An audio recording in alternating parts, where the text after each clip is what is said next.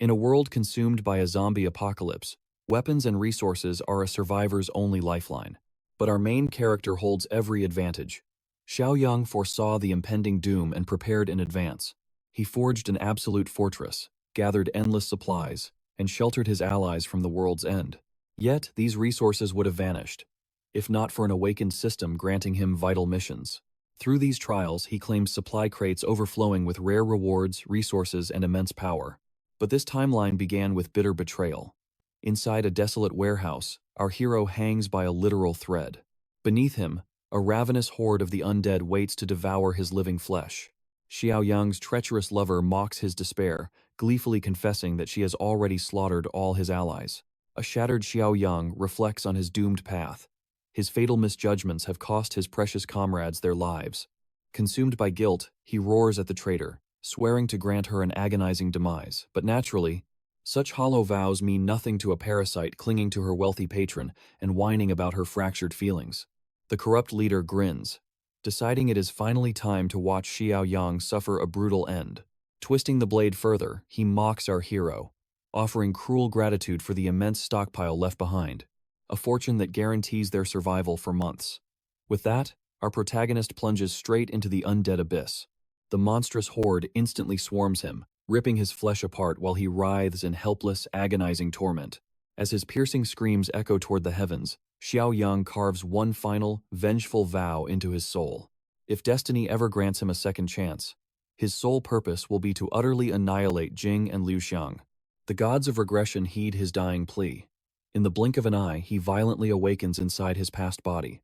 Before him stands Qi Jing, using her allure to manipulate him. The greedy traitor screams at him for withholding her name from his property deeds. Xiaoyang completely tunes out her shrill voice, desperately processing the unbelievable reality around him. The truth hits him like lightning. He has regressed to the very moments before the apocalypse shatters the world. Crushing guilt suffocates him as he remembers the venomous betrayal of Qi Jing, an absolute master of deception. Her past treason eradicated his family's proud inheritance and burned his vast wealth to absolute ashes. In truth, a zombie apocalypse hardly seemed necessary to ruin his life. This woman is a walking cataclysm herself. Let us unravel the dark truth of his previous life. In a familiar apocalyptic nightmare, humanity was suddenly corrupted by a virus, turning survivors into savage hunters. Relying on Xiaoyang's elite connections and loyal comrades, he successfully forged a true sanctuary for survivors. Peace reigned until the manipulator arrived at his gates, wearing a flawless mask of helpless desperation. Blinded by her pathetic disguise, our hero made the fatal choice to offer her salvation. It became the most catastrophic error of his life. Showing mercy sealed his ultimate doom. She ruthlessly exploited his kindness, smuggling her own treacherous faction straight into the heart of his sanctuary.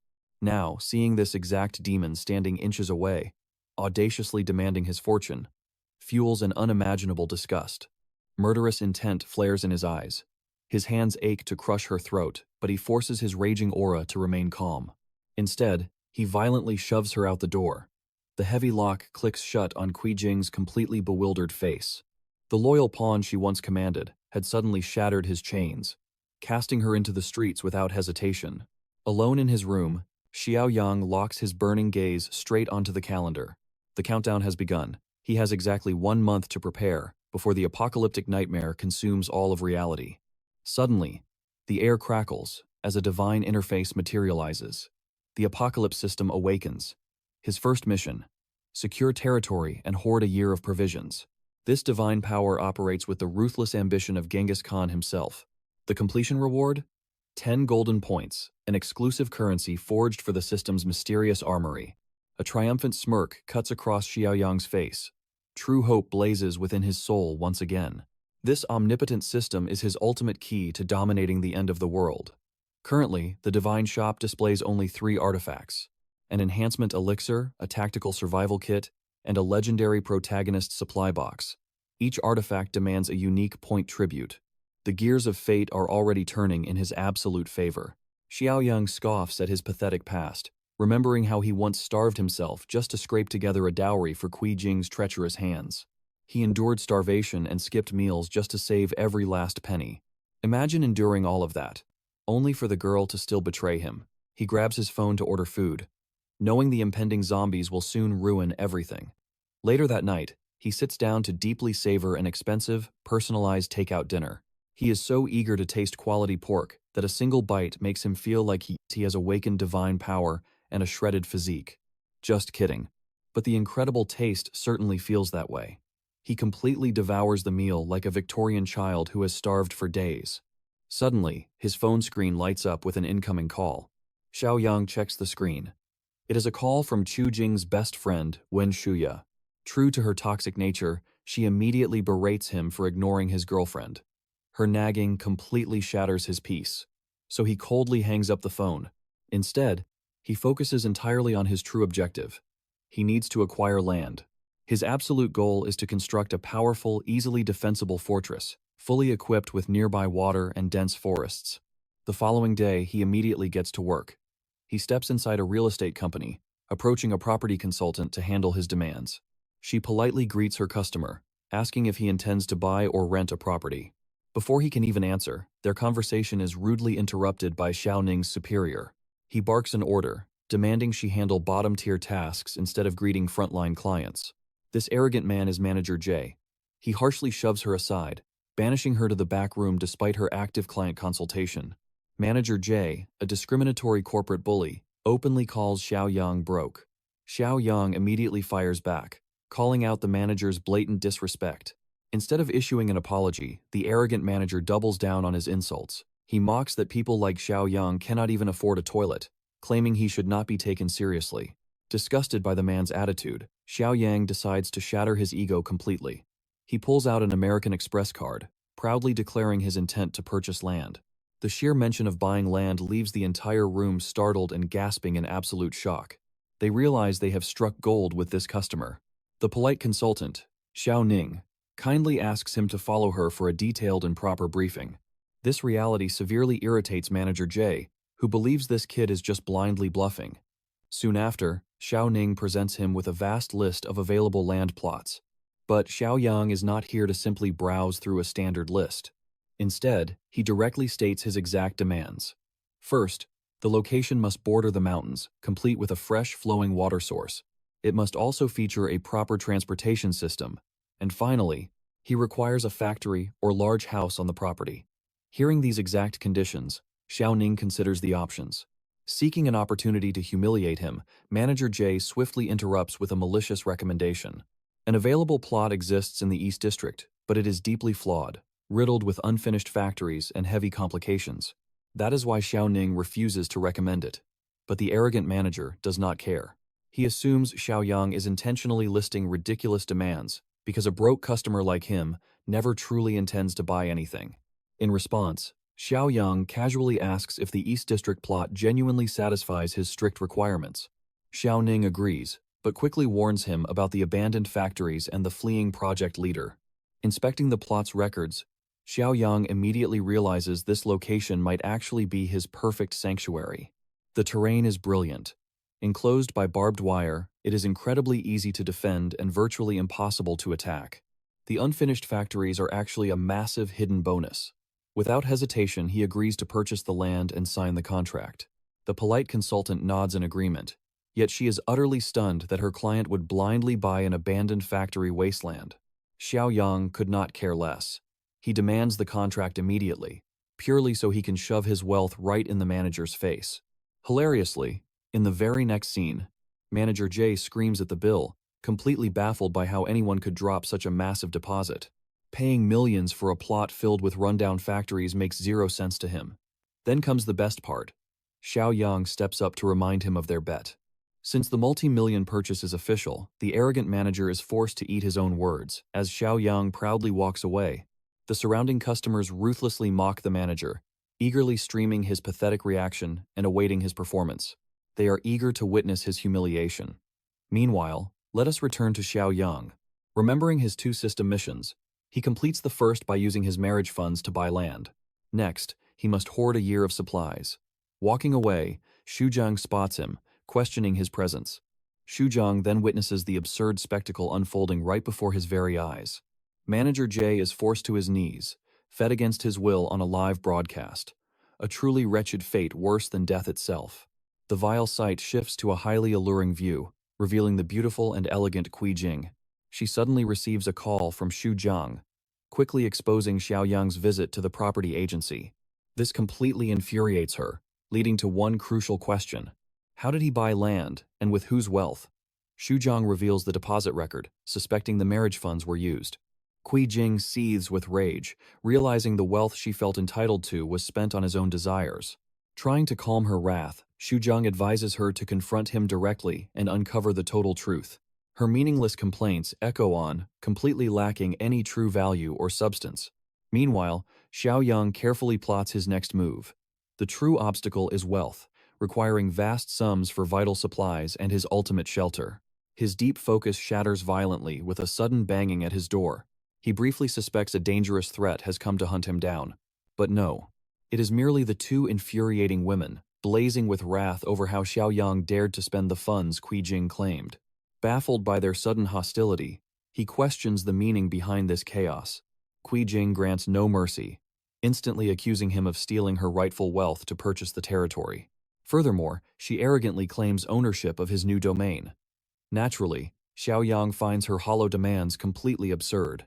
First, he strikes her shoulder with thick wads of cash. Then he vows a woman like her will never touch a single cent of his wealth. He boldly exposes his knowledge of her secret affair with Xu Jiang, striking her core with sheer, terrifying astonishment. Her deceitful companion instantly intervenes, faking pure innocence while claiming this is merely a lover's misunderstanding. However, Xiaoyang remains unfazed, ruthlessly condemning her betrayal. Slamming the door shut, he commands the traitors to vanish. Devoid of any remorse, Kui Jing is consumed only by dread over how he uncovered their hidden betrayal. Her twisted nature is entirely exposed. Blind to her grave sins, she feels no guilt. Her companion is equally stunned, completely unaware of when this dark affair started.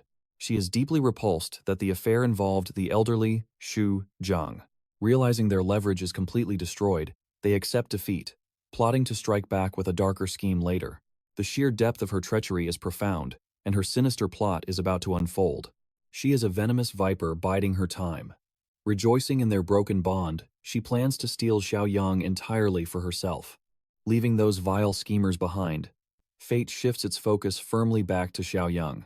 He arrives at the barren, ruined factory. The foreman details the massive renovations and vital defense systems required, warning that such monumental work demands time. The overwhelming scale of the defensive fortifications leaves the seasoned crew utterly stunned, wondering, are you preparing to battle the heavens? Xiaoyang ignores their doubt, firmly commanding completion within 30 days. The foreman boldly declares that such a miraculous timeline is utterly impossible. Their current workforce is severely lacking. Yet, the foreman quickly adds that immense wealth could accelerate the impossible demand. To forcefully rush this monumental task, they require at least 20 million. Unfazed by the massive fortune, Xiaoyang simply smiles, asking if that is truly their final price. The foreman insists on an immediate deposit of 5 million to set the grand operation into motion. Xiaoyang agrees without hesitation, promising the transfer within 7 days, demanding they start working immediately. The captain is completely speechless. He wonders if Xiaoyang holds the boundless wealth of an absolute global tycoon. Xiaoyang declares that if he fails to pay, the entire territory will be transferred to them as compensation. The monumental pact is forged. But suddenly, the critical meeting is disrupted by Kui Jing's companion. She plays nice, gripping his arm to ask about his plans. Fury boils within him. In his past life, this traitor helped Kui Jing steal his family's legacy during that scandal. He intends to make her pay eventually. For now, Xiaoyang questions her sudden appearance. Dodging the question, she cheerfully asks if this is his project site. She wonders if a grand villa will be built here. His patience gone, Xiaoyang shakes her off. He coldly declares it is not her concern. This fuels her anger. She cannot fathom his coldness, especially while her heart beats fondly for him. Shifting focus back to his work, Xiaoyang orders the crew to widen the gate area. Sidelined and ignored, she scowls, failing to exploit this perfect chance. Kui Jing's romance is failing, yet she schemes to use her tricks and steal the boy's land. It seems he is tragically cursed to attract only the most wicked women. Returning home, Xiaoyong pledges his apartment for cash. However, those funds cannot cover the first payment. Desperate for massive wealth, he plots to sell his home to multiple buyers. Once the apocalypse strikes, none of it will matter. How could they retaliate? Sue him during the apocalypse? His peace shatters when an old man pounds, demanding Xiang open up. This intruder is his wealthy neighbor, Grandpa Li. The rich elder already owns the first 2 floors, and now he covets Xiaoyong's property. In his past life, he kept this place, hoping it would become his future marital home. Considering his tragic past and this elder's endless yelling, his plans have totally shifted. Grandpa Li berates him for partying, though Xiaoyong instantly rejects these baseless lies. Skipping the pointless debate, he simply offers to transfer the property to the old man, securing a sale. The elder's foul mood vanishes, utterly shocked by the boy's sudden surrender. Xiaoyong states his conditions. His new home needs 6 months. Thus, he demands 5 million upfront to clear his mortgage.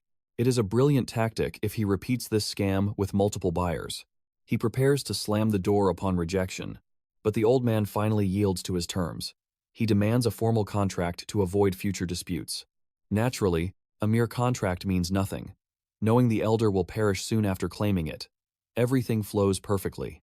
With Grandpa Li's 5 million and his own 3 million, he now commands an 8 million budget. Fulfilling the first condition, he can finally claim his quest reward. Next, he blitzes through the markets. He maneuvers his shopping cart like a racing champion. Bystanders watch in shock, wondering if he has truly lost his mind. Their confusion is justified, seeing Xiaoyong commanding 7 massive carts, all overflowing with essential goods. The crowd assumes some doomsday hoax has brainwashed him into this hoarding frenzy. Ignoring their foolish whispers, Xiaoyong successfully finishes his second task. Pondering his point distribution, he realizes claiming the protagonist's toolbox beats upgrading raw stats. Without delay, he drains his points to acquire it. A glowing mystery box materializes, revealing a mighty space ring containing a static dimension. He smiles, securing a legendary artifact. Now, his food supplies will never rot within that frozen space. If gathering 1 year of supplies seemed tough, the system escalates its demands, requiring 10 years of provisions for further points. The manager dispatches security to handle the disruption. Guard Yang Tao is shocked to spot Xiaoyong here. For context, Yang Tao was a ruthless bully back during their high school years. He tortured the weak, including our hero who defied him. Their past was stained with conflict, and now this brute screams at Xiaoyong, demanding he return the supplies and cease this madness. Xiaoyong smiles fearlessly. He notes Yang Tao hasn't changed at all, still the same arrogant jerk as before. He vows to complete the purchase, but the security manager assumes Xiaoyong is bluffing. He demands immediate payment or severe consequences. An hour later, 4 cashiers finish tallying the haul. It totals nearly 57,000 yuan. Yang Tao forces him to pay immediately. Like executing a divine technique, Xiaoyong swipes his card boldly. To the manager's shock, the payment clears, instantly shattering Yang Tao's expectations. Humiliated, he turns to flee with his men. But Xiaoyong stops him for one final matter. Xiaoyong calls out the unjust disrespect he faced. He demands a formal apology, threatening a full refund. Yang Tao's blood boils, enraged by this defiance. But in today's era, cameras capture every single move. Onlooking customers corner the manager, demanding an apology before he goes viral on TikTok for his arrogance. The tide turns in Xiaoyong's favor. He coldly reminds his old classmate to just apologize. It might even push him to buy 10 times more. Yang Tao scoffs at the bluff, but Xiaoyong calmly proves him wrong by revealing his balance. Yang Tao's arrogant face crumbles. He cannot fathom how this kid has 7 million casually sitting in his bank. Cornered with no escape, the humiliated bully caves. Yang Tao lowers his head and formally apologizes, driving the insult deeper. Xiaoyong pats his head, warning him never to act so arrogantly again. As he leaves, Yang Tao asks why he bought so much. Xiaoyong bluntly dismisses him. It is none of his business, but a massive plan is in motion. The defeated manager notes he will need a wholesaler for larger purchases. This catches Xiaoyong's focus. He asks if Yang Tao has any supplier connections. Yang Tao confirms, mentioning their old leader, Jang Xiaoyong, now runs a wholesale business. Yang Tao eagerly calls him, hyping up a huge client. Xiaoyong is amused. This lackey is still serving his old school boss, even out of school. He wonders how much wealth they have amassed. Soon after, Yang Tao escorts him to the boss. A car screeches to a halt just inches away from them. Out steps the arrogant kingpin himself, Jang Xiaoyong. He demands to see this big client immediately. Yong Tao jogs his boss's memory, revealing Xiaoyong as their old classmate. But too much time has passed. This brute remembers absolutely nothing. Glaring closely, the realization strikes him. It is the one kid who always rebelled against their gang's rule. He immediately mocks Xiaoyong's outfit as fake. Xiaoyong plays along, feigning ignorance of the brand. Seeing this, Jang Xiaoyong believes he wasted his time. This kid is no big client. He violently kicks Yong Tao, claiming he can judge a man's wealth by mere sight. Mocking him, Xiaoyong ridicules his weak aura for failing to intimidate. Enraged, Jang Xiaoyong grabs his collar. But Xiaoyong stands fearless, repeating the jab. Hilariously, the boss only rages over the insult. He completely ignores the taunt about his pathetic superiority complex. Yong Tao desperately tries to break the tension, only to eat another brutal kick for interrupting. The furious boss sneers, thinking Xiaoyong made a fatal error. He threatens his safety unless he buys massive goods. Standing his ground, Xiaoyong flashes his bank account. The boss freezes in pure disbelief. This kid is ready to drop 1 million without blinking. Going even further, Xiaoyong declares he will buy 5 million in stock. The first million is merely a deposit. Hooked by the wealth, Jang Xiaoyong asks what goods he needs. The young man demands every single edible and drinkable item to be included in his massive order. Even with a colossal client standing right before his eyes, this greedy boss schemes to easily scam our boy with near-expired food. To him, this is a winning lottery ticket. Inside the warehouse, Jang Xiaoyong reveals the goods, tossing in a 10% discount if he buys the entire stock. However, our protagonist prioritizes the absolute quality of the goods above all else.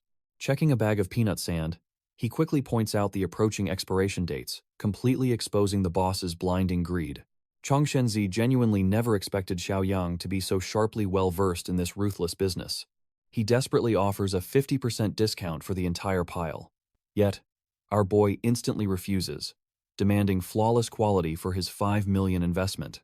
Even so, he secretly harbors a brilliant plan for these soon-to-expire supplies. The boss remains clueless about his grand scheme.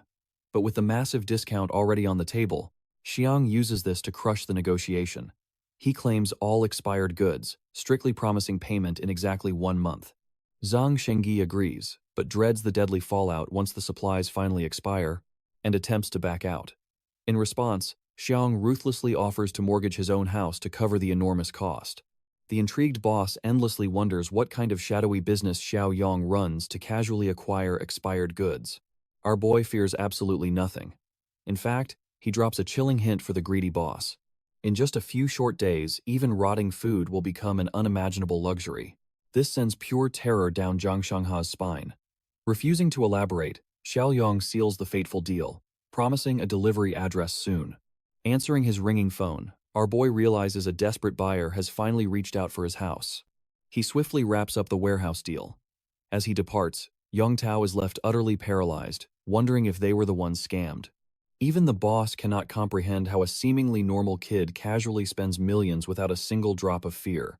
Soon after, the eager buyer transfers a staggering 400,000 deposit for our boy's house. He blindly accepts the ironclad condition that Xiang will vacate the premises in exactly 3 months. His master plan is flawlessly clear. He fears zero consequences, knowing this fragile world will soon plunge into apocalyptic chaos. Xia is deeply stunned by the old man's desperate rush, sealing the massive deal without a single inspection. Intrigued, he questions the old man's driving motivation, who explains it is entirely for his precious granddaughter, who desperately needs a new home to transfer schools. They simply loved the home and made an offer. Testing him, Xiaoyong darkly jokes about raising the price upon hearing their sheer desperation. This makes the poor guy shrink in absolute terror. Maintaining the original price, Xiang assures him of his honor. They quickly sign the binding contract, sealing the deal. The grateful old man promises to never disturb him again.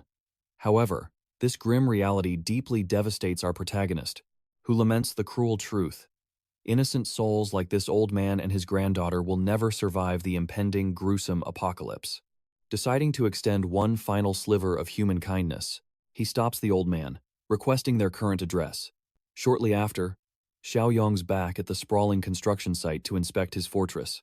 The first batch of funds is fully cleared, but the greedy captain eagerly awaits the second massive payment. Our boy firmly assures them the wealth is coming. demanding an immediate update on the defensive construction. Impressively, 80% is already complete. They have installed impenetrable doors and fortified structures for ultimate survival defense. The massive warehouse looks spectacular, already wiped completely spotless. Fully assured, Xiaoyong signals Zhang Shenge to dispatch all goods immediately. Soon, the colossal mountain of supplies arrives and is meticulously stacked. For their backbreaking labor alone, the generous Xiang rewards them with 2,000 each. While the workers joyfully celebrate, our boy efficiently categorizes every single supply pile, flawlessly securing all perishable items. By nightfall, the exhausting sorting process is finally complete. Xiaoyong stares down at his magnificent magnum opus. He has officially hoarded 10 years' worth of vital supplies, earning 20 precious system points. Inspecting the divine system store once more, he realizes a mysterious new box has materialized in his options.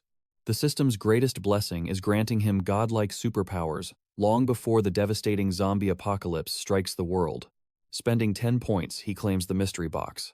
Slowly, it unlocks a legendary new ability known as the Mind's Eye.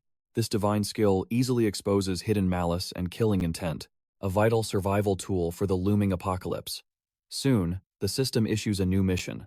Armed to the teeth, he must amass an absolute arsenal of lethal weapons.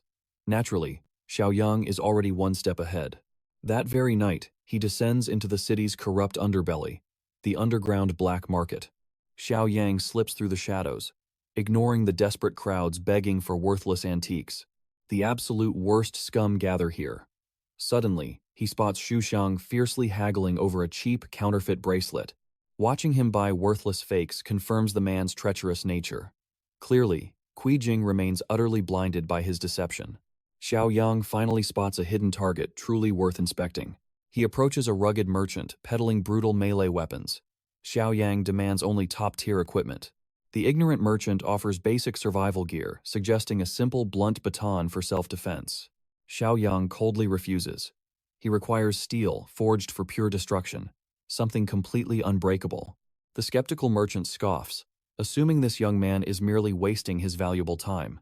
To his absolute horror, Xiaoyang instantly transfers 200,000 into his account. Trembling with greed, the merchant immediately invites Xiaoyang to speak in absolute secrecy. Inside a hidden vault, the dealer reveals pathetic homemade firearms worth 2,000 yuan. Weak toys, incapable of real slaughter. Xiaoyang violently rejects them. He needs weapons meant to butcher bloodthirsty zombies, not weaklings. Desperate, the merchant presents a heavy replica revolver, priced at a steep 5,000 yuan. Xiaoyang remains deadly serious, completely unfazed by this pathetic display. His massive 200,000 advance payment demands lethal perfection. The merchant freezes, realizing this buyer's true terrifying wealth. That massive sum is merely 10% of his total war budget. He is prepared to drop 2 million on an unstoppable arsenal. The staggering fortune leaves the merchant breathless. Xiaoyang is forging himself into a god of apocalyptic death. Piercing the silence, he commands the trembling dealer to show true firepower. Sweating profusely, the merchant locks down the facility, ensuring absolute total secrecy. He promises Xiaoyang access to a dangerous shadow supplier, guaranteeing a delivery of military-grade slaughtering equipment. This fatal exchange will occur in exactly 2 short days. Exiting the shadowy vault, Xiaoyang collides with Xu Xiang, who mistakenly believes he uncovered Xiaoyang's secret. The foolish man assumes Xiaoyang simply pawned his belongings to gain sudden massive wealth. Ignorant to his impending doom, he mocks our hero. But Xiaoyang merely sees a perfect test subject. Activating the Mind's Eye, he scans the merchant's aura, confirming the dealer's sheer, profitable loyalty. However, Xu Xiang radiates pure hostility. Xiaoyang ruthlessly counters, comparing his fake counterfeit jewelry to his worthless lover, Qi Jing. That devastating insult completely shatters his fragile, arrogant ego. Rage erupts within Xu Xiang. Sensing the lethal tension, the merchant questions their dark history. Xiaoyang coldly declares this pathetic fool as nothing but a sworn enemy. Eager to please his wealthy client, the merchant gleefully orders his brutal thugs to annihilate this annoying pest. Xiaoyang walks away victorious, leaving Xu Xiang trembling in absolute pathetic despair. Shadowy enforcers swarm the arrogant fool, relentlessly beating him into the cold, unforgiving dirt. Bloody and broken, his hatred for Xiaoyang ignites a venomous vow of revenge. 2 fateful days later, A massive truck delivers his lethal arsenal. The system chimes, granting both the mission and bonus rewards. A divine physical enhancement potion appears. Boasting a 2x multiplier, its raw power completely eclipses ordinary shop items. Without a second of hesitation, he plunges the glowing serum straight into his veins. Instantly, explosive energy surges through his core, shattering the pathetic 5-point limit of ordinary men. His strength stat skyrockets to 7, granting 40% more devastating power. Next, he inspects the system store. Craving absolute maximum overwhelming physical strength, he injects another powerful serum. His raw physical points hit 8, unleashing 60% more explosive might than any mortal man. To test his awakened ability, he grabs a solid steel rod. Xiaoyong lands a devastating kick, violently cracking the solid wall. With this overwhelming power, the undead hordes will face absolute destruction. He activates his spatial ring, swallowing every weapon crate into the void dimension. Xiaoyong knows the apocalypse begins in exactly 2 days. Before hell breaks loose, he must resolve his business with the Elder. Despite past apocalyptic betrayals, deep down, Xiaoyong retains his humanity. He plans to deliver crucial survival supplies to the old man. After this, their survival rests in their own hands. Soon, Xiaoyong arrives at the residence. Locating the apartment was incredibly difficult in such a desolate, run-down neighborhood. Climbing the crumbling stairs, he realizes the sheer poverty the old man endures. Before knocking, he decides to summon the survival supplies immediately to avoid any unnecessary hassle. His magic ring materializes massive supply crates into reality. Finally, he knocks. The anxious elder opens the door apologizing, only to freeze upon seeing Xiaoyong. The massive mountain of resources towering behind him is staggering. Bypassing explanations, our boy rapidly moves the cargo inside. The elder watches his overwhelming stamina in sheer awe. Scanning the perimeter, our boy notes the apartment possesses solid defensive security. He strictly forbids the old man from revealing his upcoming secret. Xiaoyong warns him to ration wisely, as the entire world is about to collapse. Suddenly, a photograph catches his eye. Shock strikes his core. It is Shan Shan, his loyal apocalyptic comrade. Seeking the truth, he intensely questions the elder, who stands totally stunned that Xiaoyong somehow knows her heavily guarded identity. Panic setting in, Xiaoyong demands her location. She is currently studying at her local campus. In his past life, he found her drowning in agony over her grandfather's demise. The elder had sacrificed everything to save her. Xiaoyong completely refuses to let history repeat. He instantly informs the grandfather that renting the house is no longer a viable option. Terror grips the old man, but Xiaoyong grounds him by revealing the approaching doomsday. A terrifying zombie outbreak erupts tomorrow. They must extract the girl from school immediately before finding sanctuary. This apocalyptic truth completely shatters the man's reality. With time running out, Xiaoyong forces him to face this grim fate. He paints a brutal picture of an apocalyptic famine. Starvation will completely consume their peaceful society. Xiaoyong violently proves his truth, pulling every piece of furniture back into his dimensional ring. Shan Shan's grandfather stands paralyzed, until our boy reveals his awakened foresight and supernatural abilities. To alter their tragic destiny, they must storm Shan Shan's academy this very second. Tires screech as they desperately race toward her high school. Upon arrival, Xiaoyong demands her dormitory location as they frantically scan the busy courtyard. Disgustingly, Shan Shan is enduring brutal slaps from a jealous girl merely over a pathetic suitor's crush. Despite pleading her complete innocence, the cruel girl mercilessly strikes her down for daring to speak. These vicious bullies ruthlessly torment her. Just in time, Shan Shan's terrified grandfather bursts onto the scene. He desperately demands her release. However, arrogant teenage thugs immediately surround and violently threaten the elder. Driven by pure familial devotion, the elder charges blindly into the trio of violent men. A merciless punk swings a bat straight at his fragile skull. Before the lethal strike connects, Xiaoyong effortlessly catches the weapon. He coldly mocks their pathetic high school gangster roleplay. The foolish idiots mock him, but Xiaoyong answers with a kick so devastating it turns the punk's hair blonde. This catastrophic strike absolutely terrifies the remaining thugs. They blindly try to encircle him, thinking it matters. Xiaoyong gladly welcomes the fierce challenge. The thug swings his club from the blind spot, but Xiaoyong dodges with absolute ease. With his strength stats amplified, his reflexes reach an entirely different level. Returning the favor, he grabs the thug's collar and violently slams him into the ground. instant knockout. The group's leader attempts a cowardly sneak attack with a blade. Unfortunately for him, Xiaoyong perfectly counters and delivers a bone-crushing kick just below his thigh. A strike to that exact spot guarantees absolute agony. The worst kind of pain imaginable. Having put the trash to sleep, Xiaoyong turns his cold gaze toward the girl who tormented Shanshan.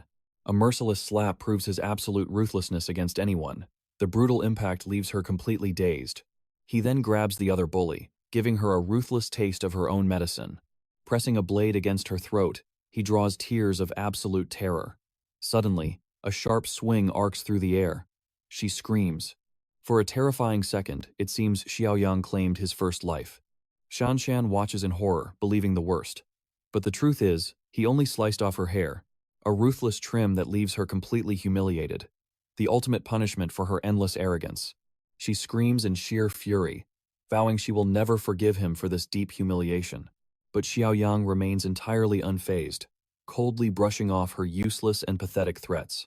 He calmly warns her she will understand true despair in a few days. For now, he tells Shanshan it is time to leave. Blindly trusting him, she follows without question. Soon, they speed toward an unknown destination. Inside the car, her grandfather explains the dark truth. A catastrophic famine apocalypse is coming. Shanshan remains doubtful, suspecting her grandfather fell victim to another foolish phone scam. He desperately insists it is the truth. Watching them, Xiaoyong smiles, relieved to see her safe in this life.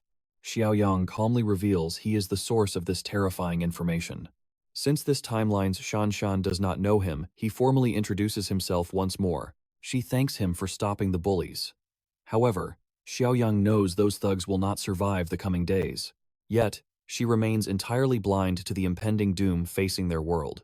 Xiaoyong clarifies he only used the word famine to help her grandfather process the terrifying reality. This tragic misunderstanding gives the poor girl false hope that humanity will survive. Xiaoyong shatters her fragile optimism, declaring it a true apocalypse. He warns the collapse has already begun. She scrambles for her phone. Viral videos show a rabid infection, driving citizens into a violent, bloodthirsty frenzy. Pure dread consumes her, as the horror unfolds on screen. Witnessing the monstrous infected, Xiaoyong's grim warning rings true. The apocalypse is finally here. She learns a deadly toxic smog will officially erupt tomorrow, swallowing multiple provinces whole. This lethal fog will permanently mutate all living beings it touches. Millions will instantly transform into ravenous zombies. Their only desire will be to devour the uninfected survivors. The slaughtered will rise as the undead, multiplying the endless horde. He is relieved Shanshan understands the concept of zombies.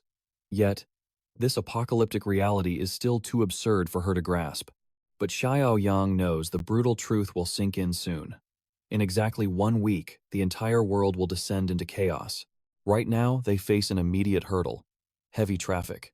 Xiaoyong frowns as even the emergency lanes are completely paralyzed. The massive gridlock terrifies Shanshan. Terrified of a zombie ambush, she trembles. Xiaoyong reassures her the true outbreak has not fully commenced yet. However, while the main cataclysm is destined to happen tomorrow, the threat of isolated outbreaks remains critically high. Suddenly, a reckless driver violently forces his way into their lane. The invader crashes directly into Xiaoyong's vehicle. Furious, he immediately retaliates. He blocks the reckless driver from stealing the emergency lane. The man slams his brakes and spews arrogant curses. Xiaoyong realizes he is dealing with a snobbish, wealthy Mercedes owner. Shanshan's grandfather advises restraint, but our protagonist is ruthless. He wouldn't hesitate to end this fool's life if pushed. An hour passes. The suffocating gridlock finally clears, allowing them to move forward. Shanshan cries out a warning. That arrogant driver from before is recklessly accelerating to cut them off. Even Xiaoyong is stunned by his audacity. The fool violently swerves ahead, purely to mock them. Shan's grandfather warns of the danger, urging them not to sink to such a pathetic level. But Xiaoyong has lost all patience for fools.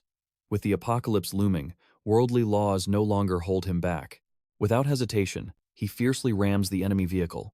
It spirals violently before crashing by the roadside. The arrogant rich kid crawls out, frantically dialing the authorities to have Xiaoyong locked away. He never forgives a grudge. Soon after, our group arrives at the massive facility Xiaoyong poured his soul into. Even Shanan's grandfather is speechless that this fortress is their new home. He declares that tomorrow, their destinies will completely shift. For now, they must conserve strength. The next dawn, our protagonist rests as Shan approaches. Free from her studies, she finally looks refreshed. Xiaoyong eagerly prepares to guide her through his constructed stronghold. He details the impenetrable concrete walls. The automated gates are utterly indestructible against any siege. He enforces one absolute law. Without his direct command, no outsider may breach these walls. This chills Shanshan. She fears helpless survivors seeking refuge will just be abandoned to die by Xiaoyang. To silence her doubts, he reveals another zone. He explains how humanity's true, savage nature awakens during the apocalypse. Facing this darkness requires absolute vigilance. In the end times, blind mercy only leads to a swift grave. Yet for stranded survivors, he deliberately constructed an outer buffer zone, a temporary sanctuary during his absence. But Xiaoyang severely repeats his rule. No one enters the main fortress. With boundaries set, he leads them into the massive supply vault, detailing their new survival rations. Deep within the warehouse, he turns for one crucial final test. Igniting his eye of insight, he pierces into their true intentions. Seeing their unwavering loyalty, a rare relief washes over him. He found true, well-intentioned allies. Next, Xiaoyong summons his armory. Grandfather receives a devastating shotgun, and Shanshan claims a lethal crossbow. His sole command is absolute. Never let these weapons fall into enemy hands. Time to review the system's latest urgent objective. Xiaoyang's mission is locating his past life comrade, Zhang Qi. The only hurdle is tracking down his exact coordinates. Fortunately, the system instantly highlights the exact city of his friend. Leaving Shanshan and her grandfather to guard the base, he strictly enforces his survival rules. He departs to recruit this crucial ally, reinforcing their stronghold before the apocalyptic nightmare descends. The scene shifts to a vibrant KTV lounge. A group of friends relaxes, completely unaware of fate. During a brief restroom break, Zhang Chai accidentally bumps into a beautiful woman, hastily apologizing for his mistake. But her arrogant boyfriend ignores the apology, viciously kicking him to the side. Zhang Qi is sent crashing backward. As he hits the floor, his loyal friend rushes to his aid. His bespectacled friend bravely steps forward, confronting the muscular brute to defend his comrade. This only enrages the thug further. He violently grabs Zhang's friend, mocking his weakness. Desperate, Zhang Qi begs for mercy to spare his friend. Nearby, a silent waiter watches this escalating conflict. Despite battling a severe cold, the worker cannot ignore the chaos. He courageously steps in to de-escalate. The furious thug refuses to back down, aggressively grabbing the innocent waiter as well, who subtly signals the boys to flee. Zhen Qi and his friend desperately sprint away to save themselves. Panting, they burst back into their private room. The rest of their crew is stunned by their panicked return. The bespectacled captain frantically explains the brutal encounter, revealing how those ruthless thugs attacked them. They survived only because of that waiter. Hearing this injustice, their remaining comrades erupt in fury. They want to go back and crush the man who dared to mess with their crew. Zhen calms him down, warning that seeking trouble is completely pointless. But fate has darker plans. Do you remember that broken waiter? The poor man is beaten to a bloody pulp. That wealthy thug brought 3 backup fighters. They are here to destroy Zhang's crew. The thug orders his men to seize them instantly. Outnumbered and unable to fight back, Zhang and his nerdy friend quickly crouch low. Only one man in their group is confident enough to fight back. But the moment he breaks his silence, the boss shatters a glass bottle over his skull. Chen Chong is left bleeding heavily from his battered head. The scene rapidly shifts. Our hero abruptly halts his car outside. It makes absolute sense that Zhang Qi is here. Chen Chong has fallen completely. With his blood pooling on the floor, someone must rush this man to the emergency room. The thug boss seeks his girl's approval. She demands brutal punishment for the bump. Their deadly attention shifts to Zhang Qi, who faces an absolute beatdown. Shockingly, Chen Chong springs from the floor, lunging fiercely to strike the arrogant leader down. Had a lackey not blocked his path, he would have completely crushed his face in. Shocked by this college student's fierce bravado, the boss mercilessly shatters another heavy bottle on his head. Chen Chong violently hits the ground a second time. His horrified friends cry out in absolute panic. Seeing his comrade fall ignites Zhang Qi to jump into battle. Sadly, they are instantly pinned down. Their final group member cowers on the sidelines in utter terror. The broken waiter fights to stay conscious, while the ruthless thugs mercilessly beat down Zhang-Chi's trapped crew. His desperate punch misses, failing to drop even a single enemy. Suddenly, a dark change overcomes the waiter. Bloodshot eyes snap open. He lunges into battle like a rabid beast, sinking his teeth into a man's shoulder and horrifying everyone. The thugs are stunned. Why did this waiter suddenly turn into a rabid monster? They try to restrain him, but his terrifying monstrous strength easily overpowers them all. The zombified waiter turns, viciously biting another man's arm. Fighting like a full-fledged beast, he overpowers the thug and crushes him down. Yet to everyone's absolute shock, this unstoppable, rabid beast is easily pinned down by a random newcomer. This random newcomer is our main character. He shoves the monster back and fiercely orders everyone else to freeze. The thugs are stunned. That wild waiter was destroying them just a moment ago. Yet one boy has him pinned against the wall without breaking a sweat. The boss questions Xiaoyong's identity. Ignoring him, our hero addresses Zhang's condition, asking if he is clear of bite marks. Luckily, he is clean. Zhang-Chi finds the bizarre question confusing. Our hero orders him to follow quickly. They must leave right now. But the gang leader refuses to back down, aggressively blocking their path. Suddenly, the bitten henchman clutches his head. A dark, strange headache takes over. Our boy instantly accepts the grim reality. The deadly infection is spreading rapidly. This man is about to turn. Xiaoyong asks if the mad waiter bit his shoulder. The confused lackey confirms this fact, entirely blind to his dark fate. Our boy realizes the grim truth. This lackey is already infected. With a bite so close to his brain, his fate is sealed. Xiaoyong drags the undead waiter, hurling him into the restroom and slamming the door. The wild beast relentlessly rams the door. Early-stage zombies cannot open doors. He quickly turns his piercing gaze back to the thugs. Preparing for an absolute beatdown, our boy calmly asks Zhang-Chi who should fall first. Hilariously, Zhang-Chi has no idea who this stranger is. Enraged by such sheer audacity, the thug boss charges forward with a furious punch. Humiliating him effortlessly, Xiaoyong grabs his face and ruthlessly smashes his head into the ground. The infected lackey lunges next, but he is instantly obliterated with a single, devastating strike to the face, knocking him down. As the man collapses, his terrified friend steps back. A mere punch should never possess such monstrous, overwhelming power. The lackey writhes in pure agony. Xiaoyong invites the rest to step up, ready to beat a harsh, painful lesson into their bones. Turning to Zhang-Chi, he issues a strict command to take his friends to the private room and wait outside. The man obeys instantly, dragging his injured friend away. The remaining thugs freeze in terror, fully knowing this battle is already lost. But Xiaoyong refuses to let his enemies walk away unpunished. He condemns the drunken thug, whose reckless actions nearly killed his brother. Delivering swift karma, he throws the thug back inside and slams the door shut, sealing their fate. The gang leader pounds the door in panic, but the outside lock holds firm. A gruesome end awaits him. His own subordinate, now a fully mutated zombie, lunges at its closest prey. Xiaoyong listens to their agonizing screams as they are devoured. Soon, a worker arrives to investigate. Xiaoyong orders him to secure the lock and call the police, warning them of a highly contagious, rabid patient.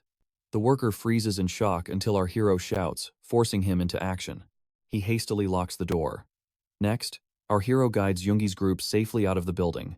Other staff members hear the terrifying noises from the room, questioning the unfolding nightmare.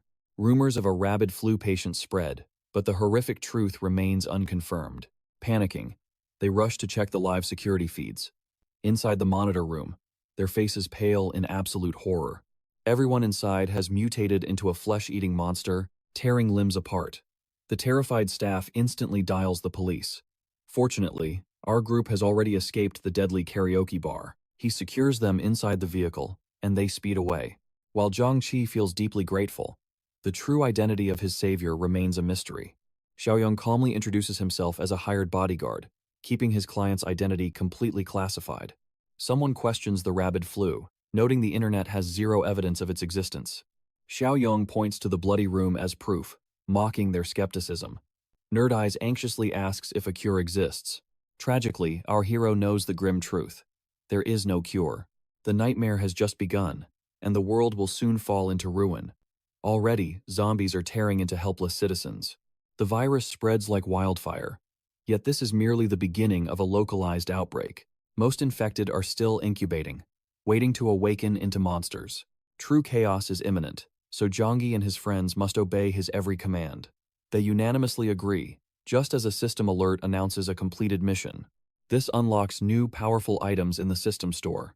These include vital survival resources for the dark days ahead. Most intriguing is a persistent post-apocalyptic cultivator box that remains locked in his inventory. All 3 reward boxes hold immense potential, so he plans to open them at the fortress. Meanwhile, he must find a way to earn their absolute trust. In his past life, Zhengqi's entire squad was massacred by zombies due to a devastating betrayal. The traitor responsible for their grim fate hides among these 3 friends. A deadly game of deception begins. Meanwhile, let us see how Jing is faring in this madness. Terrified by the horrific news, she refuses to visit the market, demanding immediate doorstep delivery for her survival supplies. Suddenly, violent pounding at her door fills her with absolute dread. Panicking, Qing abruptly ends her call with Xu Sheng. She peeks through the door, letting out a heavy sigh of relief. Her best friend's sudden arrival had nearly scared her to death. The friend reveals terrifying news. Their first-floor neighbor was just forcefully dragged away into a police ambulance. He too was infected. The spreading chaos within their apartment building suddenly makes perfect sense. She asks Jing about the rations Big Mac attack promised. Tragically, those supplies are missing.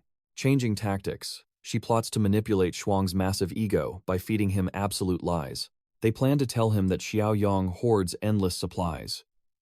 Jing wonders how her friend discovered this secret.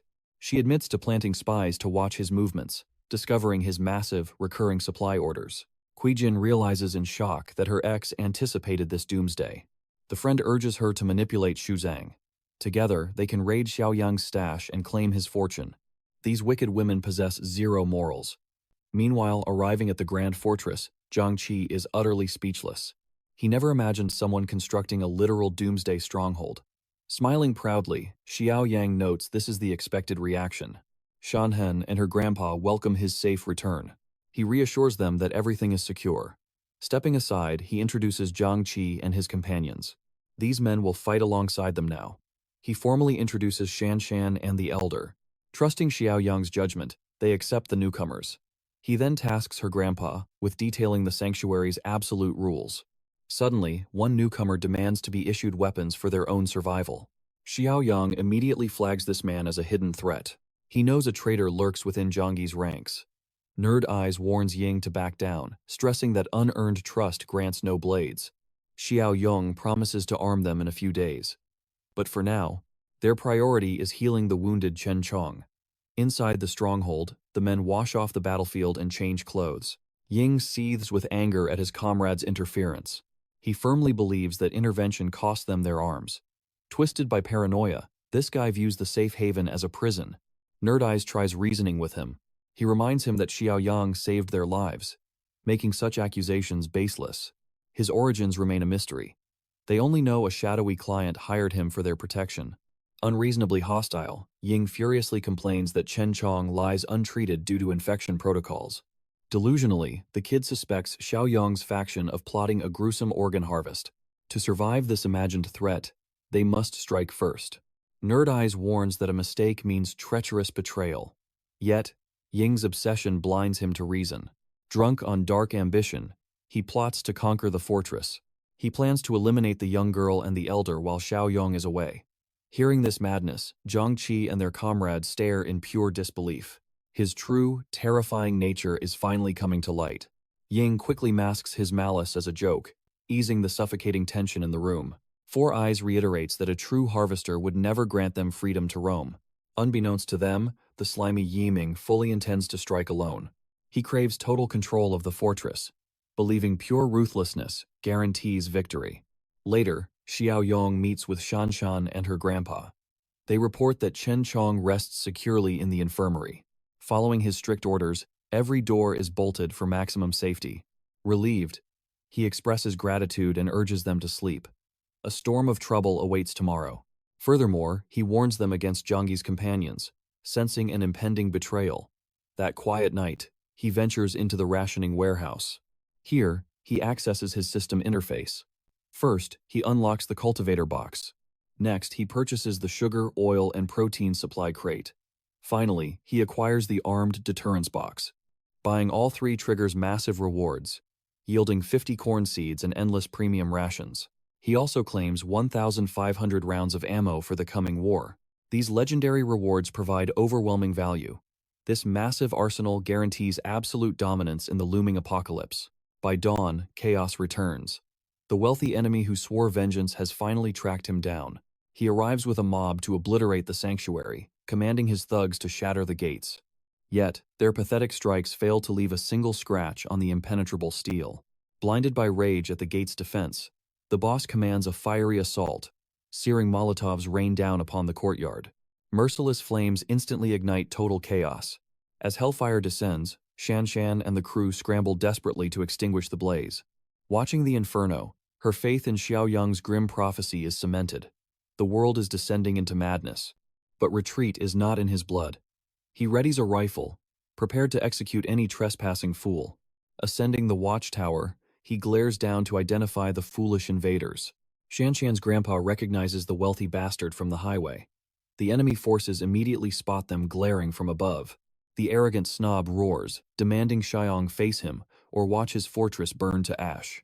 Remaining calm, Xiaoyong warns them they have 5 minutes to leave. His cold warning enrages the thugs. They threaten to burn the fortress with 2 crates of Molotovs. Suddenly, the system issues a new mission. The old man hesitates, suggesting they fire a warning shot. The objective? Completely eliminate the threat attacking their fortress. He knows a warning shot will fail. These criminals have already crossed the line. These thugs possess zero morals. Taking aim, he resolves to permanently end their threat against innocent lives. Xiaoyong fires, instantly shattering an attacker's arm. The man collapses in agony. Xiaoyong aimed for the head, but his rusty gun skills ruined the lethal shot. Regardless, severing an arm is enough to crush their morale. The aggressors scatter in terror, fleeing the fight they provoked. Xiaoyong refuses to drag this out. If they escape, they will return tomorrow. He mercilessly guns them down. The survivors drag their screaming boss into a vehicle, demanding the driver step on it. He fights with the sheer lethality of John Wick. Finally, a protagonist showing zero mercy. Despite their desperate escape, Xiaoyong shreds their car with his rifle. He handles the weapon with terrifying mastery. The old man questions the boy's background. For the thugs, it is a brutal end. The wrecked car becomes their tomb. They challenged the Grim Reaper, and he answered.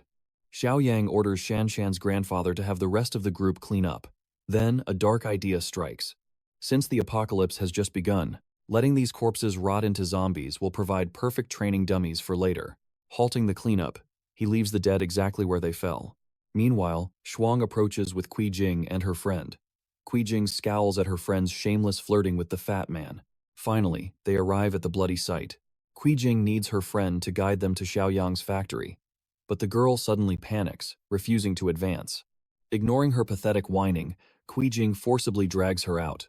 The girls approach the site, while Shuang signals his hidden team to prepare. Upon his signal, the car will start, and the ambush will begin.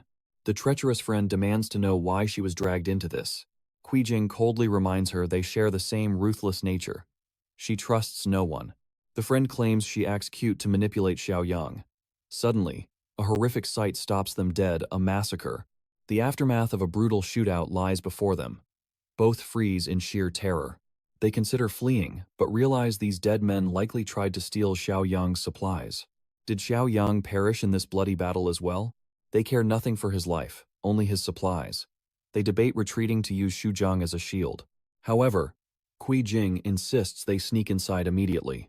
They reach the massive main gate, but the steel barricade is utterly impenetrable. Could Xiaoyang have survived? From the watchtower, Shan Shan demands to know their intentions. The two snakes put on a sweet facade, claiming to be his close friends. Shan Shan quickly alerts Xiaoyang. Below, Kui Jing seethes with jealousy, assuming he found another woman. Her friend whispers a warning to hide her petty emotions. They face armed guards now. Still, Kui Jing trusts Shuang's own guns to easily eliminate them. Breaching the iron door is their only obstacle. The rest will be an absolute slaughter. Xiaoyang arrives at the wall, narrowing his eyes at Kui Jing and Wen Shuya. He instantly activates his eye of insight to read their true motives. Behind their innocent smiles, He detects nothing but venom and murderous intent. They feign concern, but our protagonist merely scoffs at their pathetic act. He shatters their illusion, revealing he knows Shuang and his lackeys are hiding nearby. The two women freeze in absolute shock, terrified by his awareness. Showing zero mercy, he fires a deafening warning shot. Qing and Wenshuya stare in disbelief at his ruthless measures. The wicked bestie stays composed. She urges Qi Jing to remain calm against an armed threat. But a swift execution is not his style. That would be far too merciful for these traitors. Suddenly, a fallen corpse violently resurrects into a monster. One by one, the dead begin to rise. The mysterious flu from the news has awakened. It is dragging corpses back from hell. Our protagonist watches with cold satisfaction. He wants them to face a brutal demise by bloodthirsty jaws. Qi Jing and Wen Shuya run for their lives. Sprinting from the slaughter, they rush back to a clueless Shuang. His confusion shatters as a monstrous horde charges in. Driven to absolute despair, the weeping women beg the heavy man for salvation. Xu Zhang is completely blindsided by these infected monsters in the wasteland. Panic shifts his plans. Ordering an immediate retreat, he mercilessly abandons the two women to their fate. Fueled by sheer desperation, Qi Jing turns ruthless. She strikes her best friend, causing Wu to violently collapse. Left completely defenseless, the ravenous horde descends. They violently tear apart her flesh in a brutal feast. Amidst her screams, Wen Shuya curses Qi Jing, promising an equally gruesome death. Escaping the carnage, the madwoman flees, convinced her twisted betrayal was right. Witnessing the massacre, Xiaoyong reaps system points for neutralizing a threat. Beside him, Shanshan trembles in horror. The system grants a new quest. He must kill the lingering zombies around their base. Shan is paralyzed by the terrifying reality of the dead rising. The true apocalypse has officially begun. Xiaoyong warns that mutations will run rampant. Even in death, the infected will reawaken as monsters. Knowing the stakes changed, he summons his squad for an emergency briefing. Gathering together, the grim team debates their survival strategy. Xiaoyong commands absolute vigilance and a total lockdown. They must force their bodies to adapt to this virus. Successful adaptation means escaping sudden mutation.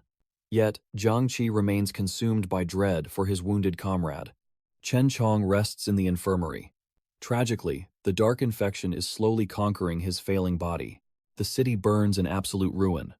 Pure chaos is ravaging the outside world. Elsewhere, Yung Xinga commands his family to stay hidden. He heads to his warehouse to secure their hoarded supplies. He strictly forbids opening the door for anyone. But a sudden, violent banging threatens their fragile safety. Demanding absolute silence, he approaches the entrance with a golf club gripped tight. Prepared to smash an infected skull, he recognizes Yong Tao and foolishly drops his guard. This becomes a fatal error. Yong Tao has brought thugs to viciously brutalize his former boss. They savagely kick him as he demands release. Despite years of grace, his own subordinate chose ruthless betrayal. Spitting venom, Yong Tao claims he was heavily disgraced and treated like a pathetic lapdog. Rejecting the victim act, Zhang Xiaoyong fires back. He reminds the traitor of the house down payment he kindly provided. Yet, instead of showing any mortal gratitude, Yong Tao scoffs at the memory. He feels entitled since his wealthy boss could easily buy multiple mansions. He demands the warehouse keys to steal the stockpile. When denied, the bastard viciously targets the innocent family. Yong Tao violently drags his wife by her hair. The helpless boy roars in fury, desperate to protect his mother. Showing zero mercy, Yang Ta strikes the child with a brutal slap. Zheng Shenji roars in absolute agony. Reveling in cruelty, Yong Tao promises their safety only if the broken boss fully surrenders to his demands. Dragged through the chaos, they finally reach the massive warehouse. Throwing the doors open, Yong Tao faces crushing disappointment. The once-filled space is completely barren. The battered boss delivers the ultimate punchline. Xiaoyong already bought everything, even the expired rations. Their supplies are completely drained. Hearing Xiaoyong's name suddenly triggers a realization in Yong Tao. Stealing the protagonist's supplies would solve everything. They would secure enough rations to last 10 years. But the boss knows better. His past clash with Xiaoyong proved that this survivor is no easy target. He suspects Xiaoyong foresaw this apocalypse long ago and perfectly prepared for the end of the world. Yang Tao refuses to get his hands dirty. Instead, he forces his former boss to execute this fatal mission. Zhang Shengyi remains clueless until this ruthless bastard directly threatens his family. Fail to secure Xiaoyang's supplies, and his innocent wife and child will pay the ultimate price. He is trapped in a devastating corner. Back at the fortress, Zhangyi's friend faces a grim fate. He has mutated into a mindless beast. The group watches in absolute despair as their comrade falls so low. Breaking the silence, Yiming suggests an execution. These cold words deepen Xiaoyang's suspicions. Zhangyi is utterly horrified by Yiming's ruthless suggestion. But Yiming is dead serious. He sees absolutely no reason to keep an infected ally breathing. To him, they are already corpses. If this monster breaks containment, it will doom everyone in the base. The truth cuts deep. Xiaoyong agrees that without a cure, their precious friend is lost forever. Testing Yiming's conviction, he offers him a deadly blade. Will he actually strike? Startled at first, the grim reality sets in. Xiaoyong is ordering him to slaughter his infected friend. Yiming trembles before the cold steel. He continues to push him onward. He reminds him he demanded a weapon earlier. Now is the time to wield it and grant his friend peace. Suddenly, Zhang Qi violently snatches the blade from their hands. Bearing the heavy burden, he volunteers for the kill. He immediately warns him that stepping forward means becoming a murderer. Taking a life is an unforgivable sin. But Zhang Qi fiercely trusts Xiaoyang's judgment and readies for the strike. Acknowledging this resolve, he steps back.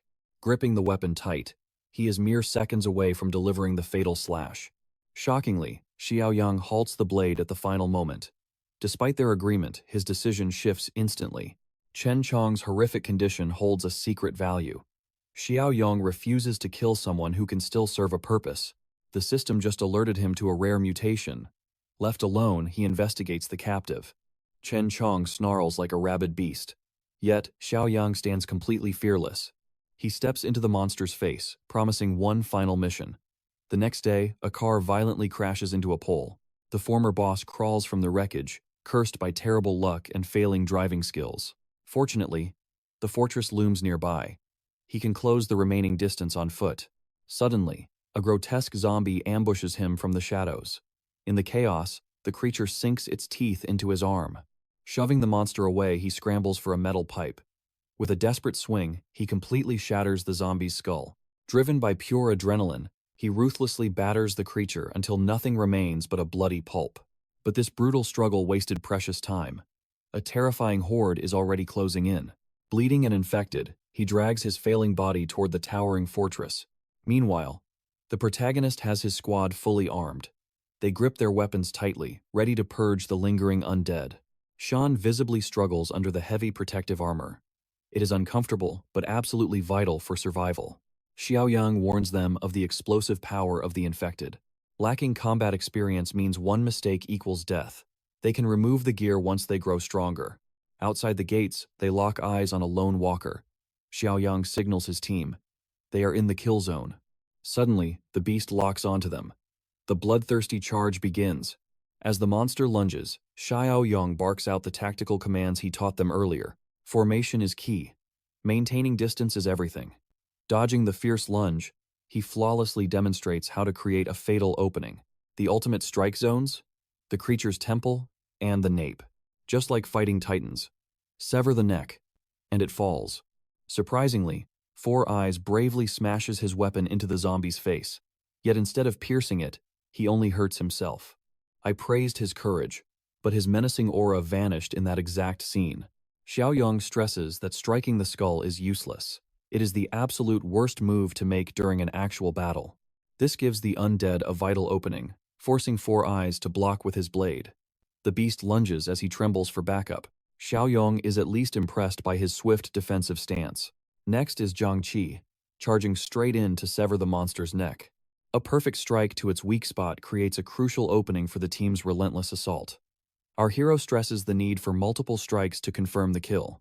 Zhang Qi looks back to check their status. Our hero replies they should already know. Suddenly, a beast charges his blind spot, prompting Zhang Qi to shout a warning. The mindless beast is mere inches from biting his shoulder. Yet Xiaoyang pivots and crushes its head, showing absolutely zero fear in his eyes. He uses this moment to teach a vital lesson about extreme spatial awareness. The team watches in awe at his godlike reflexes. Now, let us check on the boss's status. The boss bitterly regrets his choices, spotting parked vehicles right outside the fortress. He wonders if Xiaoyong was slain by another group. Suddenly, echoing voices catch his focus. Recognizing Xiaoyong's voice, he slowly creeps closer, spying on the group from behind a car. He stands in absolute shock. Xiaoyong's squad is slaughtering the undead effortlessly. Unbeknownst to him, Shuya's undead corpse crawls from below and grips his leg. This monster refuses to die.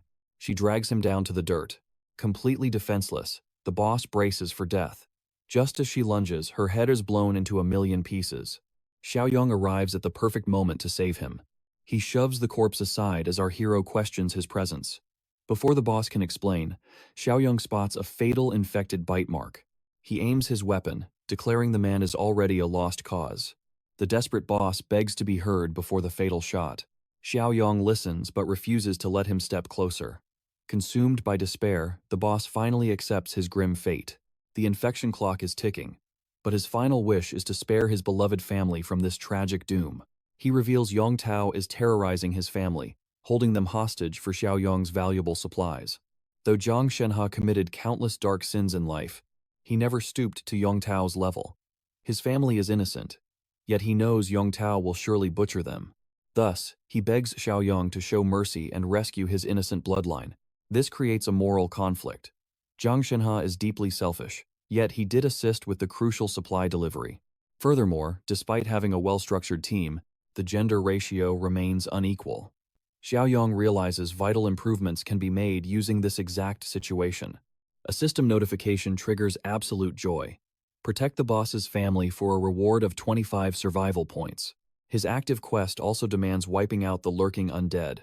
Ultimately, Xiaoyong agrees to protect his family. Hearing this vow, the infected Jang Xiaoyong collapses to the dirt, eternally grateful for this ultimate mercy. But his time is up. Knowing infection is near, he refuses to die an ordinary human's death. Understanding his resolve, Xiaoyong orders Shanshan to retrieve a bike from the storage room. Confused by his true intentions, she silently follows the order.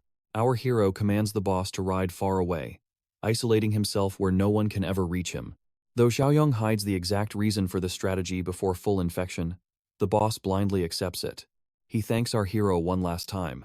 Soon after, Jang Xiaoyong revs his engine and speeds away. The dark virus takes hold, yet his final, fleeting human thoughts remain solely on his beloved family.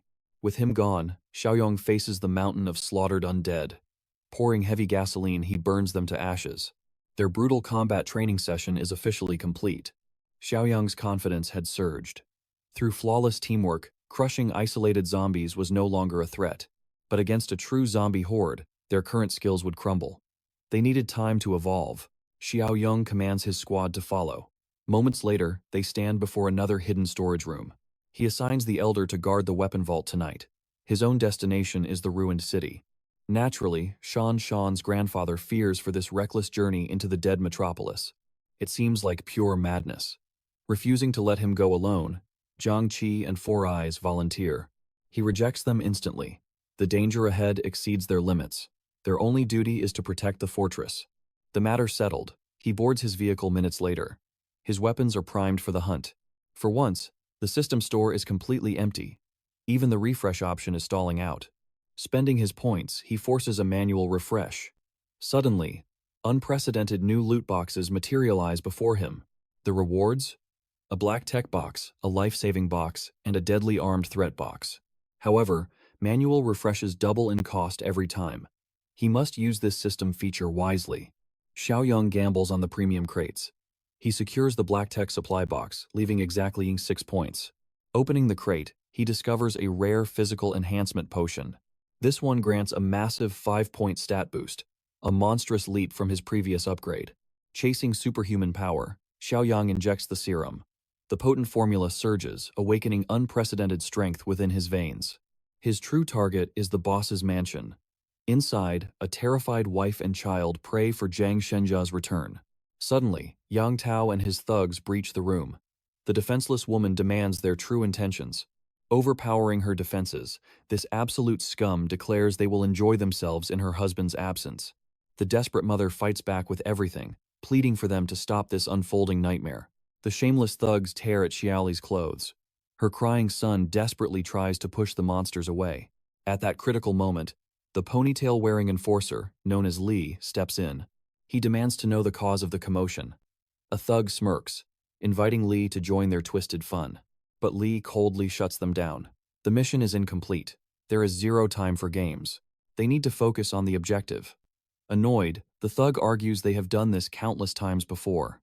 Fury flashes in Lee's eyes. This mindless beast cannot grasp the gravity of their situation. He violently reminds the brute that they are targeting Zhang Shenjia's own blood. If she takes her own life, Zhang Xing will lose his mind. He will hunt them down, and no one survives his wrath. Tossing the brute a bone, Lee promises that once her husband is finally dead, they can return and break her completely. She will not see a single day of rest. Cursing Lee as a killjoy, the brute reluctantly backs off. The thugs slowly exit the tragic scene. Shooting a vile glare, one orders her to wait. The helpless mother and son are left weeping in despair. Night descends, and the undead streets. Through this desolate wasteland, our hero cruises forward. His mind races, calculating his newly awakened power. With 13 stamina points, his strength doubles any mortal. His reflexes and control are completely revolutionized. He blasts through the ruined streets, drifting sharp corners while pure adrenaline floods his veins. The zone swarms with the undead. Realizing the danger, he abandons his roaring vehicle. Approaching the city center on wheels is suicide. He continues on foot. Suddenly, monstrous roars shatter the silence. 2 bloodthirsty zombies charge from behind. Yet, he doesn't even flinch. Evading the lethal strike, he violently shoulders one monster, launching it like a missile into the other. Summoning his blade in a flash, he goes full throttle with absolute killing intent. One devastating swing decapitates them instantly. These monsters are merely test dummies for his monstrous new reflexes. His own overwhelming power completely amazes him. He has shattered human limits, wielding more than double the strength of a normal man. His predatory instincts have awakened. Enhanced hearing confirms his target is merely 800 meters away. Outside a grocery store, a relentless undead horde violently smashes their heads against the glass doors. Inside, desperate survivors scramble to barricade the main entrance. They furiously stack heavy debris, praying the makeshift wall holds until they find an escape route. Terrified, young Brad asks his father if they are going to die here. His father desperately tries to reassure him. He swears those monsters cannot break in. Even if they do, it is a victory, for they will reunite with his mother. Naturally, these grim words offer zero comfort, making the boy wail louder. The nearby police officer glares in disbelief at the father's thoughtless remarks.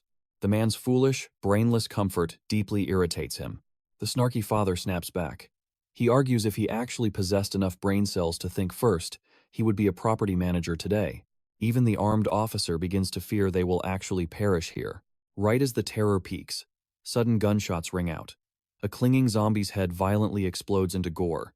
The boy collapses in pure shock, while his father is left standing in absolute bewilderment.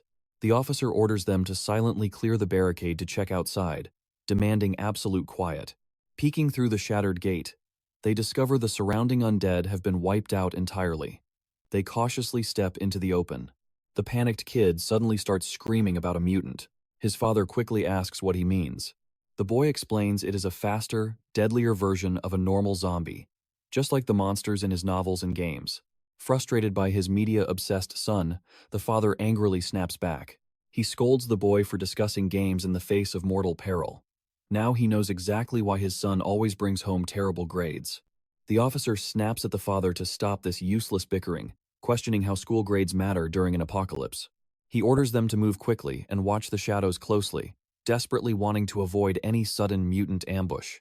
For the record, this eccentric father is named Old Song. Pressing forward, the officer repeatedly warns them to remain on high alert as they slowly make their way toward the survivor base. Pausing at a crossroad, Old Song looks across the desolate street and spots a lone youth standing there. It is our main character, deeply focused on his system interface, allocating points and upgrading his stats. The kid immediately screams that it is a mutant zombie. However, the rational officer quickly observes the stranger is clearly a living survivor, not some undead monster. The sudden commotion successfully catches our hero's attention. He chuckles at being mistaken for an infected mutant, telling the frightened kid to keep his wild imagination in check. The tense officer sighs in immense relief. It truly is a human. Approaching cautiously, The officer warns him against wandering these dangerous streets alone. He strongly advises sticking together for a higher chance of survival. He invites him to join their squad. Jang Xiaoyong questions their identity, having zero clue who they are or why such a small group is stranded here. Scanning the ruined streets, the officer explains they are scavenging for supplies. He reveals many civilians are currently sheltering at Rangyang Garden. Hearing about Rangxiang Garden jogs Jang Xiaoyong's memory. He quickly recalls that Junyu Mansion is located very close to their current position. Old Song agrees, saying it sits across the street. He urges Jang to tag along, emphasizing that survival requires strength in numbers. With Officer Lee's firearm and their zombie survival experience, they confidently offer him protection. They are completely oblivious to our hero's terrifying true power. Instead of boasting his power, our boy humbly accepts. The newly formed group then cautiously advances forward through the ruins. Old Song asks Jang Xiaoyong about his business at Junyu Mansion. He wonders if Jang is searching for someone important. Jang offers a simple, yes. Curious. Old Song asks if it is a family member or a beloved girlfriend. Old Song grimly reminds him this is the apocalypse. The person he seeks is likely dead already, and he must harden his heart for that dark reality. Officer Lee grits his teeth in dark agreement. If the infected ravagers spared them, they still might have encountered those savage beasts. The word beasts instantly sharpens Jang's gaze, and he demands more details. Lee reveals a vicious gang of thugs fortified the Buyu Mountain Villa territory in the eastern sector of the city. These tyrants slaughter other survivors without hesitation. Lee's group clashed with them once, losing countless comrades to their ruthless brutality. Swallowing his bitter grief, the officer ends the story, reminding everyone to remain ultra-vigilant when encountering other living survivors. "Watch out!" the kid screams. The officer whirls around, only to face a ravenous zombie lunging straight for his throat. Bang, bang. The officer guns it down with precision. Officer Lee gasps for air, his heart pounding from the near-death encounter.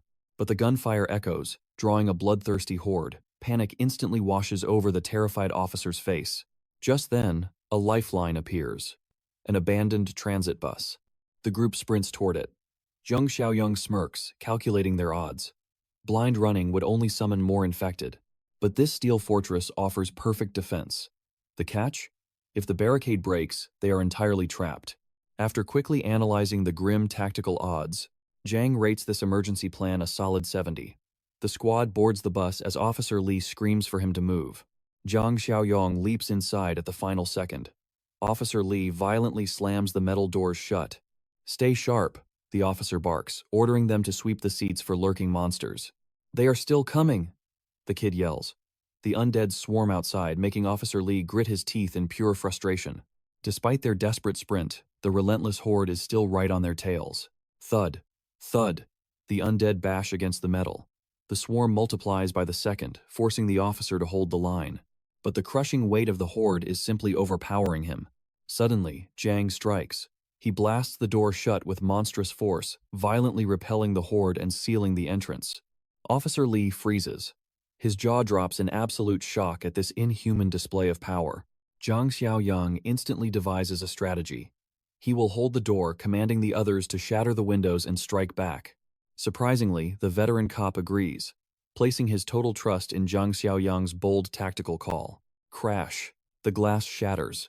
Old Song ruthlessly bashes the skulls of the climbing undead. The crew anchors Old Song, keeping him from being dragged out into the bloody chaos below. Meanwhile, Officer Lee holds his fire. Ammo is dangerously low, and he must save every bullet for the final stand.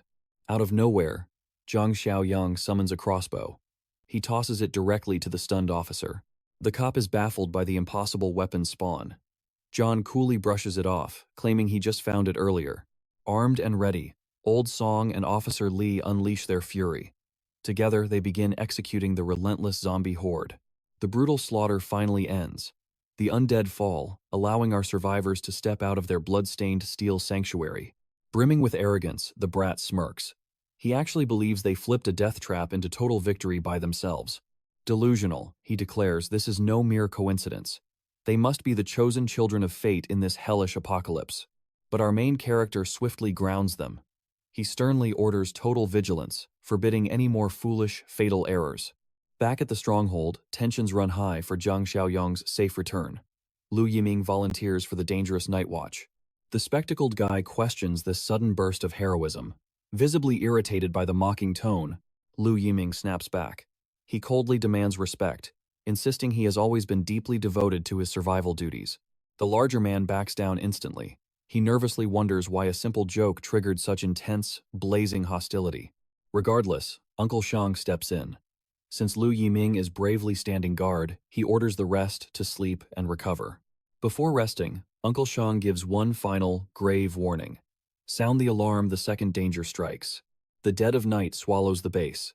Lu Yiming waits in the haunting silence, tracking the passing hours. Sensing the entire camp has fallen into a deep slumber, he finally initiates his dark, hidden agenda. He must strike before our hero returns. Meanwhile, the old man snores, the precious armory key resting beside his head. Ignorant of the creeping danger, the elder sleeps on as Lu Ying stealthily breaches the shadowy room. Lu Ying reaches for the ultimate prize, but shock strikes. The veteran elder's survival instincts flare, snapping his eyes open instantly. "What the hell do you think you are doing?" the old man growls. Bam! Before another word escapes, Lu Yiming brutally smashes his fist directly into the elder's face. Snatching the key, the traitor sprints like a madman.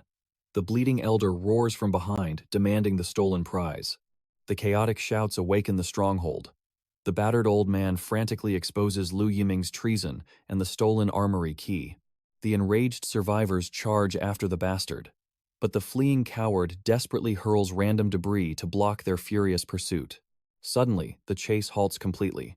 Hilariously, they stand frozen like glitched NPCs before simple obstacles, refusing to leap into the restricted zone. Spotting the nursery, Liang decides to finish what he started. He enters to find Chen Chong. The infected beast lies strapped to the bed. As he steps closer, the beast strikes with a free hand. Startled, Lai Yuming wonders if the restraints were tied loosely on this freak. A twisted smile crosses his face. This saves him from untying it. Meanwhile, the group breaches the obstacles, only to face a grim sight in the corridor. Li Yuing freed the beast. The old man bitterly curses himself for trusting that snake. Shan Shan cuts in. Regret is useless. Survival comes first. With their weapons locked away, their only choice is trapping the monster back inside. Uncle Shang recalls Jang Xia's teachings. Keep a safe distance and avoid the fatal bite. Stealing their nerves, they advance toward the undead. Zhang Qi pins its neck while the others restrain its arms. The old man shouts to drag it back. On the count of 3, they shove the beast inside and slam the door. Catching their breath, they realize suppressing it was surprisingly easy. The others feel the exact same way, but the old man snaps them back. That treacherous brat must have the weapons by now. Speak of the devil! Li Yuming emerges, mocking the old man's bold insults. To their horror, a cold firearm rests in his grip. Annoyed by finding only one gun, he sneers. It is more than enough to execute them all before raiding the stash. Raising the barrel, Li Wing barks an order to back into the room. Zhang Qi pleads, reminding him that Jang Xiaoyong's sacrifice gave them a second chance. Li Yuming scoffs, disgusted by their savior's high and mighty act. He refuses to live as his pathetic slave. Enraged, the old man curses him as an ungrateful parasite. Inside the locked ward, Chen Chong stirs. The undead beast prepares to crash their standoff. Suddenly, the scene shifts to Rangxiang Garden. Officer Li briefs our hero with the exact route to Jinyu Mansion. He warns of the maze-like streets. It is a perfect ambush ground for the infected. Once Zhang Xiang rescues his targets, he must regroup with them at the garden. He strongly advises entering through the side gate to avoid a deadly horde. Nodding in gratitude, Zhang steps forward into the shadow of his next trial. Old suggests offering backup to the warrior who just saved their skins. Officer Li shuts it down. Jinyu Mansion is a blind spot. A single misstep could wipe them all out. Zero Song demands to know why they are sending Zhang straight into the abyss. Officer Li can only pity him now, knowing his final warnings were already given. Yet, he smirks. A warrior of Zhang's caliber is not easily killed. Outside, the dead roam. Inside, the thugs holding Zhang Zhen's family grow restless over Zhongshan's absence. A vile thug snaps. Tonight, he plans to unleash his wicked frustrations on the captive wife. These fools are blindly waiting for a ghost. One actually uses his brain, suspecting that Zhang met a grim end out there. The scum laughs, plotting to bind her securely to prevent any tragic escape. Living on borrowed time, these predators decide to indulge their darkest desires. In the corner, the terrified woman trembles at their vile whispers. Ponytail gives the green light. He demands they keep her alive while having their twisted fun. Suddenly, Ponytail spots a chilling shadow outside. Outside, the zombie horde has mysteriously dropped dead. That bastard is clueless, but we know exactly why. Hoping for a rescue team, the Ponytail thug steps out to investigate. But before he takes another step, his life reaches its abrupt end. A flashing dagger instantly severs his throat. His detached head helplessly rolls across the floor. Inside, the remaining thugs prepare to claim their prize. Twisted grins stretch as they unbuckle belts. They violently yank her son away, slapping her hard to silence her screams. Tossed aside, the brave kid refuses to back down, ready to fight with everything he has. Annoyed, the thugs brutally kick him out. They slam the heavy door shut, trapping the boy outside. Ponytail's headless corpse suddenly collapses, freezing the boy in terror. But the shadowy silhouette stuns him more. Fear not, because our hero, Jang Xiaoyong, has arrived. Janang stares down, asking if Jang Xiaoyong is his father. Trembling, the stuttering boy barely replies. Inside the grim room, the desperate mother struggles fiercely as the vile thugs tear her clothes. A smug thug violently strikes her face. He cruelly commands her to scream aloud as they harass her. Yet she stays silent, refusing to let her son hear her endure such suffering.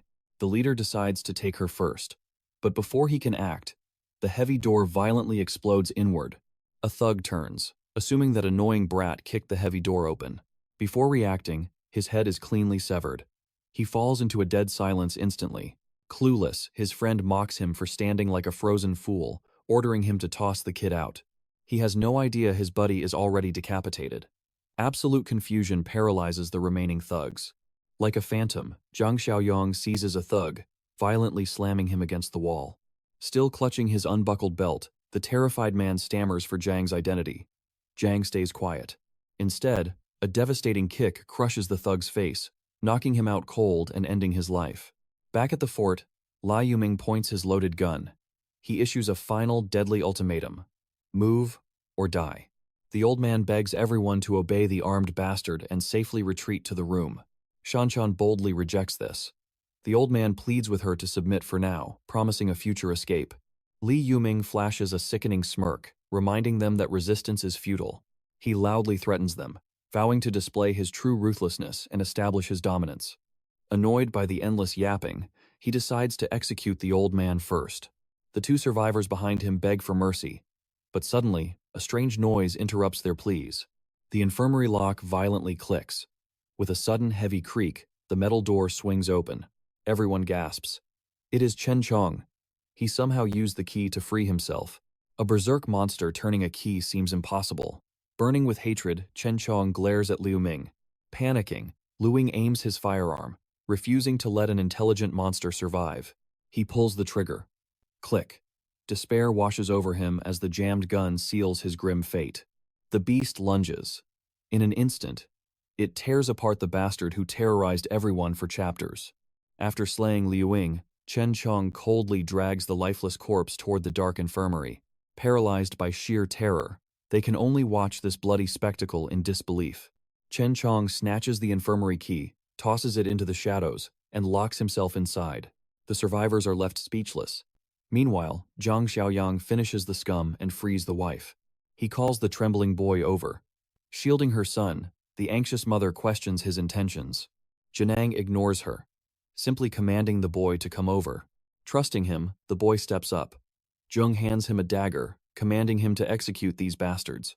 Realizing their grim execution is imminent, the crippled thugs pathetically beg for mercy. The mother pleads that he is just a child, but Jang declares this apocalyptic world changes everything. He tells the boy that from today onward, protecting his mother is his absolute duty. He must summon his courage and slaughter the beasts who harmed her. Their sickening smirks flash in his mind. Driven by pure fury, the boy charges. He strikes the scum down, finally avenging his mother's agony. His mother watches in sheer horror. The boy is consumed by absolute rage. He knows their deaths will not bring his father back. Overwhelmed with grief, he asks Jang if his father is truly dead. Jang answers with a heavy yes.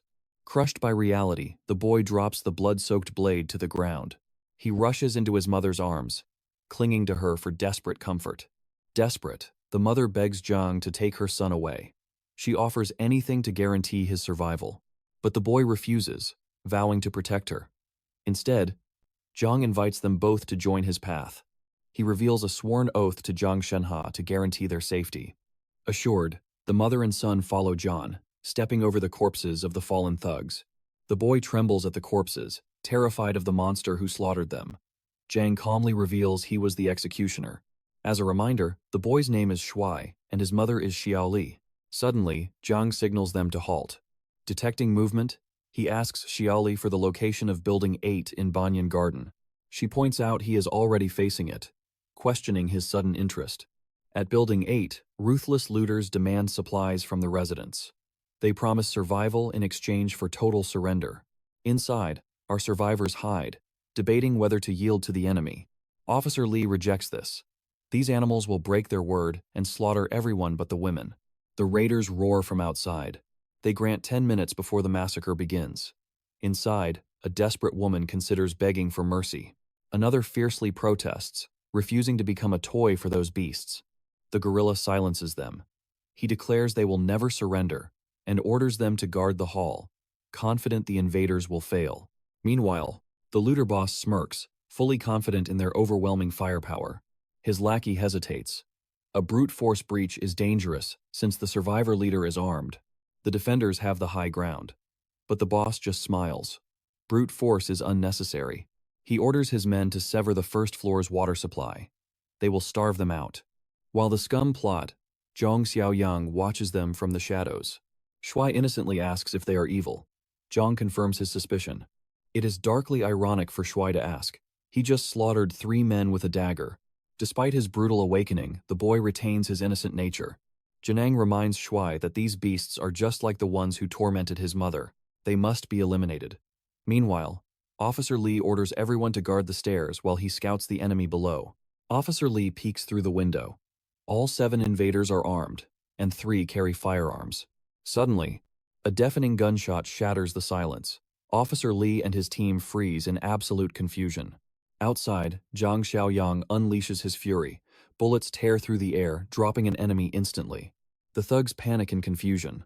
Above, Officer Lee spots Jang Xiaoyong advancing with lethal intent. Jang opens fire. A perfect headshot instantly drops another goon. Spotting him in the open, the raiders wildly return fire with their pistols. Jang advances completely unfazed. Not a single bullet grazes him. He smirks at their pathetic aim. He raises his weapon, locking onto the boss, cowering behind a concrete block. Sparks fly as bullets hit the concrete. The furious boss orders his men to counterattack. A lackey steps up, determined to kill Jang. But Jang instantly shifts his deadly aim. He levels the barrel straight at his target. With a single devastating shot, he blows the bastard's head clean off. The squad leader sneers from behind the heavy concrete barrier. Smug and certain that Jang is completely out of ammo, he finally makes his move. Filled with confidence, he aims his weapon directly at Jang. But Jang Xiaoyong meets his gaze with an icy, unwavering glare. He stands tall right in front of him. The thug pulls the trigger. With lightning speed, Jang shifts his head, dodging the deadly shot entirely. He seizes the thug's gun arm. In one fluid, masterful motion, he turns the barrel right beneath the bastard's throat. Without hesitation, Jang fires, sending a bullet straight through the man's skull. Just like that, the entire criminal squad is completely wiped out. Jang then searches the leader's lifeless body, looting for any useful supplies. After that, he enters the building, only to discover that a few remaining goons from the squad are still lurking inside. The surviving thugs desperately charge at him without a second thought, determined to strike him down. But Jang remains completely unfazed. He stands absolutely rooted in place. 3 rapid gunshots shatter the silence, each perfectly placed, dropping the attackers dead on the spot. Watching this overwhelming display, Shuai is absolutely thrilled with pure excitement. Deeply impressed by his combat skills, his admiration grows. Suddenly, a system task appears before our boy, revealing his next objective: recruit survivors from Rongyang. Completing this mission guarantees a handsome reward. Jang Xiaoyong asks about these people. Officer Lee replies, explaining they are from the Bequetian villas, located in the southern part of the city. Officer Lee then quickly summons the 2 men wearing yellow jackets. He orders Liu Cha and Chen Ji to brief Brother Yong, since they just escaped from the southern sector. The yellow-jacketed men reveal that a heavily armed and well-supplied gang is currently holed up inside the Bequetian villas. They have taken in nearly all the southern survivors. Hearing this, Jang Xiaoli pauses, recalling memories from his past life. He wonders if Bequetian was where the Lai Shuxian and Kui Jing settlements were located, and if they took control. He asks the yellow-coated men if they mean Bequetian is now the only remaining settlement in the entire south. The yellow-coated man explains it was not always like this. However, the gang possessed weapons, and the smaller settlements simply could not defend themselves. As they conquered each location, they slaughtered half the population.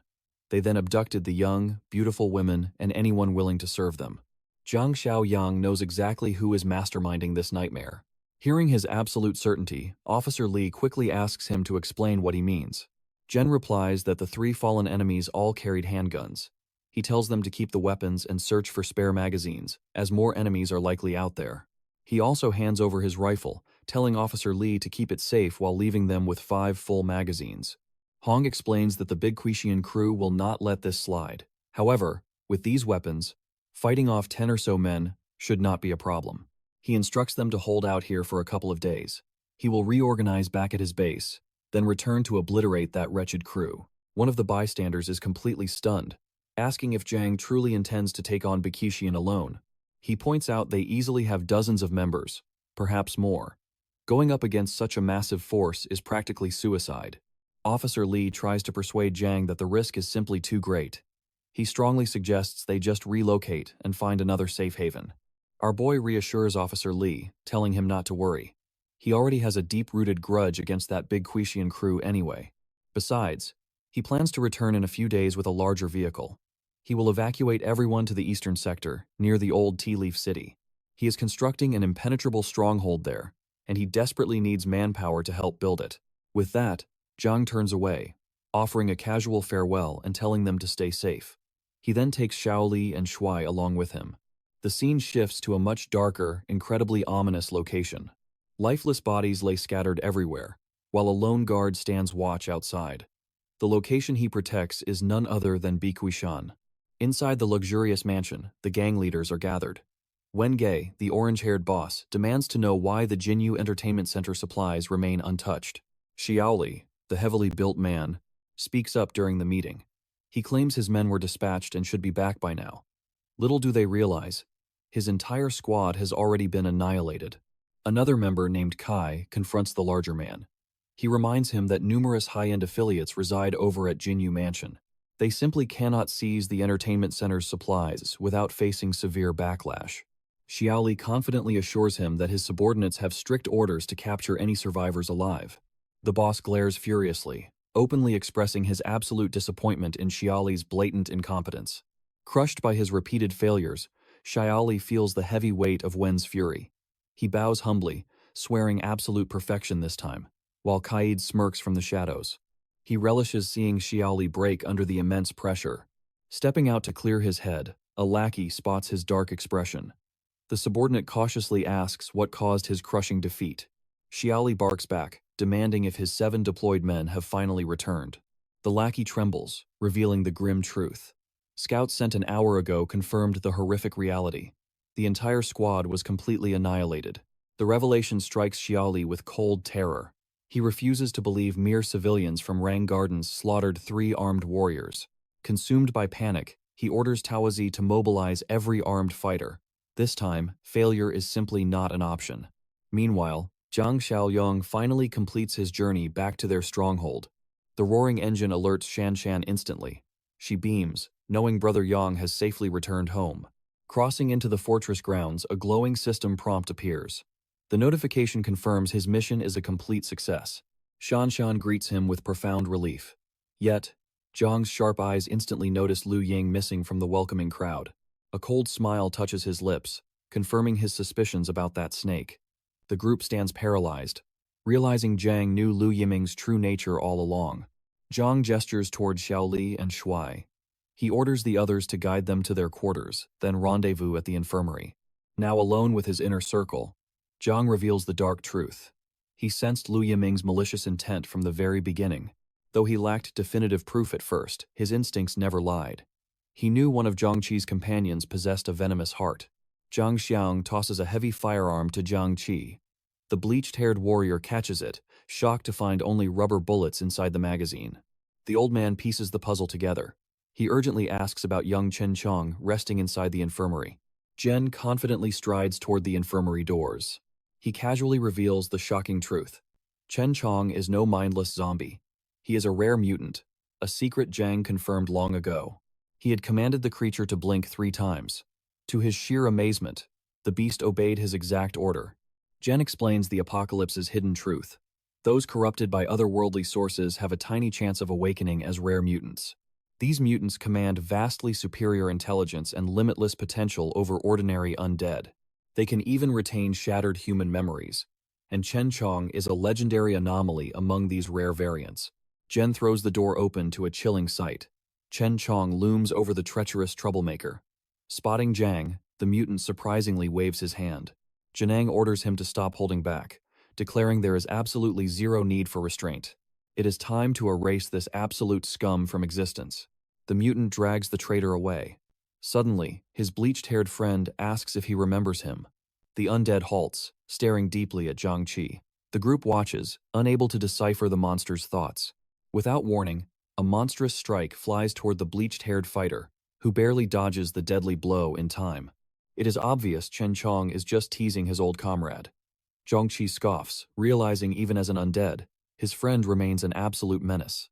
Later, Jang Xiaoyong intensely studies his glowing system interface. Yong Chai suddenly unlocks the hidden mutual companion achievement. This completion instantly rewards Zhang with bonus system points. Zhang blinks in pure surprise at the hidden achievement. It is a highly welcome and unexpected reward. Driven by curiosity, he scours the system shop for updates. His eyes lock onto a level 2 high-tech supply box. This is an entirely new artifact. Yet, the steep price causes hesitation. Zhang debates gambling his 50 hard-earned points away on it. Instead, he chooses to crack open his 2 remaining supply boxes first, freeing up valuable inventory space. As the dual seals break, 2 unimaginable treasures appear. The Lifesaver supply box miraculously yields an interdimensional infection blocker. This divine item blocks otherworldly corruption, but cannot reverse mutations that have fully consumed a host. The armed deterrent supply box leaves him breathless. Inside lies a legendary Barrett M82, a devastating sniper rifle paired with premium ammunition. Zhang stares in pure awe at his terrifying stroke of luck. Pulling a game-changing weapon from a level 1 box is insane. But the infection blocker is an absolute trump card. The power to stop the zombie mutation fills his blood with sheer adrenaline. This divine fortune fills his soul with unshakable confidence. The urge to crack open the level 2 box becomes overwhelming. Excitement courses through him, but his current mission must take absolute priority. He must recruit the remaining survivors from Rangxiang Garden. He eagerly awaits claiming victory on this task tomorrow. Outside the fortress walls, Chen Chong violently discards the snake. Their sanctuary holds absolutely zero tolerance for backstabbing traitors like him. Dawn breaks, illuminating the packed training grounds. From veterans to the young bloods, every single soul stands armed and battle-ready. Zhang orders everyone to spend at least 1 hour daily, mastering their marksmanship from today onward. Gunfire erupts, striking target bottles in blinding flashes. Impressively, the impacts dent the targets without shattering them. Zhang eyes Uncle Shang. He orders Zhang Qi to gather the group and secure more rooms. Today, he plans to rescue the Rangxiang Garden survivors. The veteran complies swiftly. Zhang then tasks Chen Chong to join the escort, knowing the mutant zombie's overwhelming power will be crucial. Later, they find a massive abandoned bus entirely swarmed by mindless zombies. But Zhang effortlessly slaughters the horde, while Chen Chong brutally hurls the creatures from the vehicle. With the bus secured, Zhang tosses Chen Chong the keys. He permits him to remove his mask, stating there is no need to hold back. However, he warns that upon reaching Rang, the mask must go back on to avoid terrifying anyone. The mutant beast accepts the command with a low growl. Meanwhile, at Biquishan, Xiaoli arms himself, marching toward Rangyang Garden with a mob of ruthless lackeys. This time, Xiaoli spearheads the assault himself, resolved to annihilate Rangyang Garden forever. Defeat is impossible, not with his overwhelming numbers and devastating arsenal at his command. Their truck roars alive, tearing from the compound straight toward Rangxiang Garden. After clearing and hijacking the zombie-infested bus, Jang Xiaoyong claims the driver's seat and kicks into gear. Spotting more undead blocking the highway, he refuses to touch the brakes for even a fraction of a second. He ruthlessly mows down the mindless monsters, asserting absolute dominance. Pushing his enhanced reflexes, he flawlessly drifts the massive bus through the chaotic maze of abandoned wreckage. Back at Rangxiang Garden, the towering high-rise projects a false peace. Inside, the survivors, led by the steadfast cop, Big Bro Lee, quietly consume their meager rations, desperately preserving their critically low supplies. Suddenly, the deafening roar of an approaching engine shatters their fragile silence. A young survivor hopes brother Xiaoyang has returned to save them. Fortunately, Big Bro Lee remains sharply vigilant. Gripping his AK-47, he signals for absolute silence to scout the imminent threat. With calculated precision, he edges toward the window, securing a hidden vantage point over the chaotic streets. He finds no savior, only a vicious mob of thugs below, hungry for revenge. The armed squad scopes out building number 8. Confirming their target, Liu Zong commands his ruthless men to strike. Panic grips Big Broly. Just as they prepared to escape to Brother Yong's stronghold, the scumbags from Bichu Mountain launch an ambush. Old Song raises his pilfered pistol, steeling his resolve against the persistent scum. Armed with a handful of firearms, a newfound spark of courage ignites within the survivors. But Big Bro Lee orders them to drop their arrogance. An entire battalion waits outside, vastly overpowering their firepower. He commands everyone to follow the plan. Rushing toward the rooftop, he prepares a deadly ambush. Outside, the Beachway Mountain Battalion measures the perfect distance to strike pure terror into the trapped survivors. Under Li Shuzhang's command, they hoist their scoped rifles, locking onto the shattered windows of building number 8. Peering through the glass, Old Song desperately screams at the group to take immediate cover. The tranquil morning shatters as a deafening barrage of automatic gunfire shreds the high-rise. A storm of bullets shatters the windows, forcing Old Song back deeper. As the brutal warning barrage ceases, Xu Zhang demands a megaphone from his trembling lackey. During his twisted negotiation, the firing squad maintains their aim, ready to execute anyone foolish enough to peek out. Xu Zhang arrogantly barks into the mic, demanding the hidden survivors' full attention. But before another threat leaves his lips, a high-velocity sniper bullet instantly obliterates his lackey's skull. Pure terror paralyzes the thugs. An unseen sniper attack was entirely outside their plans. A split second later, a clean shot pulverizes another mercenary's leg, dropping him instantly. High atop building number 8, the smoking barrel of an AK-47 fills the air with gunpowder as thugs scatter. Big Bro Lee takes an optimal vantage point, locking his sights on the enemy. The thugs from Beachway Mountain never expected the survivors to hold automatic weapons. Xu Zhang cursed their faulty intel. They were told their prey only had one pistol. Even stripping the weapons from the 7 fools who perished earlier, they should only possess 4 pathetic firearms. Panic set in. The trembling thugs looked to their boss for a lifeline. Terrified of the unseen sniper, retreating was their only logical option. However, these scumbags were complete fools. Abandoning all formation, they scattered wildly out of cover. They bolted blindly instead of waiting for a coordinated signal. Naturally, sprinting into the open streets against a lethal sniper spelled absolute disaster. The officer on the roof wielded his assault rifle with terrifying, ruthless precision. Shuang berated his foolish lackeys for sprinting toward their graves. On the count of 3, the remaining survivors bolted for their lives, because their lives truly were on the line. While his underlings scrambled in terror, Boss Lee stayed firmly planted behind cover. The rooftop sniper calmly adjusted his aim. He executed the fleeing thugs, one by one, landing devastating headshots and body blows with ease. Right from the very start, Boss Lee planned to use his men as meat shields until the sniper exhausted his ammunition, a truly ruthless, scum-like tactic to secure his escape. Just as planned, the sniper emptied his magazine and paused to reload. In that brief window, Xu Zhang's fat self safely reached his vehicle. Out of an entire battalion, only 4 men remained breathing. Fate was cruel to the straggler lagging behind. Li Shuxiang took the wheel, refusing to risk a headshot for the sake of one expendable pawn. A high-caliber round instantly pierced Catboy's skull, plunging him into eternal darkness. The 2 lucky survivors who scrambled into the cargo bed immediately ducked down. Trembling in fear, they desperately prayed to avoid their fallen comrades' gruesome fate. Meanwhile, on the main road, Jang Xiaoyong's fortified bus tore through the clogged freeway like a relentless racing machine. Our protagonist remained perfectly calm, expertly navigating the chaos to rescue the stranded survivors.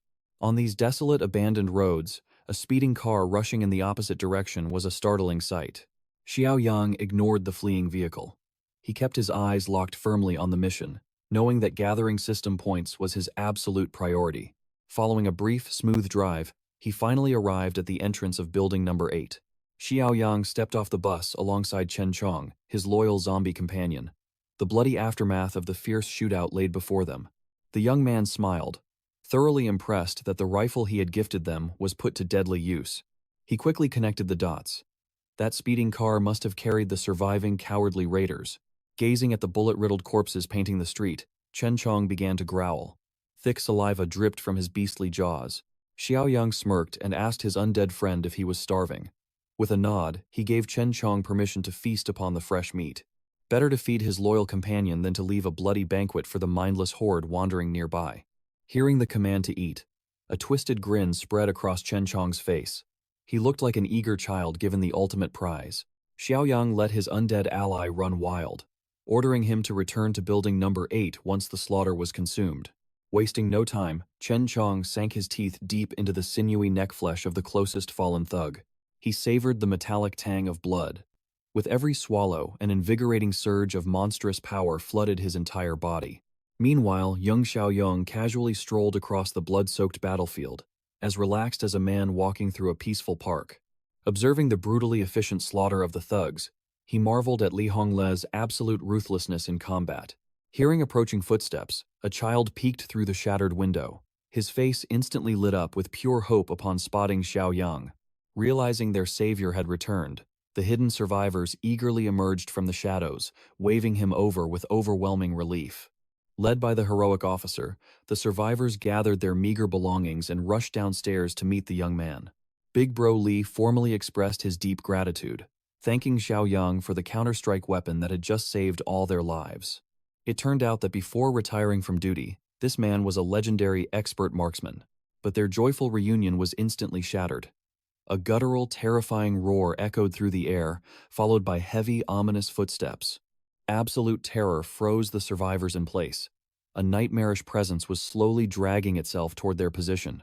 It was Chen Chong, the badass zombie ally, limping forward with an eerie expression. Big Bro Li instinctively sprang into action.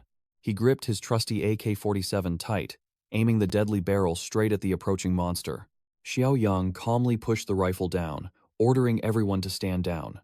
He claimed the terrifying beast was on their side, but the survivors found this insane truth hard to swallow.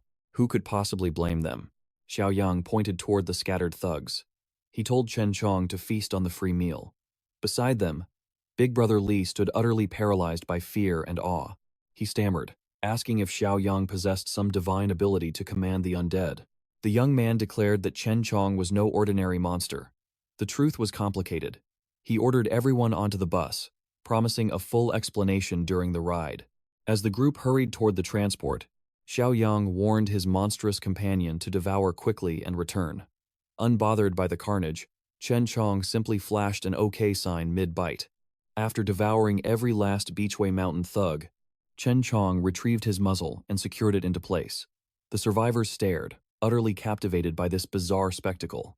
The kid was baffled. How could a mindless berserker possess the sanity to muzzle itself? Xiaoyang issued a stern warning. Never call that specialized mask a muzzle in front of him unless you want to get struck down. Secretly, the kid started thinking this mutated undead was incredibly cool. His bloody feast complete, Chen Chong boarded the bus like an ordinary laid-back guy. Consuming that much flesh had drastically multiplied his mass. The entire heavy vehicle tilted sharply under his massive weight. Miraculously, slurred words escaped Chen Chong's lips as he returned the mask's key to his brother. Even Xiaoyang was shaken. He never expected him to regain speech this fast, even if it was just a single syllable. Devouring 6 corpses had triggered a new evolution. But Xiaoyang's true priority was reaching his territory, cashing in his system points, and fortifying their base. Taking the wheel, he ordered everyone to brace themselves. He slammed the gas, accelerating from 0 to 100 in a heartbeat. Meanwhile, deep within the Beachway Mountains headquarters, Lai Shuxiang stood before his superiors to report his humiliating defeat. They brutally condemned him, calling him a worthless fool who failed a simple mission. Desperate, he begged Boss Lin for mercy. He tried to shift the blame, claiming their raid intel was completely flawed.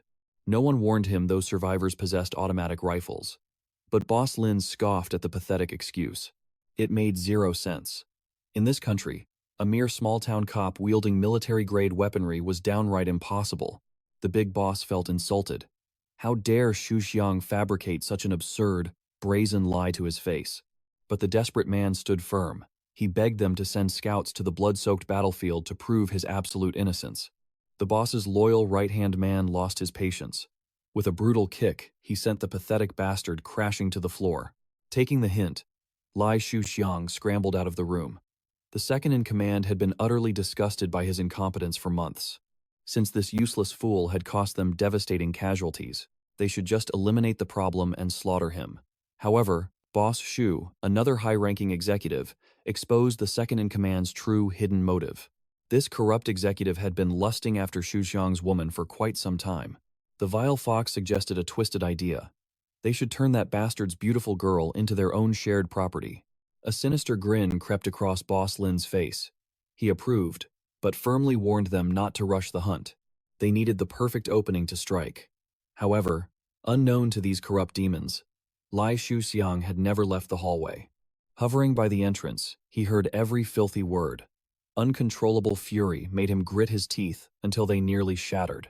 He desperately needed a brilliant escape plan. Hours later, he stormed back into his lavish mansion, unleashing a furious, destructive tantrum. Blinded by his own pathetic incompetence, he violently trashed his own room. His woman rushed in to comfort the raging coward. Lai Shuxiang immediately barked at her to pack her bags they needed to escape tonight. When she questioned their destination, the terrified man could not provide a single answer. One thing was absolute: their sanctuary had become a death trap. They had to plot their escape now. He summoned his loyal assistant, Qingzi, who scurried inside instantly. He commanded him to rally their remaining forces for a midnight departure. A deep sense of dread washed over his woman. She could feel the crushing weight of their impending doom. Meanwhile, returning to the true heroes, Xiaoyong finally arrived at his massive compound, smoothly docking the bus in their indoor garage. The survivors from building number 8 stepped out. They stared in absolute awe at the magnificent scale of Xiaoyong's doomsday fortress. With everyone secured behind impregnable walls, his vital survivor recruitment mission was officially complete. The system demanded 5 rescued souls, but he triumphantly brought back 8. Beyond the base 25-point reward, a 5-point bonus cascaded in. His total system wealth surged to a solid 66 points. Xiaoyong faced his undead companion. Tomorrow night, they would launch a 2-man strike on the southern district. Big Brother Li caught this exchange. Curiosity piqued. He questioned what awaited them in the south. The young man's response was cold. He had ancient, cross-time blood debts to settle with Bichu Mountain Villa. As night descended, Xiaoyong sealed his room. His gaze locked onto the 50-point, level 2 high-tech supply crate. He finally had the currency. Without a second thought, he claimed his first level 2 prize, anticipation coursing through him. The successful purchase instantly drained his balance down to 16 points. Brilliant light enveloped Jang Xiaoyong. He prayed this massive investment would yield a worthy return. The level 2 crate delivered perfectly. The gacha gods blessed Jang Xiaoyong, granting him a physical enhancement serum. This massive syringe held a miraculous elixir, capable of surging his physical power by 20 points. Gripping the needle, he pierced his veins. The potent serum flooded directly into his bloodstream. Agony erupted, far exceeding his expectations. His physical stats now peaked at 33 points. This granted him over 6 times the power of an ordinary man.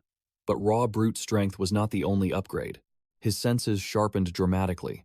Detecting a mosquito's faint buzz, his hand shot out, catching the insect by its stinger. Such terrifying hand-eye coordination would become a lethal advantage in future combat. Releasing his deadly grip, the pest fled. Xiaoyong was immensely satisfied with his newfound power. As the sun dipped, he and Brother Chong commenced their standard base patrol. In an open yard, Li Hongli guided the eager through marksmanship drills. Following this, Xiaoyong set out south. Before departing, he officially appointed the veteran officer to lead their shooting drills, recognizing him as their ultimate sniper. Old Li accepted with supreme confidence, eager to display his lethal expertise. With the base secured, Xiaoyong marched forward, Brother Chong limping faithfully beside him toward the bus. As the bus tore down the road at breakneck speeds, tension boiled at the enemy camp. That worthless gangster, Lai Shuzong, sensing death approaching his back, had ordered his entire crew to abandon ship. Unfortunately for him, this grand escape plan possessed fatal flaws he never anticipated. Bichu Mountain Villa's overlords swarmed his driveway, severing all escape routes. The ringleaders sat inside, accompanied by a familiar shadow. Wearing a mocking grin and wielding a loaded gun, Boss Dong Shu interrogated Boss Li about his midnight flight. Playing the expert liar, Boss Li instantly forged an alibi. He claimed his men were marching on Rongxiang Garden, using the dark to finish their bloody work. But no matter his talent for weaving rapid lies, deception would not save him tonight. One of his subordinates had been captured and bled dry of secrets. Boss Li's faction instantly recognized Qing's broken corpse. Deluding himself into believing he could still feign innocence, Boss Li acted as if the lifeless body was a stranger. Lu Chong awkwardly scratched his head, desperately praying this charade would work. His patience shattered. Boss Shu issued the execution command. A merciless storm of bullets shredded the traitor's faction. Boss Li trembled in absolute terror as his subordinates collapsed around him. To his final moments, he desperately maintained his clueless facade. However, Boss Shu held the perfect psychological weapon. He forced Lu Zong to gaze upon the figure resting in their passenger seat. The false gangster finally witnessed his karma. Kui Jing, the parasitic witch who always latched onto stronger predators, had ruthlessly betrayed him. Boss Kai could no longer resist. The fool played ignorant, unaware Kui Jing had leaked their escape strategy. He should have expected this treachery. That venomous girl clung to him right after destroying Xiaoyong's peace. It was inevitable she would strike again. Finally, Boss Kai looked to Boss Zhang for the ultimate verdict. With cold silence, Boss Zhang casually authorized Lu Zhang's execution. They selected a truly barbaric punishment. A savage noose wrapped around his neck. Their strongest enforcer hauled him up, choking out Luong's final defiant breath.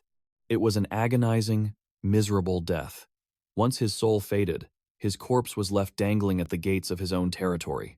Veiled by night, a vibrant blue bus screeched to a halt nearby. Jang Xiaoyong and Brother Chong silently stalked their prey. Yet upon breaching the entrance, they realized they were a step too late. Tonight was meant for Lu Zhang's demise, but another blade struck first. The scum earned his fate, though Xu Zhang craved the kill himself. Flicking a single stone, he snapped the rope and dropped the lifeless shell. Seeing this trash destroyed ignited Xiaoyong's thirst for a spectacular vengeance. Horrific echoes bled from Beihui Mountain Villa's peak. Kui Jing falsely believed her betrayal would buy shelter with stronger predators. Her treason dragged her straight into a nightmare of pure torture. To Boss Zhang, her flesh was merely a prize. Both vile leaders shared their new toy. Such absolute filth. Yet, swift retribution stalked merely footsteps away. Peering from his penthouse, Boss Kai froze. His guards lay slaughtered below. Deafening strikes hammered his door. A mere diversion. The true predator breached the highest glass. Blade drawn, Xiaoyong manifested as death itself, pressing freezing steel against Boss Kai's throat. A single twitch meant certain doom. He slashed Kai's throat, drowning him in blood. One erased. Boss Zhang watched, completely paralyzed. A second of foul pleasure instantly morphed into witnessing his comrade's brutal execution. Meanwhile, Qing instantly locked eyes with Jang Xiaoyong. Wasting zero time, his launched blade tracked perfectly, severing the exposed Boss Zhang's neck in an instant. The corpse crumpled. Kui Jing unleashed a blood-curdling shriek. Kui Jing knew better than to expect salvation from Xiaoyong. His dark presence only multiplied her terror. Xiaoyong shot her a mocking sneer, heading for the exit. Unlocking it slowly, he mused about how the vile Li Shu would react. The heavy doors swung, welcoming the mutated fatty. That fake thug vanished, replaced by a mindless flesh-eating beast. He dove for Kui Jing's throat, savoring every bite. The vile witch begged, but her pathetic cries faded into empty air. Vengeance achieved. Jang Xiaoyong sealed the room, locking away the traitors who ended his previous life. Stepping out, he directed Brother Chong to safely erase the corpses. The slaughtered guards offered a glorious feast for his mutant ally. Yet, Brother Chong remained packed from their prior hunt. Tonight, he could barely stomach a single carcass, a minor gain regardless. As Brother Chong feasted, Xiaoyong's awakened senses captured distant, suspicious noises. Beyond Bichu Mountain Villa's walls, terrified survivors stood captive inside a gloomy structure. A demonic chef and his twisted thug stood watch. The thug snatched a small girl, claiming her delicate flesh. Scoffing at his lackey, the chef rejected the child for being purely bone. He hungered for the heavier boy trembling in his mother's arms. The brute dragged him away over her cries. Annoyed by the wailing cattle, the monstrous chef crushed the woman with one ruthless blow. The shattered mother wailed for her child's life. Absolute helplessness bound her entirely. She sought salvation from the crowd, facing silent gazes. The others merely rejoiced at their own survival. Suddenly, gunfire shattered the kitchen's gloom. 3 gaping craters blasted through the door, forcing guards to draw weapons. In their ranks, only the overlords wielded such heavy artillery. That explosive echo delayed the boy's tragic end. The shattered door groaned open, prompting the sentries to prepare a barrage. Tense seconds passed, yet the shadows remained perfectly motionless. Losing patience, the chef commanded a scout forward. The armed lackey crept slowly toward the fractured entrance. Entering the death zone, Brother Chong's massive hand clamped his throat. Remaining hidden, he silently erased the armed sentry. Spotting that grotesque limb, the panicked guards assumed a zombie breach had begun. Blind panic took over as they unleashed hell, wasting every shot on empty air. Brother Chong relentlessly mocked their fire, circling the perimeter and casually outpacing their pathetic aim. As the deafening volley died down, Brother Chong smashed through a sealed window. Obliterating the wooden barricade effortlessly, his predatory gaze locked directly onto the chef. Without slowing down, Brother Chong snapped the chef's neck in midair. Hitting the ground, he immediately launched himself at his next prey. In mere seconds, the untrained thugs were brutally slaughtered one by one. As Brother Chong ended his deadly rampage, the captive survivors cowered in pure terror and confusion. The mutant had stormed the room just to slaughter the guards, completely ignoring the terrified hostages. As the dust settled, Xiaoyong casually strolled in. He praised Brother Chong for the flawless execution, even while wearing his mask. The badass mutant gruffly replied that the mask made his moves look much cooler. And he was absolutely right. Brother Chong for president. However, hearing the zombie speak only terrified the survivors even more. Children clung tightly to their mothers. Everyone desperately kept their distance from the odd mutant.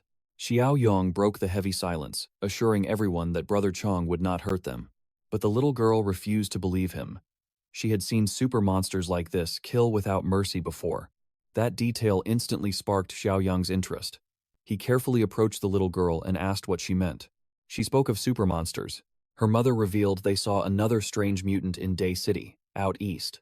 Xiaoyong had assumed new mutants would not appear for another month or two. To make matters worse, Decor City was dangerously close to their base in Old Tea Leaf Town. He warned Brother Chong about the possible threat of another rare mutant nearby. Depending on the person, mutants retained different levels of sanity and memory. This made them far more lethal and terrifying than average zombies. However, unstable mutations almost always resulted in pure carnage. Realizing what he might become, Brother Chong grew deeply anxious about his own future. Sensing his fear, Xiaoyong reassured his friend. He was lucky enough to keep his reason. Plus, with Xiaoyong around, his sanity was perfectly safe. Xiaoyong then faced the crowd, asking if any more survivors remained in the villa area. They revealed a few were trapped in the sales office and the basement. Being the closest option, the team immediately headed down to the basement. Opening the steel door, a thick stench of blood assaulted Xiaoyang's senses. Everyone recoiled at the bloody nightmare hidden behind that cursed door. This was where those Beechway Mountain Villa scumbags stored the humans they slaughtered for meat. No wonder all other gathering spots in this district were completely empty. Still, their staggering kill rate simply did not make any sense. Some survivors revealed the thugs had been regularly shipping massive crates of meat out of the city. Based on the rotting corpses, Xiaoyong quickly estimated their horrific kill count. Moving this much meat meant they were definitely involved in a much darker, underground trade. Since the basement was uninhabitable, the only location left to search was the sales office. It stood a kilometer away from their spot by the south gate. Captured survivors were locked up there first. Anyone deemed completely useless was dragged straight to the slaughterhouse. Suddenly, the system issued Xiaoyong a mission series called Subpar Utopia. He had to expand his base and max out the community score. The guards at the sales office were still utterly clueless that their dark empire had just fallen. Hearing the distant gunshots, They simply assumed the bosses were using live humans for target practice again. Moving through the shadows, Brother Chong silently wiped out the weak security. Several victims remained trapped inside. A few tragic women were held captive. Seeing their torn clothing, one could easily assume the absolute worst. They heard the clash outside. Some had surrendered to their dark fate, while others still held onto a sliver of defiance. The door opened. Instead of a vile thug, a young man with a sharp, unwavering gaze confidently stepped into the dark room. Xiaoyong led the ladies out, adding them to the crowd of survivors he had rescued tonight. Stepping out of the sales building, they saw the ground littered with the bloody corpses of those vile, wicked thugs. The young man promised them a safe haven. He offered a true home, far away from this living hell. His single condition was clear. Everyone must work and contribute to building their new community. Having suffered the sheer depravity of the villa, the survivors quickly agreed. Absolutely anything was better than this living nightmare. Agreement made, Shang led them to his ride. Everyone safely boarded the bus. Thankfully, his massive vehicle had plenty of room for all of them. Shortly after the daring rescue, they arrived at base camp. Shan Chan and Zhang Qi were eagerly awaiting his return.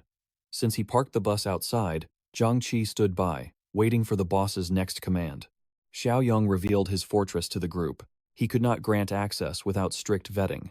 Fortunately, the survivors understood the grim necessity of caution in this ruined world. For now, they would settle in temporary prefab housing, secured by iron fences. Though less secure than the main keep, this haven felt like absolute paradise compared to the city. This old tea-leaf town held endless potential. With time, constant construction would forge a true utopia. Moved by his genuine words, the survivors bowed in gratitude to their savior. Darkness faded into dawn. Soon, a heavy convoy rolled up to Bu Mountain Villa's gates. The lady boss fumed with impatience. Zhang Qingwen and her appointed lackeys were completely ignoring her calls. Sensing imminent danger, the lady boss stepped out to inspect the compound herself. Just as feared, a gruesome scene of blood and rotting corpses welcomed her. Last night's victims had risen as mindless undead. Among the lurking horde was Li Shuxiang. He roared, lunging with primal hunger. Yet, the lady boss barely spared them a glance. She crushed them with bare hands. Drawing her blade, she ruthlessly dismembered the drooling monsters. With the undead swarming the estate, her appointed leaders were clearly dead. This disaster would cripple their human meat supply. A massive cleanup was necessary. First, the architect of Bitwi Mountain Villa's fall must die. Blood would inevitably flow. Sweeping the villa, her men found 0 survivors and immediately reported to Lady Boss Rui. The only silver lining was surviving meat for today's shipment. Her men quickly loaded the trucks with gruesome meat bags. Meanwhile, Boss Rui plotted her vicious revenge. Scanning the bloody grounds, she spotted fresh tire tracks leaving the villa. Now she could hunt down the man who wrecked her empire. Back at the fortress, Xiaoyong reviewed his expansion mission. Despite welcoming many survivors, his system community score remained at a mere 2 points. Surely, population size was crucial. Fortunately, his vast territory offered endless potential. That arrogant title seller did him a massive favor. Yet, a darker matter demanded his attention. A rare, terrifying mutant in a neighboring town. Accompanied by Shan Shan and Zhang Qi, he visited the prefab zone to absolute reverence. Safe inside their fully equipped temporary homes, several survivors knelt in deep gratitude. Xiaoyang sought crucial intel on the supermonster. The mom revealed they faced the anomaly at Horenfa Market in Decor City. While desperately scavenging for supplies, their group crossed paths with the nightmare. As the beast slaughtered their friends, she grabbed her little girl and fled into the shadows. Scattered and broken, the duo ran relentlessly until reaching Biwi Mountain Villa. Expecting salvation, they found human monsters instead. Armed with its location, Xiaoyang marched to his vehicle. Shan Shan and Zhangyi begged him to avoid such a suicidal risk. Their stockpiles were full, but he was not hunting loot. Decor City sat a mere 2 kilometers from his base. He could not allow such a catastrophic threat to breathe near his home. Hearing his absolute resolve, the traumatized mother begged the young man to reconsider. Xiaoyang calmly assured them. With Brother Chong by his side, they would pay this monster a deadly visit. Meanwhile, a hardened squad of survivors prowled through Horenfa, desperate for vital supplies. Spotting a massive supermarket, greed sparked in their eyes. But they should have tempered their hopes. This desolate market might already be empty. Arrogant in their survival skills, the squad breached the doors. Instantly, a pitch-black darkness swallowed them. As their vision adapted, the grim truth emerged. The aisles were looted, but hidden treasures remained. Wary of rival scavengers and lurking undead, the tight-knit squad deliberately made noise. They strained their senses, waiting for any sign of movement. Seconds later, wandering zombies stepped from the shadows. Without breaking a sweat, the veterans slaughtered them. Striking with absolute precision, the squad executed the undead threats. They breathed easier seeing so few zombies. The primary horde was likely lured away. Previous scavengers must have acted as their unwitting bait. Yet, these veteran survivors refused to drop their guard. They swept the area with lethal caution. But within the deep shadows, an evolved beast lurked. It bided its time, patiently stalking its fresh prey. Venturing deeper into the aisles, the survivors praised the heavens. Years' worth of rations awaited them.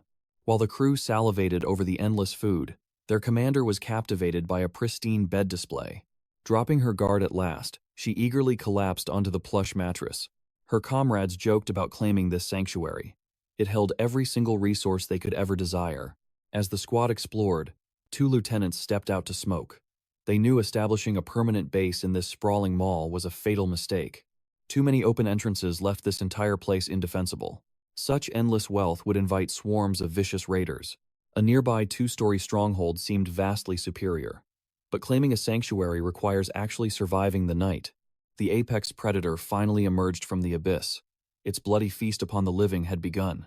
A desperate scream shattered the silence, instantly freezing every survivor's blood. He sprinted indoors, but outrunning a super mutant was impossible. Vicious claws pierced straight through his chest. In a single devastating motion, the beast ripped him apart like fragile paper. Absolute terror paralyzed the squad. A frantic order to retreat echoed. Fear anchored their boots, but survival instincts forced them into a sprint. Their pathetic escape was purely tragic. The slowest victims fell first in a trail of blood. They poured their souls into every stride, praying to outrun the apex predator, violently snapping at their heels. Seconds bled away over a few pitiful meters. The entire crew fell. Only their female leader remained standing. She sprinted blindly forward. The exit doors finally approached, radiating the faint glow of daylight. She pushed her burning muscles to the limit. But sprinting in high heels was a fatal mistake when cheating death. Her doom was sealed. The super mutant's massive shadow engulfed her, savoring the absolute despair of its final prey. Weeping, she raised her trembling arms in a futile final defense. Looking up, a totally different super mutant appeared. This warrior wore a striking mask. Instead of slaughtering her, the imposing figure simply strode past. A young man trailed the masked beast, telling her not to fear. Destiny intervened. Jang Xiaoyong arrived just in time to rescue the final survivor. Shock paralyzed her. This was the youth who purchased massive land from her pre-apocalypse. Xiaoyong instantly recognized the polite saleswoman too. If memory served, she was Ning Wanwan. Their fateful reunion abruptly shattered as guttural, flesh-tearing snarls echoed. Wanwan frantically warned him about the mall's butcher. He smirked, assuring her the threat was already being eliminated. She glanced back, spotting 2 monstrous entities locked in a deadly standoff. The savage mutant viewed Brother Chong as rival prey, but our loyal giant merely saw trash waiting to be crushed.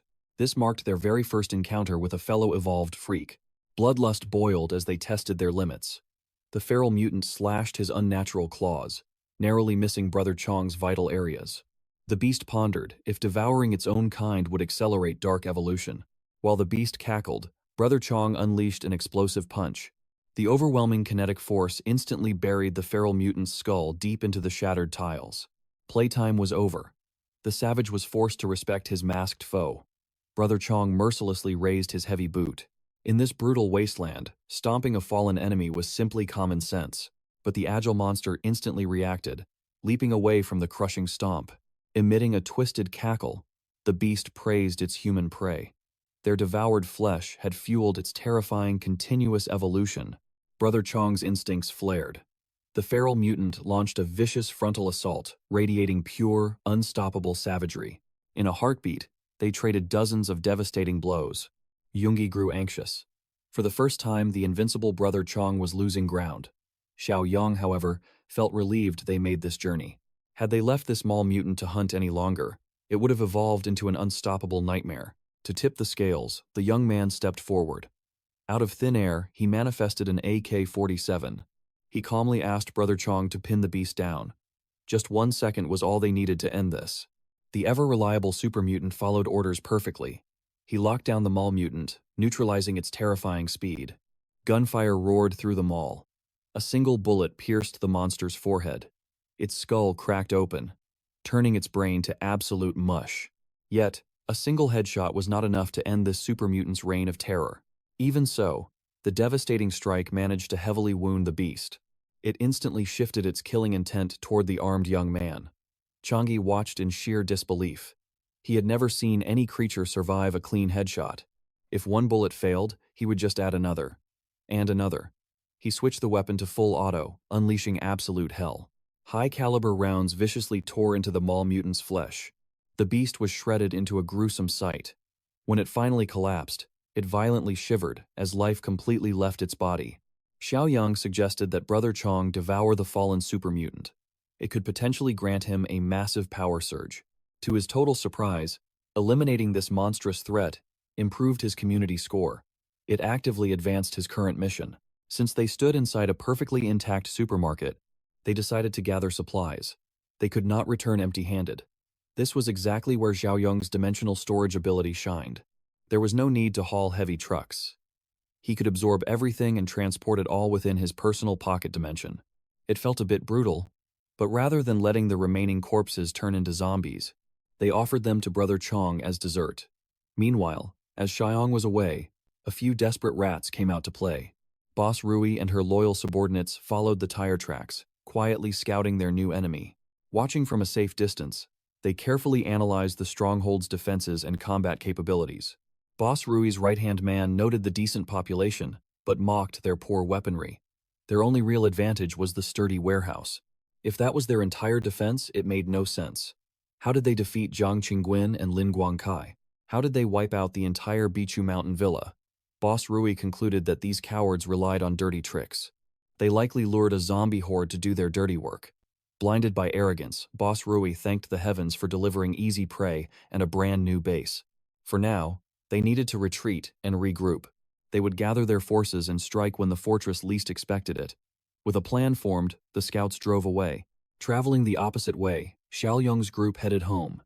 Yoongi excitedly told Wanwan about their base camp. They had soft mattresses and hot water for real showers. Spotting another vehicle on the ruined highway was a rare sight. The entire group tensed up, immediately readying their weapons. Two mysterious cars sped in the opposite direction. Neither side slowed down. Yet, for a split second, Jang Xiaoyong and Boss Rui sensed each other's auras. A new system mission suddenly initiated. For Villain Nemesis Volume 1, Xiaoyong must repel the upcoming invasion. His reward would be 50 survival points. His instincts screamed a warning. Those suspicious drivers were undoubtedly the approaching invaders. Needing confirmation, he approached Shan in the watchtower. He asked if any suspicious movements had breached their perimeter. The young woman reported seeing a distant car pass by. However, it never approached close enough to trigger their alarms. That was all the proof Xiaoyong needed. He immediately ordered Uncle Shang and Old Li to gather the entire camp for a critical announcement. Meanwhile, operations at the southern suburb coal plant were running perfectly smoothly. Guided by a static-filled radio broadcast, a desperate group of survivors trekked toward the towering plant. The broadcast promised a safe zone, claiming the settlement desperately needed manpower. Still, the surviving group remained highly vigilant. Surviving this long in the apocalypse proved their capability. Finally, they spotted a vehicle driving straight toward their destination. The car slammed its brakes. Fresh from their scouting mission, Boss Rui and her thugs warmly welcomed the hopeful survivors.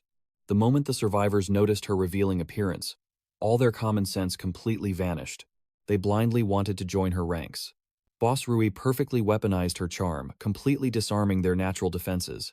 Flashing a sweet smile, she invited them inside. As they marched toward the coal plant, the foolish survivors exchanged creepy, knowing glances. Escorted deep into the camp, their eyes went wide. The entire facility looked shockingly spacious and perfectly pristine, a true sanctuary at last. But one survivor slipped away, claiming nature called. Boss Rui offered a personal escort to the washroom. The fool eagerly took the bait. She did not just guide him there. The boss lingered close, watching him intently. Her predatory gaze locked onto his lower half, silently judging her captive prey. Mistaking her stare for lust, the survivor urged the boss to drop the act and taste his goods. He boasted of sheer strength, but a lightning-fast blur and a lethal thrust silenced his filthy mouth forever. A flawless execution. The doomed fool died blind.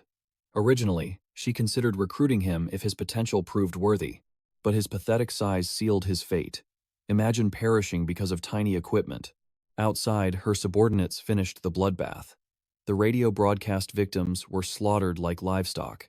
Within the fortress, everyone answered Jang Xiaoyong's summons, gathering to prepare for impending war. Old Li questioned who dared to cross their path. The nameless enemy could strike any time. To prepare, Zhang Qi and Brother Chong must follow the boss and purge the southeast ruin. The refugees must be hidden there temporarily. Remaining in the camp leaves them completely defenseless. Shan and a bold few stepped up to join the vanguard. The unalike twins joined the fray. Caught in the fiery momentum, Lil Shuai pledged his blade, deeply frustrating his mother. Desperate to prove her worth, Ning Wanwan volunteered for the bloody purge. During the raid, Uncle Shang and Old Li will remain to defend their sanctuary. The rest armed themselves. Led by Xiaoyong, this fierce vanguard marched to crush any threat in their path.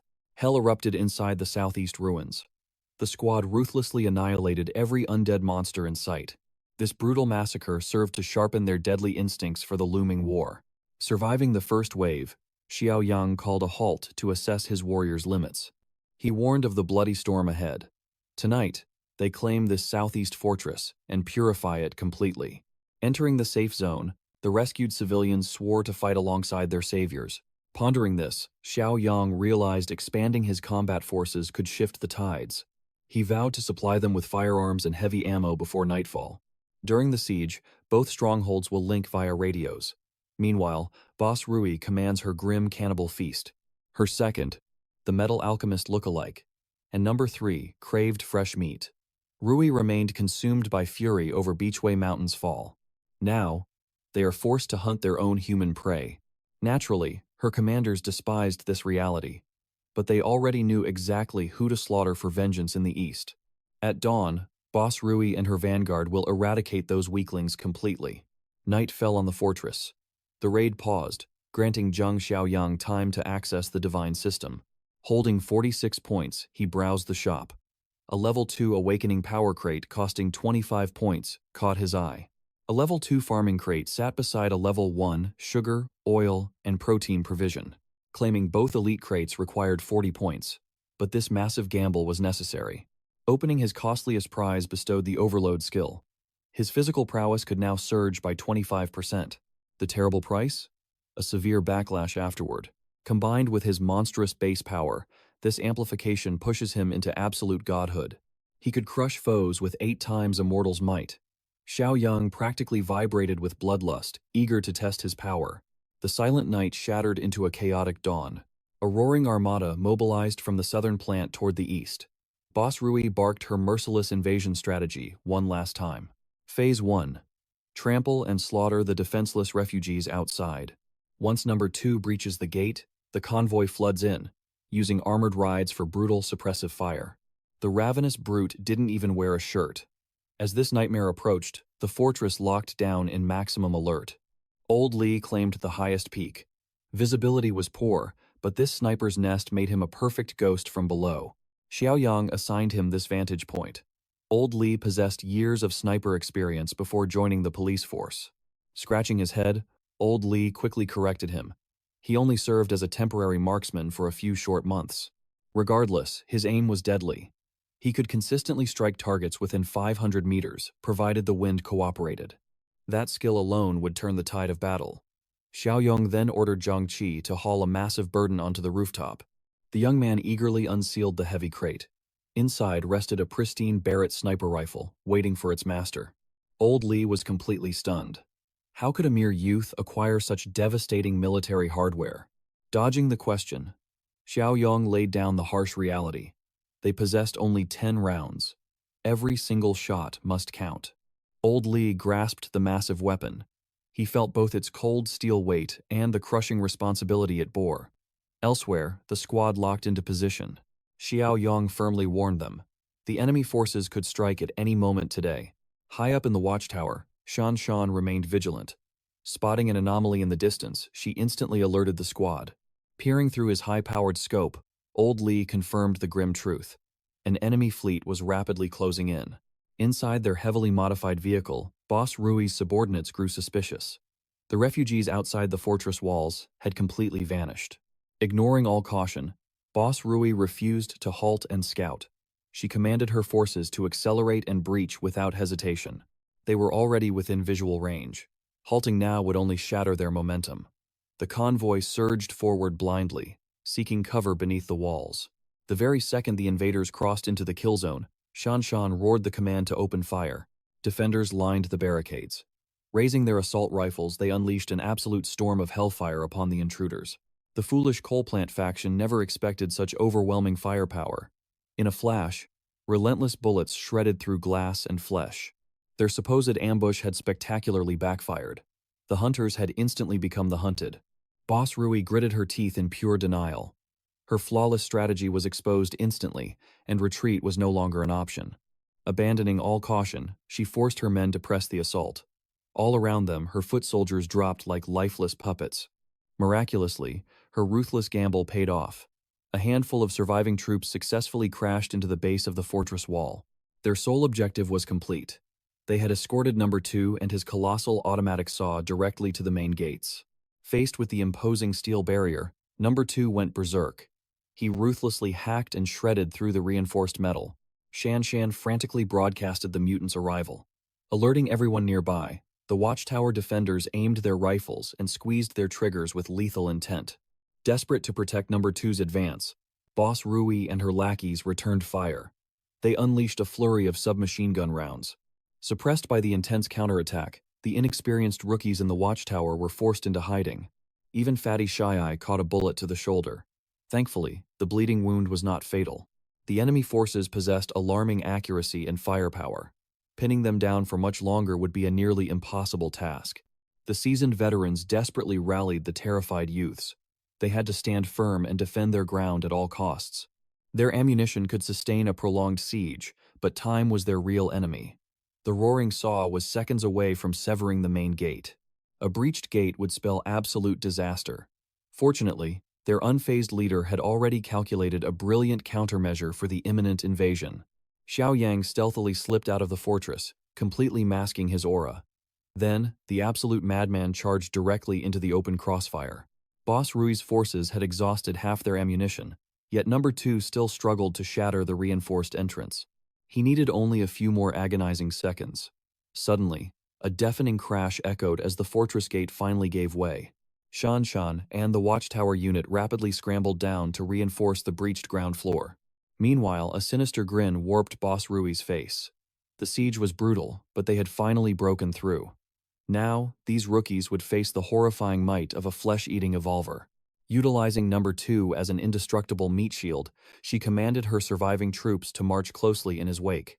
Tossing aside his ruined saw, the monstrosity used raw, terrifying strength to forcefully widen the narrow opening. Securing a flawless line of sight, Xiaoyong gave Old Lee the ultimate signal. It was time to unleash devastation. Steadying his racing heartbeat, Li Hongli locked onto the towering giant. As the beast's skull entered his scope, Old Lee's crosshairs snapped onto target with deadly precision. Number 2 unleashed a deafening roar. The spine-chilling sound lacked all humanity. Any survivor laying eyes upon this monstrosity would freeze in absolute terror. The moment the abomination breached the gates, the defenders' morale shattered. They desperately concentrated their fire to halt his monstrous charge. But the beast possessed impenetrable flesh, rendering their standard ammunition completely useless. Number 2 barged through the smoke. He absorbed the relentless storm of lead with his bare, mutated body. Regardless of the weapon's caliber, bullets simply deflected off his hardened skin. What little scratches remained instantly healed, thanks to his monstrous, unfair regenerative power. Boss Rui relished their dread toward her towering shield.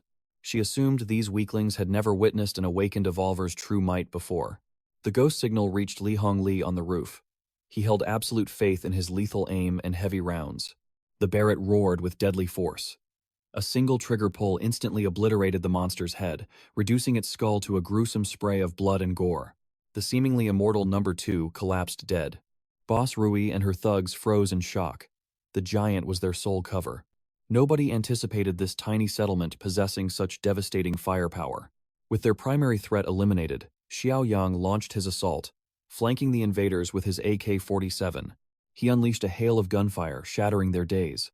Slaughtering them felt entirely effortless for the youth. Boss Rui knew this deadly crisis was the direct result of her own severe miscalculation. She underestimated them and paid dearly. Yet, she fiercely refused to simply lay down and die. Wielding her submachine gun, she fired back while rushing the exit. Gritting her teeth, she forced a retreat. Meeting Xiaoyang's lethal gaze, she recognized the boy they drove past yesterday. Desperate to survive this slaughter, she viciously grabbed one of her own men. Without a second of hesitation, she sacrificed the doomed man as a human shield. Xiaoyang realized her monstrous reflexes marked her as an evolver.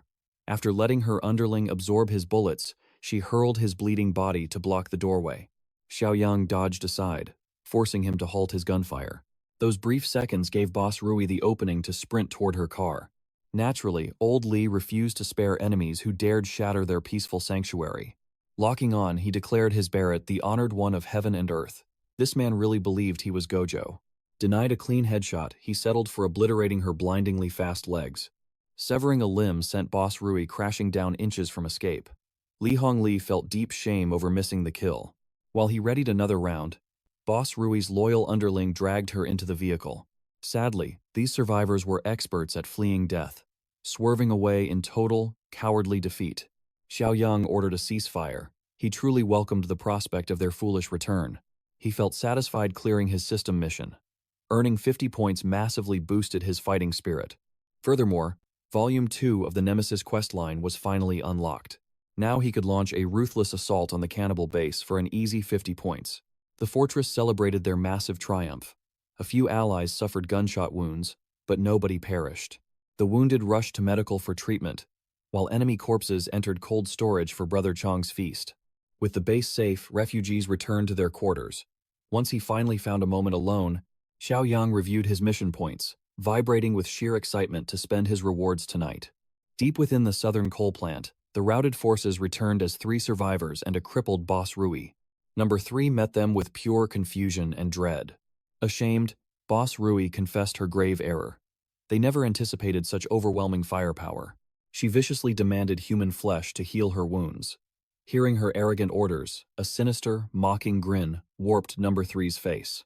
She ruthlessly cursed them out, calling them worthless trash, who lacked even a fraction of the fallen Number 2's immense strength.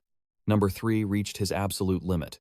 This crippled leader still dared to arrogantly insult them. Boss Rui committed another fatal error. She never sensed the brewing rebellion. Panicking, she commanded her men to execute Number 3, but nobody moved. Even her saviors ignored her desperate cries. With Boss Rui crippled and Number 2 eliminated, Number 3 could easily claim the throne as the strongest. He had already poisoned their loyalty. The coal mine brothers had silently hated her cruel reign for ages. Now, the perfect moment for violent treason had arrived. Even now, Boss Rui blindly thought she could force them to yield. Surrounded by murderous intent, her arrogant facade shattered instantly. Led by Number 3, the coal workers exacted their brutal revenge. Manic laughter echoed as they shattered Boss Rui's body with steel pipes. They mocked her agonizing wails. Her superhuman vitality only prolonged the torment. When she finally perished, Number 3 smiled ruthlessly, washing her blood from his hands. A thug mistakenly called him Boss 3, earning a near-fatal beating. Disrespect meant death. His new title was absolute, Big Boss. With the witch and Number 2 dead, the gang faced an uncertain future. Their combat power was crippled. Yet, their true nightmare wasn't the Eastern Fortress, but the legendary Tentacle Man. Big Boss made his choice. Abandoned the plant and joined the West Steel Group. A desperate merger.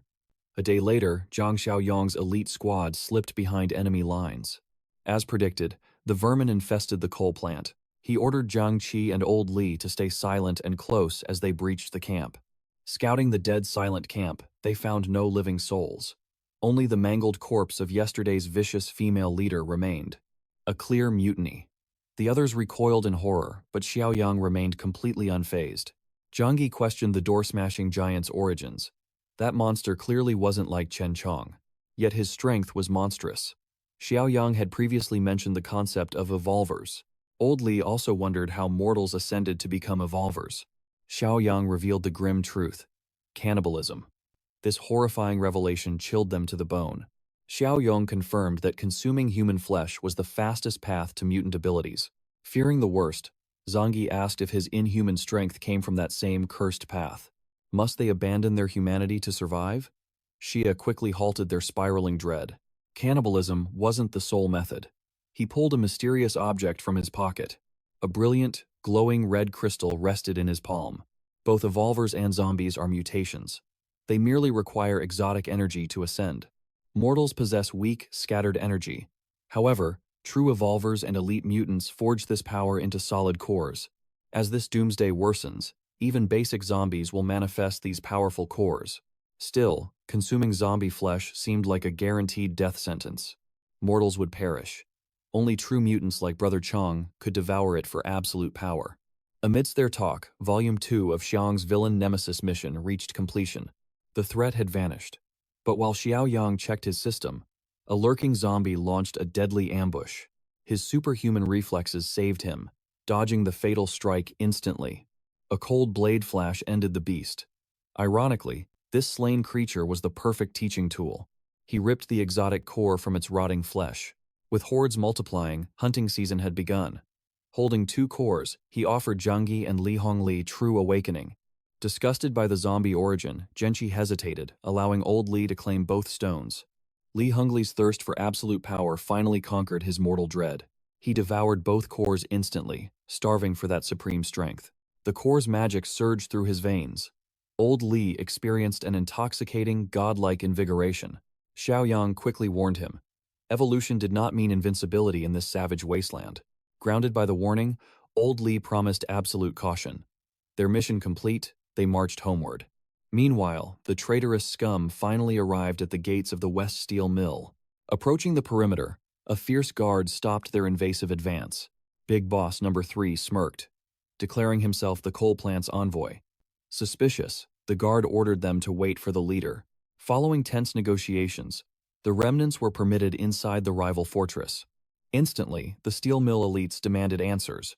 Where were Jing Rui and Number 2? Number 3 spun a lie, claiming they were ambushed and lost Boss Rui and the giant. This caught the bald steel mill boss's attention. He ordered his men to lock the coal plant brothers and their third boss inside a secure safe house. Meanwhile, Boss Pang retreated with his partner to hatch a sinister scheme. Number 3 and his lackeys were thrown into this supposed safe house. Even now, he obsessively corrected his men about his new rank. Blinded by pride, he completely ignored the deadly trap they had just walked into. One underling nervously pointed out that this place was no safe haven. Surrounded by iron bars and bolted doors, they were essentially sitting inside a prison. Before reality could sink in, the outside guard violently barged into the room. He coldly ordered them out. Standing before the steel mill leaders once more, the entire faction's armed forces awaited them. Number 3 swallowed his fear, asking what was going on. The female boss saw right through his lies, deducing his vile betrayal of Boss Rui. Such treason demanded execution. He frantically tried to deflect Boss Pang and Boss Ling's accusations, but his doom was already sealed. Refusing to buy his pathetic excuses, Boss Ling summoned her watchdog, Li Cheng, to reveal the truth. He had scouted the coal plant, finding Jing Rui dead on the freezing courtyard, with Number 2 missing. The scene showed zero signs of any struggle. The only logical answer was a grim betrayal that struck down their boss. Yet, against all evidence, Number 3 stubbornly denied it. In this brutal new world, hard evidence holds no power. Judgment falls without trial, and punishment is absolute. Truthfully, the West Steel Mill would have slaughtered these scavengers if not for Boss Rui's abilities. With her dead, Number 3 had foolishly marched into a den of starving lions. A terrified goon begged for mercy, offering crucial intel in exchange for his pathetic life. Boss Ling coldly let the rat speak, completely unbothered by his desperate pleas. The traitor revealed an eastern settlement overflowing with supplies, where their boss was crushed. When questioned about their military might, the snitch claimed their strength rivaled the steel mill. Boss Pang and Boss Ling could not ignore such a threat nearby. The rat added that this eastern fortress had 0 evolvers. Li Cheng listened closely, deeply puzzled by the sudden mention of evolutionary power. Boss Pang refused to believe the mighty Jing Rui fell to a bunch of ordinary mortals. The snitch explained their heavy artillery could obliterate someone like number 2 in a single shot. Boss Ling smiled, highly satisfied with this crucial tactical intel. However, her ruthlessness knew no bounds.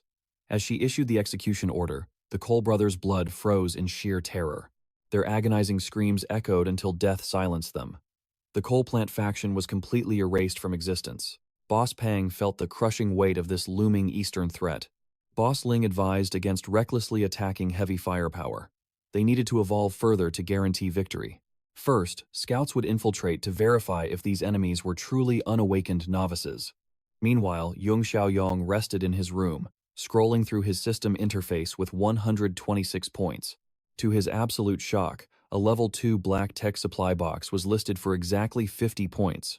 Without hesitation, he cleared out the shop, leaving 71 points remaining.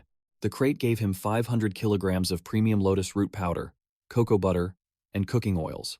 But the ultimate prize was a plus 20 enhancement serum from the black tech box.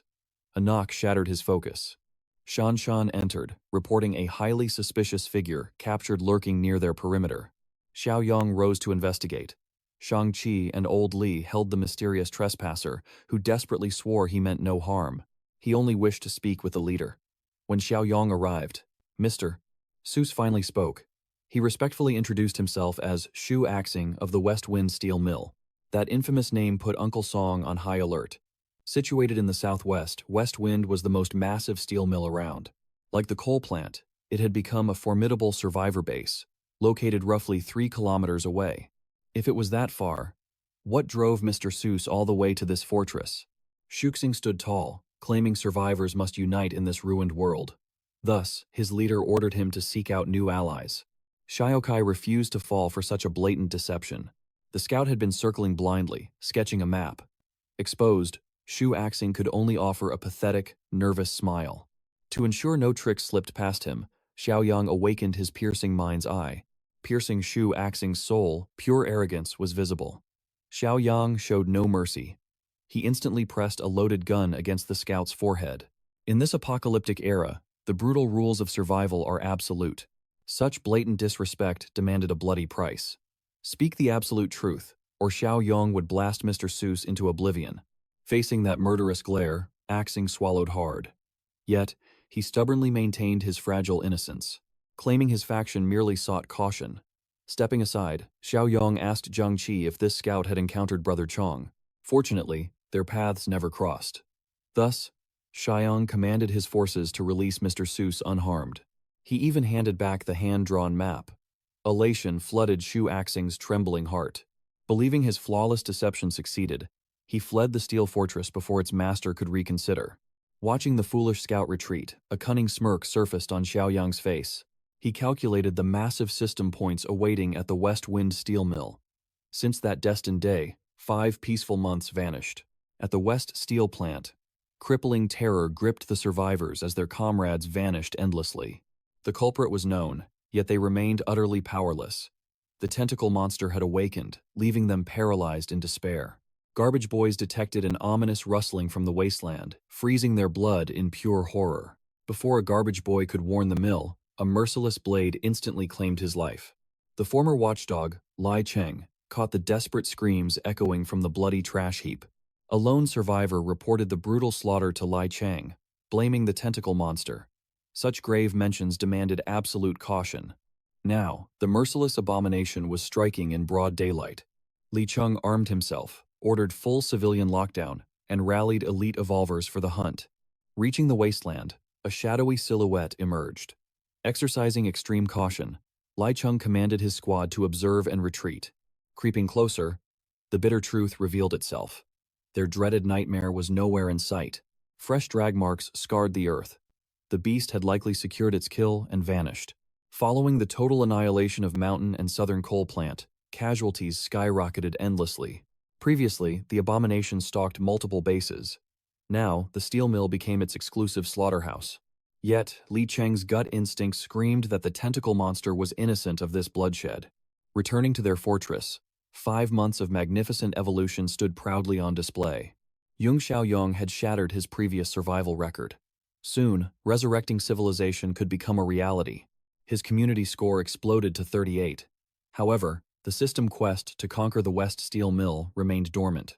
Throughout this era, his trusted inner circle trained relentlessly without pause. Spotting Shan Shan and the boys returning from their perilous outside mission, Xiaoyong channeled his boundless aura, leaping gracefully from the towering ramparts. Jiangxi proudly confirmed the hunt's victory. Wielding such overwhelming power, no enemy could possibly track or challenge their might. Little Shuai now marched onto the battlefield. Guarded by Wanwan, the boy was rapidly evolving into a lethal warrior. Today, he flawlessly slaughtered a feral zombie, entirely single-handed. Under Villain Nemesis Volume 3, the Fortress Battalion relentlessly purged zombies. They protected potential allies while harvesting mutant cores. Yet, the concept of potential allies heavily baffled Xiong. Perhaps destiny pointed to the West Steel Mill. Denied a system prompt, Xiaoyong chose to single-handedly infiltrate enemy lines. Naturally, Old Li vehemently opposed this reckless assault. Uncle Song had spent months exterminating enemy scouts, breaching their borders. Their malicious intent was glaringly undeniable. Xiaoyong confidently silenced the elders. With his overwhelming strength, even a titan like Brother Chong could never scratch him. Furthermore, the time had finally come to separate true allies from hidden enemies. Uncle Shang, Old Li, and his trusted vanguard would fiercely protect the Iron Fortress and its vulnerable refugees. The fortress would stand, but their leader's fate fueled their dread. Without this young man, the entire settlement would collapse. Back at the steel mill, Lai Chong returned from his wasteland sweep. Denied entry to the bosses, Lai Cheng's fury erupted. He hoisted a guard by the throat, lifting him into the air. Realizing his blinding rage, he snapped back to his senses, reining in his aura. He released the guard with a swift apology. Truthfully, Li Cheng feared his own escalating outbursts. For months, his emotional restraints had been slowly shattering. Hearing his voice, the bosses granted Li Cheng entry. Lung stepped cautiously inside, greeted by absolutely shredded muscle. Mommy boss Ling sat in her office. Li Cheng proposed a chilling theory regarding the sudden vanishings. At a recent crime scene, he had uncovered a woman's footprints. He suspected a new killer prowled the shadows, while the tentacle man took the blame. Boss Ling didn't immediately dismiss him, but ordered him to bury the truth for now. The tentacle man alone had caused absolute terror. Spreading more panic would paralyze the survivors entirely. They couldn't afford that. Li Chen tried protesting, but as her face closed in, his hardened demeanor crumbled into a blush. Bidding Boss Ling farewell, he awkwardly retreated. Li Cheng possessed great might, yet his boss always clouded his mind. From an adjacent room, a sinister voice echoed, mocking her careless nature. She snapped back instantly. If her methods lacked, she would gladly surrender the task. The voice belonged to Baldy Pang, violently butchering the corpse of the garbage boy. Ling executes the prey, while Baldy sweeps the mess. Tossing the heads, they feast upon the flesh. Meanwhile, our boy slaughtered the undead horde, purging the apocalyptic streets. Nearing his destination, stealth became priority. Drawing scissors from his dimensional storage, he began a diabolical transformation. The madman cut his own hair completely blind. Scooping dirt from the wasteland floor, he mercilessly smeared it across his face. As a final touch, he equipped the ultimate disguise tool, glasses. Despite forcing a pathetic look, his aura remained undeniable. Approaching the steel mill's perimeter, a patrolling sentry locked eyes on him. Wandering strangers usually met swift hostility, yet he greeted the rising aggression with a smile. Feigning immense relief, he claimed he followed traces of life, thrilled to discover survivors. Assuming he was a weak lone wanderer, the guard's hostility shifted into eager excitement. The guard immediately probed how he survived the death-filled wastelands all alone. Xiaoyong wove a tragic tale. His 10-man settlement was utterly devoured by a zombie horde. With every comrade fallen, he stood alone. Questioned on his strength, he humbly admitted some power. Surviving endless undead sieges had forged his profound combat experience. Of course, the guard merely tested if an evolver stood before him. Omitting any mention of evolution, the sentry gladly welcomed the prey inside. Escorting him, the guard mentioned a mandatory trial. Yet Xiaoyang instantly deduced the truth. This steel plant was a viper's nest. Nearing the heavy iron doors, Lai Cheng spotted the stranger being guided within. The guard stammered, claiming he was simply leading the lone survivor away for a search. But Lai Cheng was a disciplined warrior. A search meant acting immediately. Stepping in, Li Cheng demanded the stranger surrender all weapons. Xiaoyang hesitated, feigning reluctance at walking unarmed into the terrifying unknown. Li Cheng knew survivors harbored dark intentions, so caution earned his respect. However, the settlement's iron law stood: disarm or face exile. Playing the cornered survivor, Xiaoyong surrendered his blade. Little did they know, his pocket concealed countless more. Li Chun then conducted a rigorous search, ensuring no hidden daggers remained.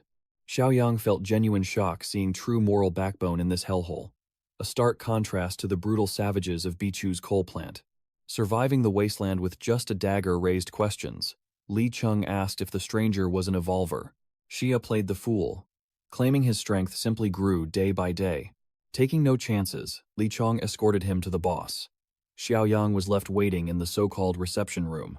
In truth, it was a holding cell. The heavily reinforced doors screamed of a prison. Minutes later, the cell opened. The bald-headed boss Ping stepped inside cautiously, demanding the stranger's name. Xiaoyang stumbled on his words, introducing himself as Zhang Wei, a rather suspiciously familiar alias. Baldy Ping was there to test if this Zhang Ya was truly an awakened evolver. The quickest test was combat reflexes. Without warning, Baldy Ping hurled a lethal hatchet straight at his face. Zhang Ya casually tilted his head. The lethal hatchet whistled past, crashing into the wall. Murderous intent flared briefly. But seeing that calculating glare, he knew the bald bastard was just testing him. Playing the terrified survivor, he screamed furiously at Baldy Peng for nearly splitting his skull. Peng laughed heartily. That flawless evasion proved the newcomer was indeed a capable evolver. A failure to dodge meant instant death. And to this camp, one dead weakling meant absolutely nothing. Acknowledging their shared status, Baldy Peng probed him about his method of evolution. Hinting at the dark path of cannibalism, Baldy Peng issued a grim warning to keep his mouth firmly shut. Very few knew this forbidden secret. If this dark knowledge spread, or if Baldy Peng caught even a whiff of betrayal, he would kill without mercy. Lunging forward, he mockingly threatened to crush Zhang Ya's neck barehanded. Luckily, it was merely an empty threat. Had the bald man attacked with lethal intent, a bloodbath was certain. Retaliation meant chaos. Besides, killing this Baldy now would jeopardize his 80-point mission reward. Impressed, Peng noted Zhang Ya's swift reaction to draw a weapon. The kid had skills. Yet, Baldy arrogantly claimed to exist on an entirely different level. Any thought of rebellion was foolish. Following their tense standoff, Baldy Peng ordered his men to treat Zhang Ya with due respect. He was told to wash up and change clothes before meeting the rest of the brass. Washed and dressed sharply, Zhang Ya was escorted to the meeting room to face the elite evolvers. Baldy Peng introduced co-leader Huang Ling. Li Chen and Huang Bin served as the settlement officers. Officer Huang Bin was tasked with showing the newcomer how things worked. Boss Ling praised Zhang Ya's luck. In this elite camp, survival was guaranteed. However, earning a feast required proving one's absolute worth. Zhang Ya gave a solemn vow to do his best and blindly follow orders. Everything fell perfectly into place for Huang Bin's patrol. Selecting Aqiang and Axing, the scouting party finally moved out. Aqiang glared, clearly disgusted that the new kid was dumped into their squad. Knowing the evolver's dark secret, Zhang Ya could only be placed in this squad. On patrol, old Axing stared relentlessly at the newcomer, haunted by a strange familiarity. Surprisingly, Hang Bin treated the new guy fairly. He even explained the camp's inner workings. Inside the steel mill, the grisly secret of cannibalism was kept strictly between Baldy Ping, Boss Ling, and this four-man troop. Axing was Baldy's cousin. Aqiang was Boss Ling's nephew. Bound by bloodline, any leak of this vile secret could only come from an outsider. Yung Wei grew increasingly tense under the heavy, piercing gaze of old Axing. This was the exact same old man Zhang Qi's group had caught lurking near their fortress months ago. Meanwhile, Officer Li Chang was a different beast. Unfathomably strong, yet completely oblivious to the horrific cannibalistic evolution method. He was the one man who must absolutely never discover their flesh-eating practices. If Li Chong ever found out, 2 mangled corpses would hang in the mill. Zhang Ya connected the dots. The bosses deliberately suppressed Li Changgung, terrified of his monstrous, unmatched talent. Reaching the mill's desolate outskirts, Hang Bin commanded the squad to halt. They had arrived at a tiny camp housing just 7 survivors. Hang Bin's crew had stalked them for 4 days. No evolvers were present. Asked if this was a hunt, Huang Bin laughed at the barbaric idea. Rather than hunting, he called it raising them.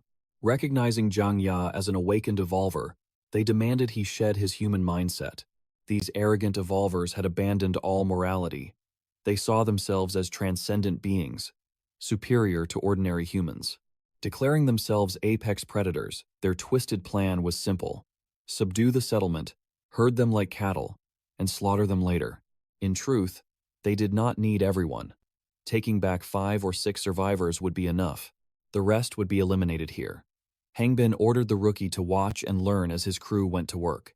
For months, this small settlement had enjoyed absolute peace. They worked tirelessly to survive. But mid-renovation, a nightmare emerged from the shadows. A terrifying horde of zombies had breached their sanctuary. Each one hungered for fresh flesh. The desperate survivors grabbed their weapons, preparing to fight for their lives.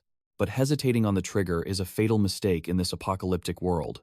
As his comrades were torn apart, the builder trembled, awaiting his grim fate. Meanwhile, Zhang Ya and his squad watched coldly amidst the dying screams. Hangbin called this cruel culling a strict necessity for resources. They simply could not afford to feed dead weight. With the horde perfectly thinning out the weak, Hangbin's crew finally made their move. A woman shrieked in absolute terror as rotting jaws snapped at her throat. In a blinding flash of steel, the beasts were instantly beheaded. The woman froze in shock. Believing her life was over, she stared up at her savior's outstretched hand. Huang Bin swung his massive hammer, while Axing wielded dual daggers. Their teamwork was brutally lethal. The slaughter ended. Hangbin introduced them as the mighty evolvers of West Wind Steel Plant. Ignorant but grateful, the survivors rejoiced. This brief skirmish gave Zhang Ya all the combat data he needed. He estimated their strength matched Zhang Qi's squad. Suddenly, a terrifying presence sent chills down his spine. Zhang Ya snapped his gaze toward a dark room in a nearby ruin. Finding nothing, he blamed his paranoid instincts. Huang Bin's sharp voice ordered him to clean up the battlefield. Yet, the ominous aura from that abandoned structure lingered in his mind. His instincts were dead on. A true nightmare was lurking in the shadows. The naive survivors happily surrendered their secrets, revealing a hidden supply warehouse.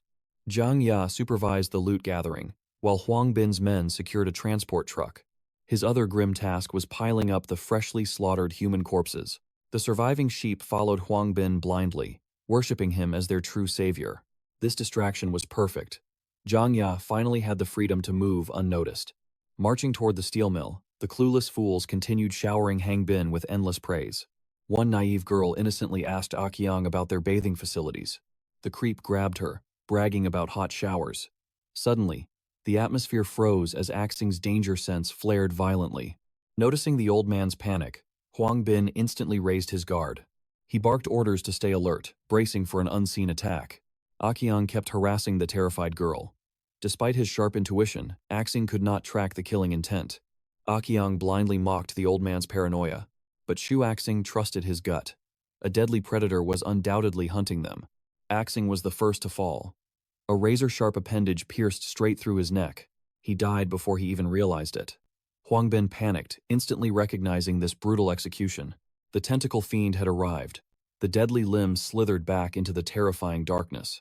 Before anyone could blink, the grotesque beast invaded Huang Bin's personal combat zone. While the squad faced absolute annihilation, Zhang Ya was peacefully looting mutant cores. 2 zombies had dropped rare cores, a surprisingly profitable harvest for him. He would have kept farming in secret, but agonizing screams echoed from afar. Huang Bin's crew was doomed. The beast wrapped its foul tentacles around his body. You know exactly how this nightmare goes. To end his misery, the monster crushed him until blood poured from his face. It snapped his leg with a sickening crunch. The remaining survivors watched in absolute despair. Even Aqiang, so arrogant moments ago, trembled like a helpless child. Sensing the final threat, the beast locked onto the soul evolver. Terror froze Aqiang's blood as he slowly stepped back. Desperate to escape a gruesome death, he grabbed the girl he meant to rescue. Without hesitation, he threw her as bait. The ravenous monster never refused an easy meal. We have all seen this horror before, but this brought no mercy, only the agonizing sound of crushing suffocation. However, fate had other plans for the fallen girl. Her true savior descended. His blade flashed, severing the deadly tentacles to pieces. Perhaps Zhang Ya and his trusty knife could conquer this nightmare. Zhang Ya observed the mutated creature. He felt neither fear nor awe. After all, This was merely a minor spawn, a tentacle sun. At least, that is what the steel mill survivors called it. The monster constantly muttered the word sun, using its uncanny ability to transform normal zombies into twisted, tentacled atrocities. Even Boss Baldy Pang and Boss Ling would struggle alone against one. Knowing this, Akyang waited for his chance to flee. He ordered Zhang Ya to hold the line. Then, claiming he would fetch reinforcements, he sprinted away with everything he had. Following his cowardly lead, the terrified survivors scrambled away from looming death. Zhang Ya could taste the bitter sting of Akyang's betrayal. That pathetic coward had just offered him up as a sacrifice. The enraged tentacle sun recovered from the deep slashes, its newly regenerated limbs wrapped tightly around Zhang Ya, who simply stood his ground. He was genuinely intrigued by this evolved mutant spawning its own kin. He casually folded his arms, acting completely unfazed. His overwhelming strength justified his absolute confidence. He decided to test this grotesque specimen. Man and beast engaged in a deadly tug-of-war with the thick tentacles. Zhang Ya realized something crucial. He had never truly tested the awakening ability he gained months ago. Today was the perfect time to break his limits. He anchored his heels into the earth, his stance immovable as a mountain. Finally, he unleashed physical overload. His stats exploded to a terrifying, monstrous degree. The sheer power of overload was absolute. Before, he had only matched the beast in raw strength. Now, he forcefully dragged the ugly atrocity across cracked pavement. Once in range, a single foot tap halted the brutal struggle. The savage creature could not speak, but its once dominant roars turned into weak whimpers. The lone remaining survivor watched in shock. Disbelief widened her eyes. A seemingly ordinary young man was effortlessly eviscerating the nightmare that slaughtered elite fighters. By the time Zhang Ya finished his work, the monstrosity's limbs and head were brutally torn apart and scattered like trash. He approached the trembling woman, checking if she survived the crushing ordeal. Seeing the monster's dark blood dripping from his face, she released a terrified scream. Witnessing his terrifying power, she realized he was the true monster. Zhang Ya wiped the blood, smiled gently, and swore he meant no harm. Meanwhile, Akyang and his cowardly rats finally scurried their way to the steel mill gates. At the entrance, Baldy Pang, Boss Ling, and Lai Chen blocked their path. The bosses demanded to know why Akyang looked so haggard, and where his missing crew had gone. Akyang frantically explained the slaughter, claiming Huang Bin and Axing were crushed by the tentacle sun. Only Li Chen asked about the newcomer. Akyang dismissed Zhang Ya, certain the rookie was already dead. Hearing his cousin had died like a dog, Baldy Pang erupted in furious grief. With nowhere to channel his blazing rage, he unfairly blamed the surviving cowards. His hatchet tasted blood as he slaughtered the entire group right then and there. They simply could not afford to act irrationally right now. Fortunately, butchering the weak survivors finally quelled Baldy's violent rampage. Suddenly, a massive bundle of severed tentacles crashed onto the ground, silencing the chaos. They looked up in absolute shock. Zhang Ya and the rescued woman stood tall, arriving just as the bloodshed ended. Lai Chung felt profound relief and deep awe seeing the rookie return alive. Moreover, he arrived making a massive statement, bringing a rescued girl and severed tentacles as proof. He detailed his victory over the tentacle spawn, avenging the leader's fallen kin. Such a monumental feat forced the commanders to reevaluate him. Shattering the silence, Zhang Ya requested vehicles and manpower to secure the remaining spoils. While he managed his task, the leaders fiercely interrogated Akyang about the true events. That stubborn survivor completely refused to believe Zhang Ya soloed a beast that obliterated the entire Evolver squad. From Akyang's perspective, even Baldy and Boss Ling combined would face a grueling bloodbath against that creature. Baldy still judged the youth based on first impressions. A rookie who lacked a basic combat stance during testing could not possess such overwhelming power.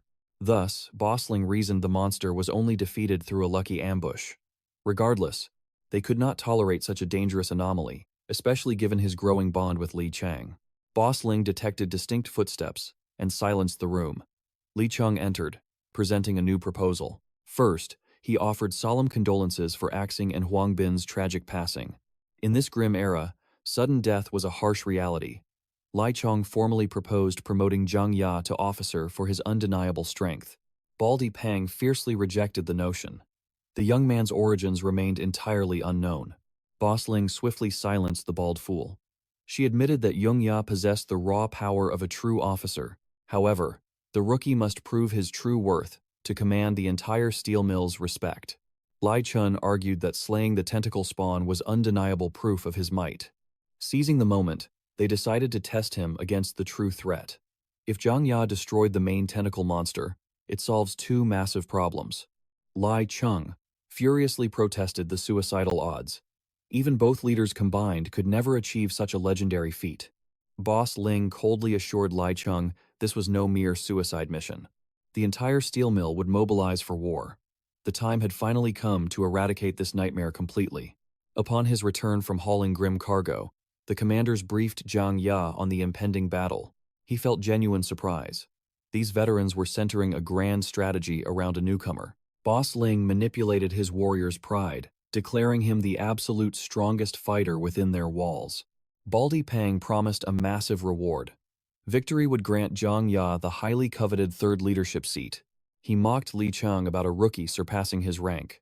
Gritting his teeth, Li Chang forced out his bitter approval. With the trap set, the operation would commence in 2 days. Zhang Ya silently applauded their flawless deception. He might have believed their lies, but his mind's eye easily pierced through their filthy, corrupted souls. The steel mill's deception was set. Meanwhile, chaos erupted back at the eastern fortress. Their fearless leader was transmitting a crucial signal from deep behind enemy lines. Old Li's squad grabbed the radio, listening with bated breath. Standing atop heavy machinery, Xiaoyong exuded absolute authority as he revealed his master plan. In 2 days, their forces would converge at the South Suburban Park. The hour had come to annihilate the lingering regional threat completely. Old Li assumed command of tactical preparations. The crew unanimously agreed that Uncle Shang must avoid this perilous mission due to his advanced age. Furthermore, his defensive expertise was vital to protect their base.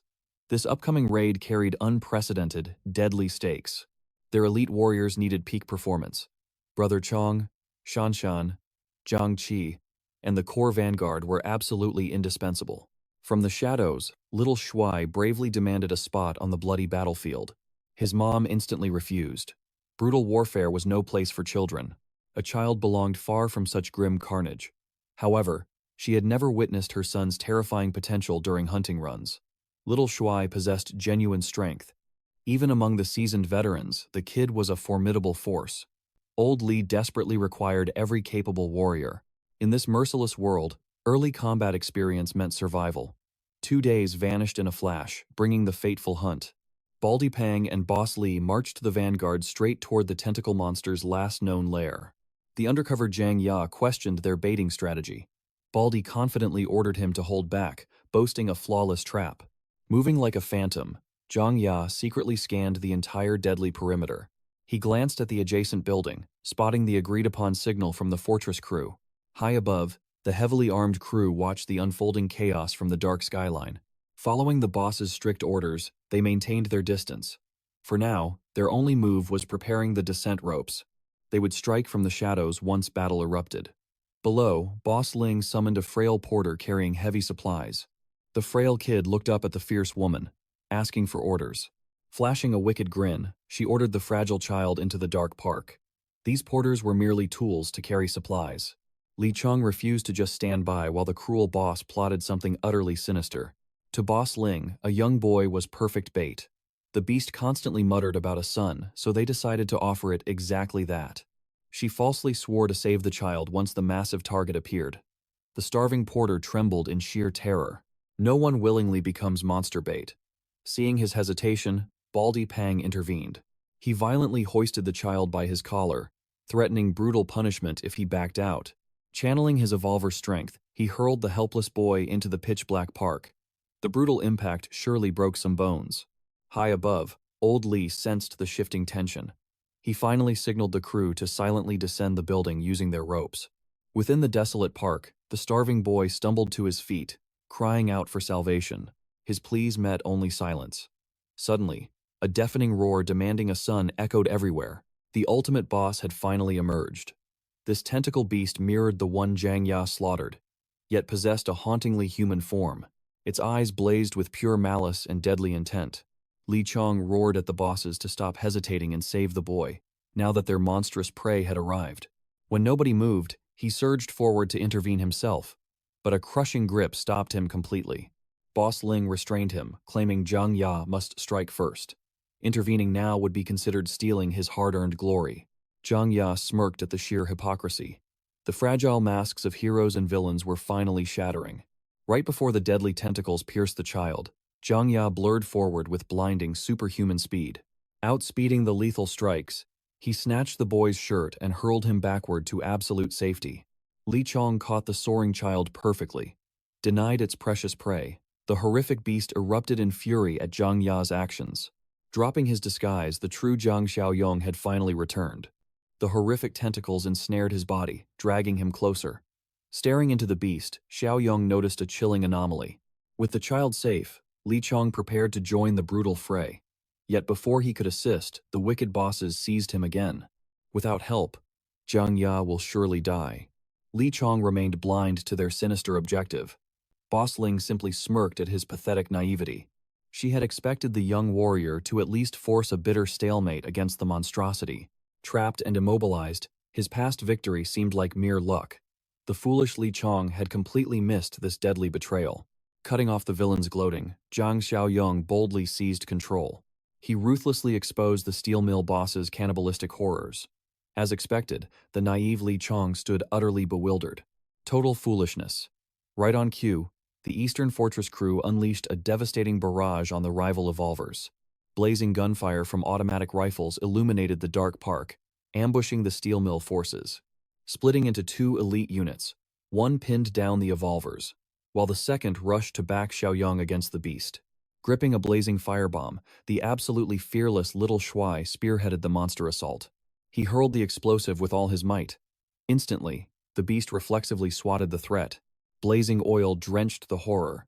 Yet, ignoring the scorching flames, the creature froze entirely, locking its gaze onto the young bomber. Seeing little Shuai instantly triggered a profound surge of lost humanity within the beast's mind. It entirely ignored the trapped warrior currently crushed within its grip. Meanwhile, the kid fiercely cursed the beast for tanking his explosive. Those harsh words sent the beast into an unprecedented rage. Its clear speech proved the crew was facing a terrifyingly evolved mutant. Fortunately, humanity possessed their own powerhouse. Brother Chong instantly leaped into battle. His blazing speed was unmatched. He flawlessly dodged, leaving the tentacles to shatter only stone. The steel mill villains fell back, forced to cower behind the trees. They watched in absolute disbelief. A rogue mutant was battling the terror they feared most. Mutants fighting together shattered their common sense. Brother Chong evaded perfectly, but he could not close the distance to strike. Suddenly, a tentacle prison trapped him completely. Roaring with brute strength, he tore the fleshy trap to shreds. But this suppression was merely a distraction. The lethal strike came from behind. A comrade's warning saved his skull from a fatal piercing blow. Both mutants finally backed off to catch their breath. Seeing Brother Chong struggle, the captured Xiaoyong laughed and teased his comrade. Baldy Pang was stunned. This captive brat was joking with a nightmare-inducing beast. Shattering all logic, Xiaoyong ripped his bindings apart like mere paper. Akiang realized a crucial detail. An ambusher just called Zhang Ya by the name Xiang. Old Axing once said the Eastern Fortress leader shared that name. The truth finally dawned on them. This youth played them all. Their hunt was actually a deadly trap. A mighty stronghold's elite force hunted them. Bossling scanned the enemy, desperate to escape. She gauged the fortress crew's strongest fighter to be merely equal with Lai Cheng. Yet their firepower was absolute, and their greatest threat remained Zhang Xiang. Even worse, that masked mutant rivaled the tentacle monster's terrifying power. Boss Ling knew victory was utterly impossible. Fighting meant brutal casualties, but she formed a desperate plan. First, Baldy Pang must stall the enemies. These two shared countless battles. Flawless teamwork was their greatest weapon. Baldy hurled his hatchet with monstrous might, blazing like a falling meteor. The explosive impact shattered the ground, engulfing the fortress crew in blinding dust. Baldy Pang unleashed a relentless barrage of heavy strikes, supported by cover fire. This overwhelming chaos pinned down Old Li's squad, forcing them into full defense. Amidst the crossfire, Boss Ling locked onto a new prey, the youngest kid on the front lines. Only Xiao Kai sensed the danger, throwing his massive frame to shield the boy. He raised his guard, but the muscle mommy's kick struck like lightning. Fatty Kai staggered backward. He stood no chance against an elite evolver. Boss Ling's dark scheme finally took shape. She grabbed little Shuai by the collar, shocking the entire battlefield. This was an absolute nightmare. Little Shuai fiercely refused to become a helpless hostage. He struggled furiously, but Muscle Mommy's grip was an iron vice. To crush his resistance, Boss Ling slammed a brutal punch right into his face. This savage strike ignited the tentacle monster. He roared for his son as infinite fury awakened. Brother Chong seized this fatal distraction, dashing forward into a lethal striking stance. Perched upon the beast's shoulders, he sensed a chilling shift. The monster completely ignored him. Xiaoyong ordered Brother Chong to release the giant. The mutant was utterly baffled by this command. Xiaoyong knew the horrifying truth. This beast would gladly burn his own life for his child. Blocking his wrath meant death. Choking little Shuai, Boss Ling threatened to take the boy's head unless they dropped their weapons. The noble Li Heng desperately begged to take the boy's place. Witnessing their absolute despair, Boss Ling reveled in her sinister hostage tactic. If little Shuer perished here, how could they ever face his mother back home? Boss Ling barked her final terms. Surrender all weapons, and back away 100 meters instantly. Defeated, Old Li lowered his firearm, urging his comrades to yield. They had zero leverage left. Muscle Mommy was far from finished. She ordered the masked mutant to execute the beast. Blinded by arrogance, she completely missed the deadly incoming strike. The tentacle beast locked onto her position like a deadly heat-seeking missile, forcing the boss to release the hostage and leap to safety. Sadly, a few lower-level thugs stood directly in the monster's path. They were instantly shredded to pieces. Bald Pang watched in sheer terror as his evolved subordinate was reduced to a bloody pulp. Boss Ling firmly believed the masked mutant was keeping this ultimate threat pinned down. Yet when she looked at Jang Xiaoyong, the young man was grinning with absolute glee. He and the aberrant mutant merely stood there, ignoring the battlefield. Li Hongyi desperately screamed for little Shuai to run for his life, but the writhing tentacles had already surrounded the boy. Xiaoyong calmly assured everyone that there was absolutely no need to panic. Little Shuai was in safe hands, or rather, safe tentacles. Naturally, not a single person understood his cryptic words. All they saw was a small boy captured by a lethal beast. However, the atmosphere felt entirely different this time. The horrific monster was cradling the child with overwhelming gentleness and care. As the beast called the boy his son, Xiaoyong proudly chimed in. He had kept his promise to keep Zhang Xiangji's wife and child perfectly safe. Indeed, this was the grotesque nightmare everyone dreaded. Zhang Xiangji clearly possessed the exact same mutation as Brother Chong. Recognizing the faint traces of his father hidden within the monstrous visage, little Shuai burst into tears. Bald Pang watched from the sidelines, scoffing at this dramatic reunion. He knew they had to escape immediately. He instantly issued a frantic retreat order. Unfortunately for the steel mill crew, they had provoked an otherworldly entity of pure terror. While cradling his son with absolute tenderness, Shangji's tentacles lashed out for blood-soaked vengeance. Bald Pang was the very first target to be mercilessly constricted. He screamed for Boss Ling to sever the grotesque limbs. They had always watched each other's backs, but not today. The cowardly Huang Ling sprinted straight for the tree line. She gladly abandoned everyone else to save her own life. She clearly understood the terrifying gap in power between them and this monstrous anomaly. Her only chance of survival was sacrificing Wang Pang, praying he would stall the beast long enough. Unfortunately for the muscular woman, that desperate plan completely failed. She was simply too slow against those impossibly swift tentacles. Her ankles were suddenly snatched from below, violently slamming her face directly into the hard pavement. Boss Ling's glasses shattered instantly, completely crushing her nose. In that harrowing second, she knew a gruesome fate awaited her. She was violently dragged back into the park. The massive tentacles showed absolutely zero mercy. Bald Pang watched the scene with a twisted smile. The witch had tried to betray him, so he felt incredibly vindicated seeing her caught. Still, Pang refused to give up and sought to use his remaining pawns. He desperately turned to Li Chung for salvation. Before the foolish watchdog could even assist the boss who had already betrayed him, Zhang Xiaoyong flash-stepped right behind him. The young man made a simple offer. If Li Chung stayed completely still, he would leave this bloodbath alive. At this point, Xiaoyong simply stood back and let the enraged monster execute its vengeance. Absolute massacre and mayhem ensued. The beast began with Bald Pang, viciously bashing his shiny head straight into the ground. That devastating first strike left poor Pang completely disoriented. It was undoubtedly a severe concussion. Afterward, Shang-Ji's tentacles made quick work of the wicked man. He whipped with immaculate force, brutally tearing the evolver apart until nothing but a bloody pulp remained. With Bald Pang utterly destroyed, Boss Ling was officially next on the execution block. The suffocating grip of the tentacles strained against her muscular frame, but all that physical strength was entirely useless now.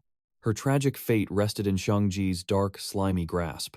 Boss Ling's execution was agonizingly slow and incredibly cruel. Slowly and painfully, the monstrous grip tightened relentlessly until blood poured from her every orifice.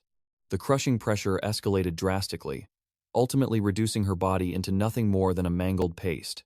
Shang-Ji delivered the ultimate punishment for daring to threaten his child. With the final boss annihilated, Nemesis of Evil Volume 3 was completely cleared. Securing another 80 points, Xiaoyong's total system savings skyrocketed to 151. He finally understood why the system mission had foreshadowed the appearance of a potential ally. Who could have predicted he would recruit another mutated powerhouse? He then turned his gaze to Li Cheng, knowing the clueless man demanded answers. First, he nervously confirmed whether Xiaoyong was truly the leader of the East Fortress. Next, a burning question consumed his mind regarding the sudden mention of cannibalism during the fierce battle. Xiaoyong did not mince his words. Mere luck does not create powerful evolvers. Slowly, the horrific truth began to click inside Li Cheng's mind. Memories of the steel mill's early days surfaced, times when he protected a mother and her young daughter. One bleak day, the hungry child begged for his ration, a simple tin of canned meat. He handed it over without a second thought, believing it was just a small act of kindness. Devastating realization struck Li Cheng, shattering his sanity. Days later, he had given that child his meat. Wait, do not call the authorities. During the first wave of alleged tentacle monster attacks, the mother Li Cheng protected tragically lost her little girl. The horrific truth dawned on him. Those monster attacks were a sinister cover-up to slaughter their own people. Pure, devastating nausea washed over him. The rations fed to their fighters were human flesh. The steel mill bosses forged him into an evolver through forced cannibalism. Blazing fury consumed Li Cheng. He mercilessly battered the bloody, mangled remains of his former boss. Roaring in agony, he struck the earth, letting the crimson gore drench his trembling body. Drained and soaked in blood, he bared his fangs at Xiaoyong. He demanded to know if his superhuman power came from the same twisted nightmare. Quickly, Li Hongyi intervened to shatter the heavy tension and reveal the absolute truth. They are not monsters. Possessing crucial survival intel, Xiaoyong knows untainted paths to absolute power. He tossed a glowing mutant core to Li Cheng. Seeing the profound secret is better than simply hearing it. These cores are incredibly rare, but they grant overwhelming strength without the cursed side effects. Speaking of curses, Li Cheng had surely felt the dark symptoms creeping into his mind. Consuming human flesh corrupts an evolver's sanity. They lose all control, driven only by violent outbursts and endless rage. Tragically, Li Cheng can never return to the light. He must abandon his cannibalistic diet before the demonic urges consume him completely. As for Shenge, Xiaoyong smiled, truly relieved to see the father and son finally reunited. Asked if he could still speak, Shang-Ji could only reply with a low, unintelligible growl. He could only utter broken fragments. Yet Xiaoyong understood his silent heart perfectly. Like Brother Chong, the mutation ravaged his voice, but Shang-Ji's mind remained remarkably unbroken. Returning to the base with a terrifying tentacle beast would only spark absolute panic. Thankfully, Shang-Ji has claimed the ruined city as his domain. Seeing his son alive brings peace to his tormented soul. He praised Xiaoyong's supreme intellect, his own unique way of acknowledging true brilliance. With the tyrants dead, the West Wind Steel Mill survivors lack a true leader. The mantle of power now points toward Li Cheng. But burdened by his cannibalistic sins, he refuses to trust the demon within him. As a compromise, Xiaoyong appointed Li Hongli to govern the mill. The loyal officer accepted without hesitation. And Li Cheng? The young man vowed to leash his inner demon as long as he joined their mighty fortress. While the park's bloodbath concluded, absolute terror erupted at the borders of City S. A desperate group of survivors was under siege. Bizarre, nightmarish creatures ruthlessly hunted them through a toxic green smog choking the dying city. Heart-wrenching sacrifices were made. They were forced to leave the doomed behind to save themselves. With demonic plant mutants snapping at their heels, running was their only hope. They fled without looking back. The fallen suffered an agonizing, gruesome death. Beneath the suffocating green smog, the twisted flora reigned supreme. Once the monsters finished feeding, the poor victims were mangled beyond all recognition. Moments later, a corpse possessed by sentient vines slowly rose from the dead. City S had truly become a botanical nightmare. The group's numbers dwindled as they desperately fled. Finally, one woman's lungs completely gave out. Her partner desperately dragged her forward to escape being shredded. Suddenly, an eerie howl echoed through the mist. Straining their ears, they recognized the howling wind. Freedom was near. They had reached the forest's edge. Salvation lay just ahead, but the monstrous horde was closing in. Every single second meant life or death. Pushing past their limits, the trailing couple fought for survival. Safety was finally within their grasp. Sprinting through the final stretch, the blinding light of the forest exit pierced the gloom. But fate is cruel. A sentient vine shot out like a viper, coiling around her throat and hoisting her into the suffocating air. The cursed appendage belonged to a colossal Venus flytrap mutant, starved for human flesh.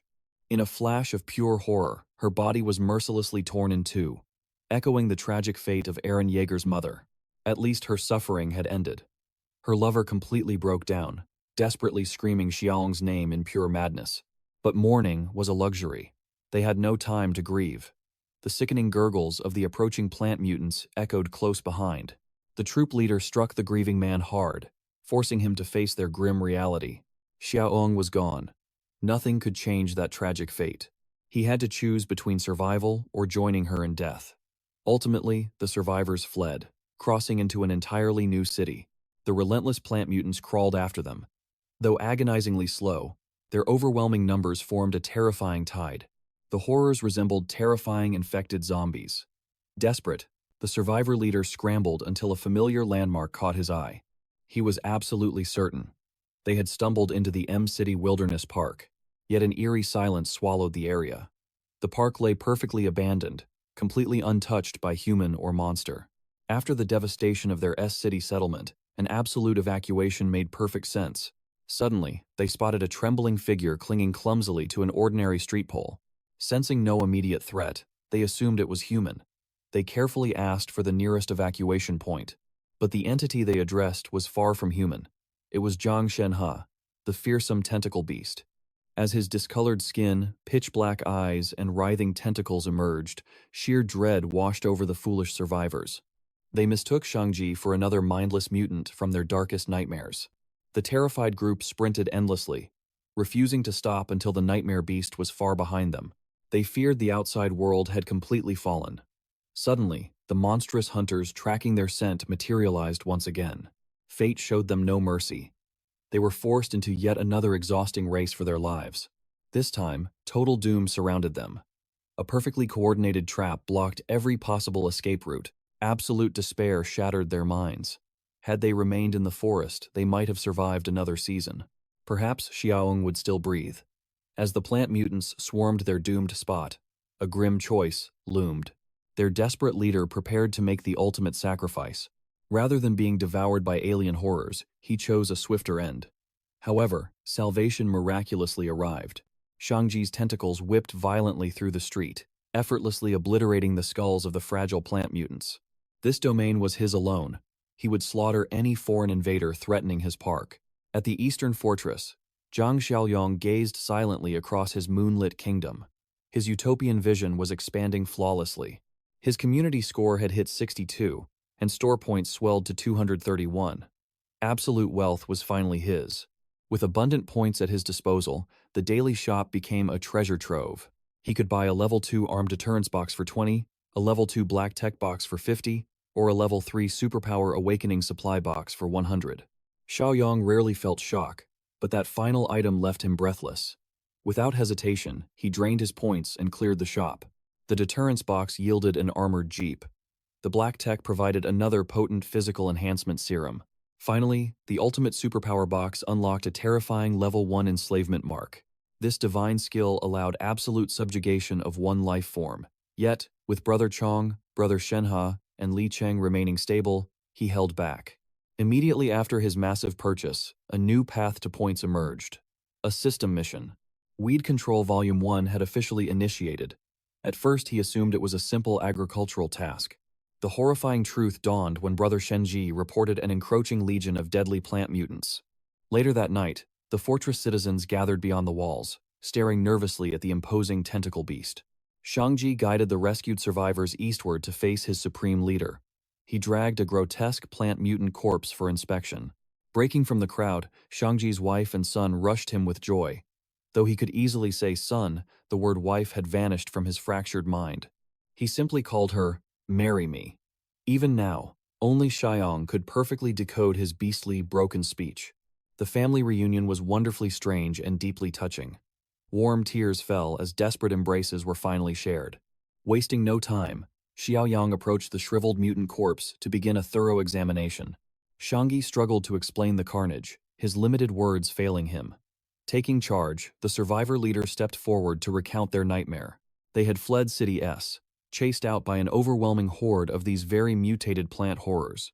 Though City M offered no true safety, its conditions vastly outshined the ruins of City S. During their journey here, the squad navigated through a sea of wandering undead. Xiaoyang dispatched a subordinate to secure his armored jeep, parked 2 blocks away. Tonight, he must witness the border dividing both cities. Guided by survivors, the armored beast reached the destination seamlessly. In mere hours, demonic vines had surged higher, devouring more territory. To grasp the true threat, Xiaoyang prepared to plunge deep into the jungle's abyss. Having barely escaped that hellscape, the survivor understandably dreaded a return to the nightmare. Yet, ignoring this crisis means certain doom. Soon, the nearby Westwind steel mill will be completely devoured. That would destroy their production and survival odds. Before delving deeper, a tactical shift was absolutely necessary.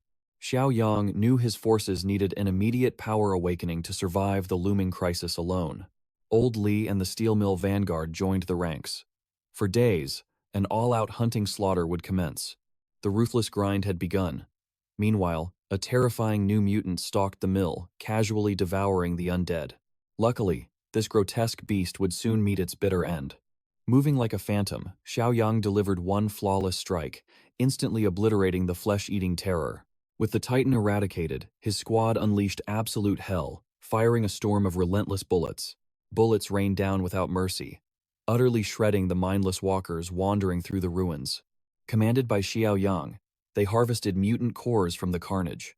This brutal cycle rapidly multiplied their vital resources. Hidden in the shadows, a gluttonous evolved monster prowled the ruins, starving for fresh human meat. Ordinary infected posed zero threat to this beast. It slaughtered the walking dead without a second thought. As humanity dwindled, this monstrous rogue had been forced to feast upon charred, rotting zombie flesh. Its sole desire was the rich taste of pure human flesh. Suddenly, the intoxicating scent of its ultimate prey drifted near. Meanwhile, Li Honglei's command had revitalized the steel mill. Yet, new weapons in their arsenal had bred lethal arrogance among the defensive guards. Straying past the safe zone, they slaughtered zombies for mere sport. This reckless scent lured the monstrous buff evolver. The beast slavered with dark anticipation. The most exquisite feast came from those untouched by cannibalism. The legendary pure humans. The buff evolver was cunning. It recognized the terrifying firepower in their hands. A reckless, solo ambush meant death. Survival demanded patience for the perfect strike, yet the agonizing weight left the beast drooling like a ravenous hound. Within the fortress, Xiaoyang meticulously navigated his system interface. Soon after, he summoned a vital assembly. After 3 days of flawless coordination, he granted the entire harvest to Li Hongli and Jiang Qi. Old Li instantly objected, refusing to hoard the bloody spoils when the entire squad had fought so hard. The supreme leader shattered their doubts. Ammunition was plentiful, but survival required forging a vanguard of elite warriors. Focusing power is far superior to sharing cores and creating weak, half-baked soldiers. Ultimately, his followers trusted his vision. Xiaoyang's tactical genius had never failed them yet. For Shanshan, destiny held a different path. The commander summoned her into an isolated room alone. Trembling slightly, she questioned his true intentions. Outside, little Shuai Wanwan, Jiang Qi, and Brother Chong shamelessly eavesdropped. They only heard the boss telling the lady to endure the excruciating pain. Following agonizingly suspicious echoes, the door slammed open, catching the nosy crew. Zhang Qi gulped in terror, foolishly mocking Brother Xiaoyong's speed, assuming an entirely different kind of intimate encounter. Fortunately, Zhang Qi's presence was exactly what was needed. Shanshan clutched her aching arm, an empty syringe gleaming nearby. She was just injected with a syringe. Fueled by mutant cores, Zhang Qi had become a supreme fighter. Now, Xiong demanded a fierce clash between him and the fiery Shanshan. Zhang Chai opposed the duel, refusing to ever strike a woman. Hearing this arrogance, Xiaoyong commanded Shanshan to deliver a ruthless strike to his face, without a shred of mercy. She was ordered to unleash maximum power. Bolstered by mutant energy, Zhangqi stood unbothered, trusting his invincible defense. Before his arrogant words ended, Shanshan unleashed a devastating palm strike that nearly shattered his jawbone. Brother Chong and Xiao Kai scrambled to halt his flying body. Shan Chan stood utterly stunned by her sudden surge in power. Xiaoyang generously administered a physical enhancement serum, elevating her strength just below Brother Chong. Meanwhile, Zhang Qi believed he ranked higher on the power hierarchy. Naturally, Xiao Kai threw some friendly shade at his gloomy companion. Preparations complete. Xiaoyang finalized every role for the dangerous woodland expedition. Alongside his elite vanguard, he drafted the new troop commander to guide them. Yet, the leader immediately refused. Having barely survived that hellscape once, he swore never to return. Luchun mocked his cowardice, though his fear was entirely justified. He had zero comrades or family left in the adjacent city. He preferred the safety of fortress labor. Thus, the heartbroken survivor stepped forward, volunteering to lead the way. In the western ruins, towering evolvers scoured the buildings for a target. His mental clarity deteriorated daily. Without fresh human flesh soon, his mind would completely rot away. Distant thudding pierced his splitting headache. He sprinted eagerly toward those lustful echoes. Ripping open a rusty metal door, he discovered two couples fiercely mating like wild beasts. Buffulver cleared his throat, halting their primal activities entirely. The foursome instantly recognized him, utterly displeased by his return. Buffulver promised he wasn't here to steal. Instead, he arrived bearing crucial intel. The women dismissed his words completely. Having embraced their half-monster nature, deception held no value here. Buff-Evolver swore absolute truth. He had discovered heavily armed, pure humans, and desperately needed hunting backup.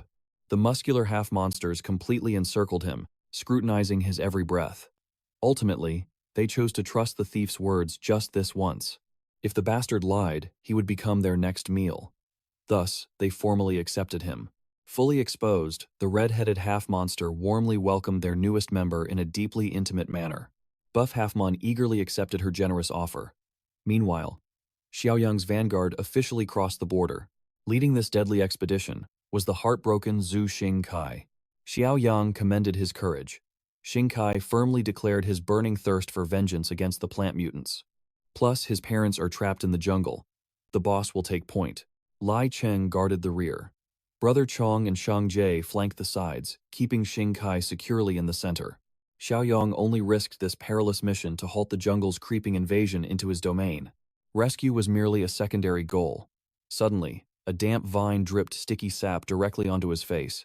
Shinakai instantly panicked, recognizing that foul slime. He screamed for the boss to dodge, but too late. A slimy vine choked Xiaoyang's neck, like a starving python. The colossal Venus flytrap emerged the beast that severed Xiao Tong. No prey had ever escaped its maw, until now. Xiaoyang fearlessly gripped the vine and yanked. He pulled with such godly force that the beast's foul innards burst out. Jingkai stood utterly speechless in horror. The guts crashed before the boss with a heavy thud, violently squirming like a vile sack of slimy grapes. Sensing overwhelming dread, the Venus flytrap desperately attempted a frantic retreat. Unwilling to chase, Xiaoyang commanded Shangja and his tentacles. That mutated warrior delivered flawlessly. Extending his limbs, he ensnared the ravenous plant. With an iron grip, he violently slammed the target downward. To everyone's absolute shock, the flytrap unleashed a green, defensive fog. Strangely, this toxic mist triggered no immediate alarm. Instead, it smelled divine. Xiaoyang grew tense. Breathing such a mesmerizing scent signaled lethal danger. Just as he commanded them to block their noses, every shred of surrounding light instantly faded away. The entire crew suffered similar bizarre illusions. A mysterious, heavy pounding echoed within Shankai's skull. He looked around, The entire crew stood frozen like statues. A sudden rustle snapped his focus. A delicate, feminine silhouette emerged from the tall grass, whispering his name. It was his beloved Xiaoyong. Her brutal death still haunted him. Seeing her alive completely shattered his reality. He stepped toward her. Relief and utter disbelief collided within his mind. Xiaoyong beckoned him closer, whispering that the remaining survivors waited nearby. Utterly mesmerized by his beloved, Shankai blindly followed her voice. Meanwhile, a deadly raid on the steel mill began. The half-monsters reached their target, a massive factory brimming with pure human flesh. Saliva dripped from one beast as he caught the scent. Nothing whets their monstrous appetite like pure human prey. His comrades tried to restrain him, but his vision had already drowned in insatiable crimson hunger. Before they could hold the fool back, he lunged. Driven mad by craving, the idiot charged blindly, desperate to devour. The sentries immediately spotted his reckless approach, but these rookies were too slow. Before raising a single rifle, a comrade was ripped apart and consumed. Explosive gunfire instantly alerted Li Hongji. These guards had never faced a terrifying half-monster. Mindless zombies were easy, but this nightmare was beyond them. Their AK-47 bullets proved utterly useless. Every strike instantly regenerated. Ignoring the relentless barrage of lead, the predator resumed his bloody hunt. He would have slaughtered the guards, but old Li arrived just in time, delivering a crushing kick to his gut. That single strike sent the hunter spinning wildly. Mid-air, the beast forcibly regained control, sticking a flawless landing. At this distance, old Li could rain high-caliber destruction. The foolish monster was forced into a humiliating retreat. From afar, he eats lead. Up close, he gets pulverized. Old Li roared to rush the wounded to the infirmary. Meanwhile, the battered half-monster limped back to his crew's hideout. Wounded and deeply humiliated, he collapsed before even reaching their sanctuary. Instead of pity, his comrades offered cold disdain. He was warned to wait, but his primitive urges won. The idiot snarled, demanding human flesh to heal his wounds. But this monstrous pack operated by a darker law. The weak are simply discarded. Yet, even facing doom, his arrogance remained unbroken. Disgusted by his whining, a female comrade crushed his neck beneath her heel until his life faded. Fewer mouths meant more flesh for the rest. United by hunger, the 4 remaining half-monsters plotted to breach the fortress. While the males struggled to form a strategy, the females had already devised a flawless scheme. Despite craving human flesh, they still looked entirely human on the outside. They just needed to walk through the front gate. Deep in the woods, Xingkai froze, sensing an eerie force drawing him to Xiao Tong. The impostor lost its patience, and the flawless disguise began to crack. Before the beast could strike, Xingkai, a flying blade ruthlessly severed its head. For the second time in mere days, he watched his beloved suffer a brutal end. The master behind that deadly throw was Xiao Yang. Even he fell for the illusion briefly. Shaking off the shock, Xingkai unleashed his blazing fury upon the boss. Xiaoyong forcefully made the trembling man face the bushes. Slowly, the blood-soaked illusion melted away, exposing a horrifying truth. His dream girl was merely a twisted, grotesque mass of writhing vines. That demon plant had crazy curves, though. I definitely wouldn't mind getting hypnotized. Afterward, Xiaoyang moved swiftly, shattering their mental prisons. Li Chong felt centuries had passed, and even the mutants had succumbed. Xiaoyang deduced the demonic flower had secreted a mind-warping hallucinogenic gas. Seeking answers, he carved into the twisted vines, hoping to extract a valuable mutant core. Tragically, his prey was nothing but a hollow puppet, not the true body. The roots plunged deep into the earth, hinting the true body lurked far away. Following the trail out of sheer curiosity, he unearthed a bizarre anomaly. It resembled a mutated potato taro, acting as a bizarre nutrient storage for the monster. Playing it safe, he tossed the organ into his dimensional space. It might be edible. Seeking answers, he interrogated Shankai about these monstrous flora. He only understood their lethal danger. However, the wise old he might know much more. Old he is an elite from the Agricultural and Forest Research Institute. Before Shinkai's group fled, the elder was stationed inside a high-rise settlement. Desperate for clues, Xiaoyang immediately changed course to track him down. Meanwhile, at the steel mill, the half-monsters finally initiated their deceptively simple plan. Red limped forward. Feigning pure terror, she ensured her alluring assets remained perfectly visible. To perfect the illusion, she collapsed near the front gate. A patrolling guard on the wall immediately spotted her. The guards quickly rallied, believing a desperate survivor was fleeing toward their settlement. They knew the strict protocol for strangers. Yet, seeing Red's allure, any man would instantly forget his duty. One guard insisted on reporting to their superiors. However, a simpler man merely wanted to pull her to safety. Red sobbed for rescue, and Simgard swallowed every lie. In the distance, the remaining half-monsters watched with dark amusement. Even they marveled at Red's flawless deception. Naturally, the other female refused to be outdone by her act. She boasted superior skills. Meanwhile, Red had practically secured free entry into their den of fresh meat. Deep in the woods, the crew struggled to navigate the suffocating darkness of the dense jungle. Fortunately, they arrived at the next city without encountering further disaster. Nearing the old base camp, a voice called out Xingkai's name. His Aunt Yang peeked through the barricade. Normally, he would have rushed into her embrace. But that exact impulse had nearly killed him earlier. He wiped his eyes while Xiaoyong chuckled. He assured the young man they were free from the hallucinogenic gas. Across the divide, Aunt Yang's camp descended into panic. They assumed anyone emerging from the shadows was a deadly foe. Some wanted to drag Xingkai to safety. Others feared it was no longer him at all. Aunt Yang chose violence first. She preferred to ask questions later. She led her men into an armed assault, hoping to catch the intruders completely off guard. Shangji could erase these people in a single strike, but Xiaoyong demanded peace. Arrows rained down, yet the big boss casually swatted them aside with his bare hands. With an overwhelming, commanding tone, he ordered the strangers to stand down, freezing them in place. Shankai leaped forward, desperately convincing his aunt they were allies. Aunt Yang finally relented. She ordered her men to halt their futile attacks. Shinakai quickly explained that Xiaoyong and the gang came from beyond the treacherous jungle. Questioned about their missing members, Shankai delivered the crushing truth. Half his friends were dead or wounded, including Xiao Tong. Requesting entry sparked immediate hesitation among the city's guards. The main source of their terror was Brother Chong and Brother Shenhe. The big boss stepped up to guarantee their safety. He commanded the mutants to speak and ease the crushing tension. Brother Chong removed his mask. He swore that despite his monstrous looks, his heart was incredibly gentle. Meanwhile, Shangjie aggressively flexed his terrifying muscles for the crowd. Xiaoyang simply hung his head in embarrassment. He had prayed they would act normal.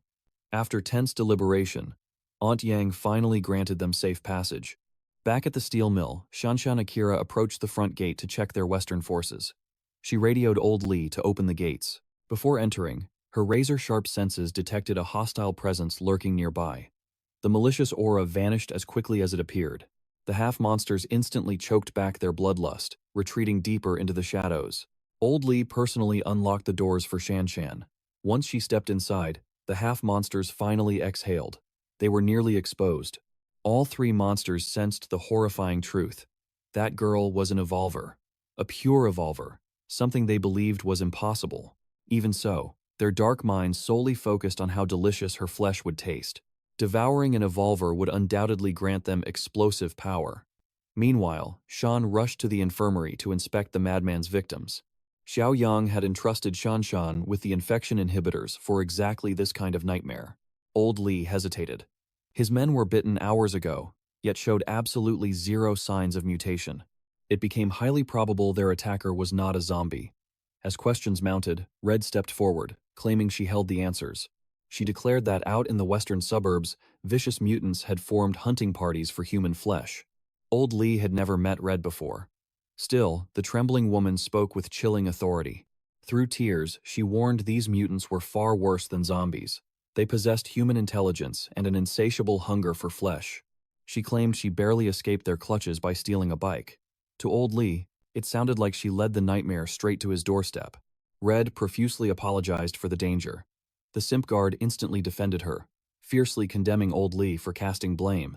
Li Hongli coldly clarified his stance.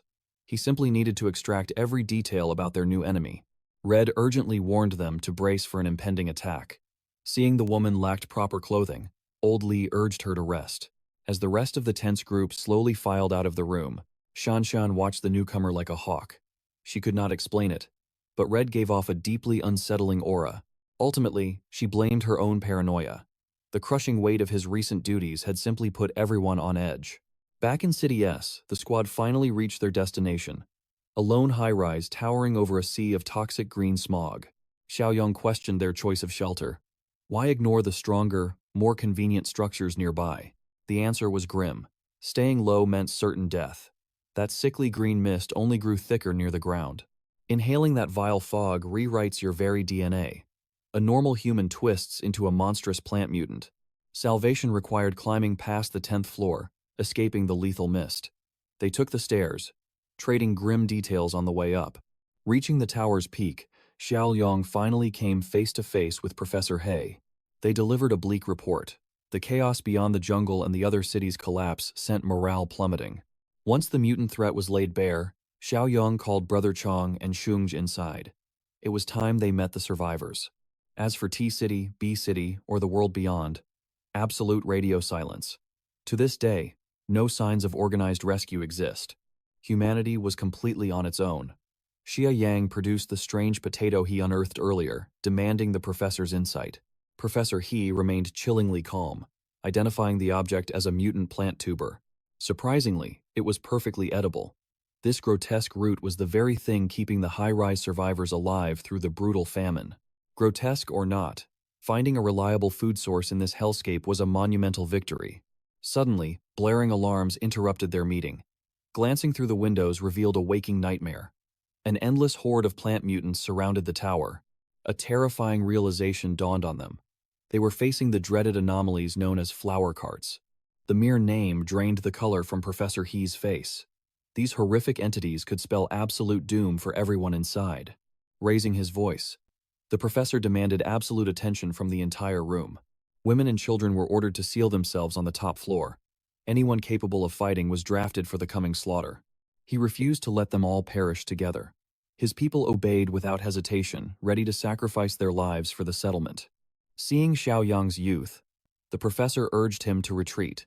He belonged in the upper sanctuaries, safely hidden away. The big boss merely scoffed at the warning. He confidently assured the professor that he needed no protection. If anything, his blood pumped with anticipation. He was dying to see what kind of monster caused such deep-rooted terror. Professor He issued a chilling final warning. Failing to shatter the flower cart's core in time meant absolute death for all. These nightmare blooms acted as commanders. Emitting invisible pheromones, they orchestrated massive, coordinated sieges, using lesser plant mutants. Its furious main body lurked nearby. Ignoring the professor's frantic pleas, Xiaoyong boldly ripped the room's window wide open. Reaching into the void, he manifested a high-powered rifle. It was time to test the waters of this enemy's true strength. From his high-rise vantage point, he rained lead upon the encroaching horde. Just as feared, these twisted freaks possessed monstrous resilience. Fatal wounds knit back together in the blink of an eye. Unfazed, Xiaoyang coldly resolved to push their overpowered regeneration to its breaking point. He locked onto a single target. A relentless barrage of gunfire shredded the mutant into an unrecognizable pulp from afar. Like the others, this bullet-riddled insult to nature stood defiant. However, its monstrous vitality finally gave out, sending it crashing heavily to the dirt. The gruesome experiment yielded a grim result. Erasing just one of these bastards demanded 2 full magazines of ammunition, a terrible exchange rate for survival. It was no wonder this entire settlement lived in constant, suffocating fear. Fortunately, Jang Xiaoyong was a walking armory.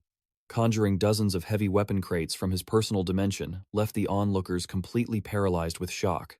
But the true spectacle was his terrifying physical might. He violently ripped the nailed wooden crates apart with his bare hands, leaving the high-rise residents in sheer disbelief.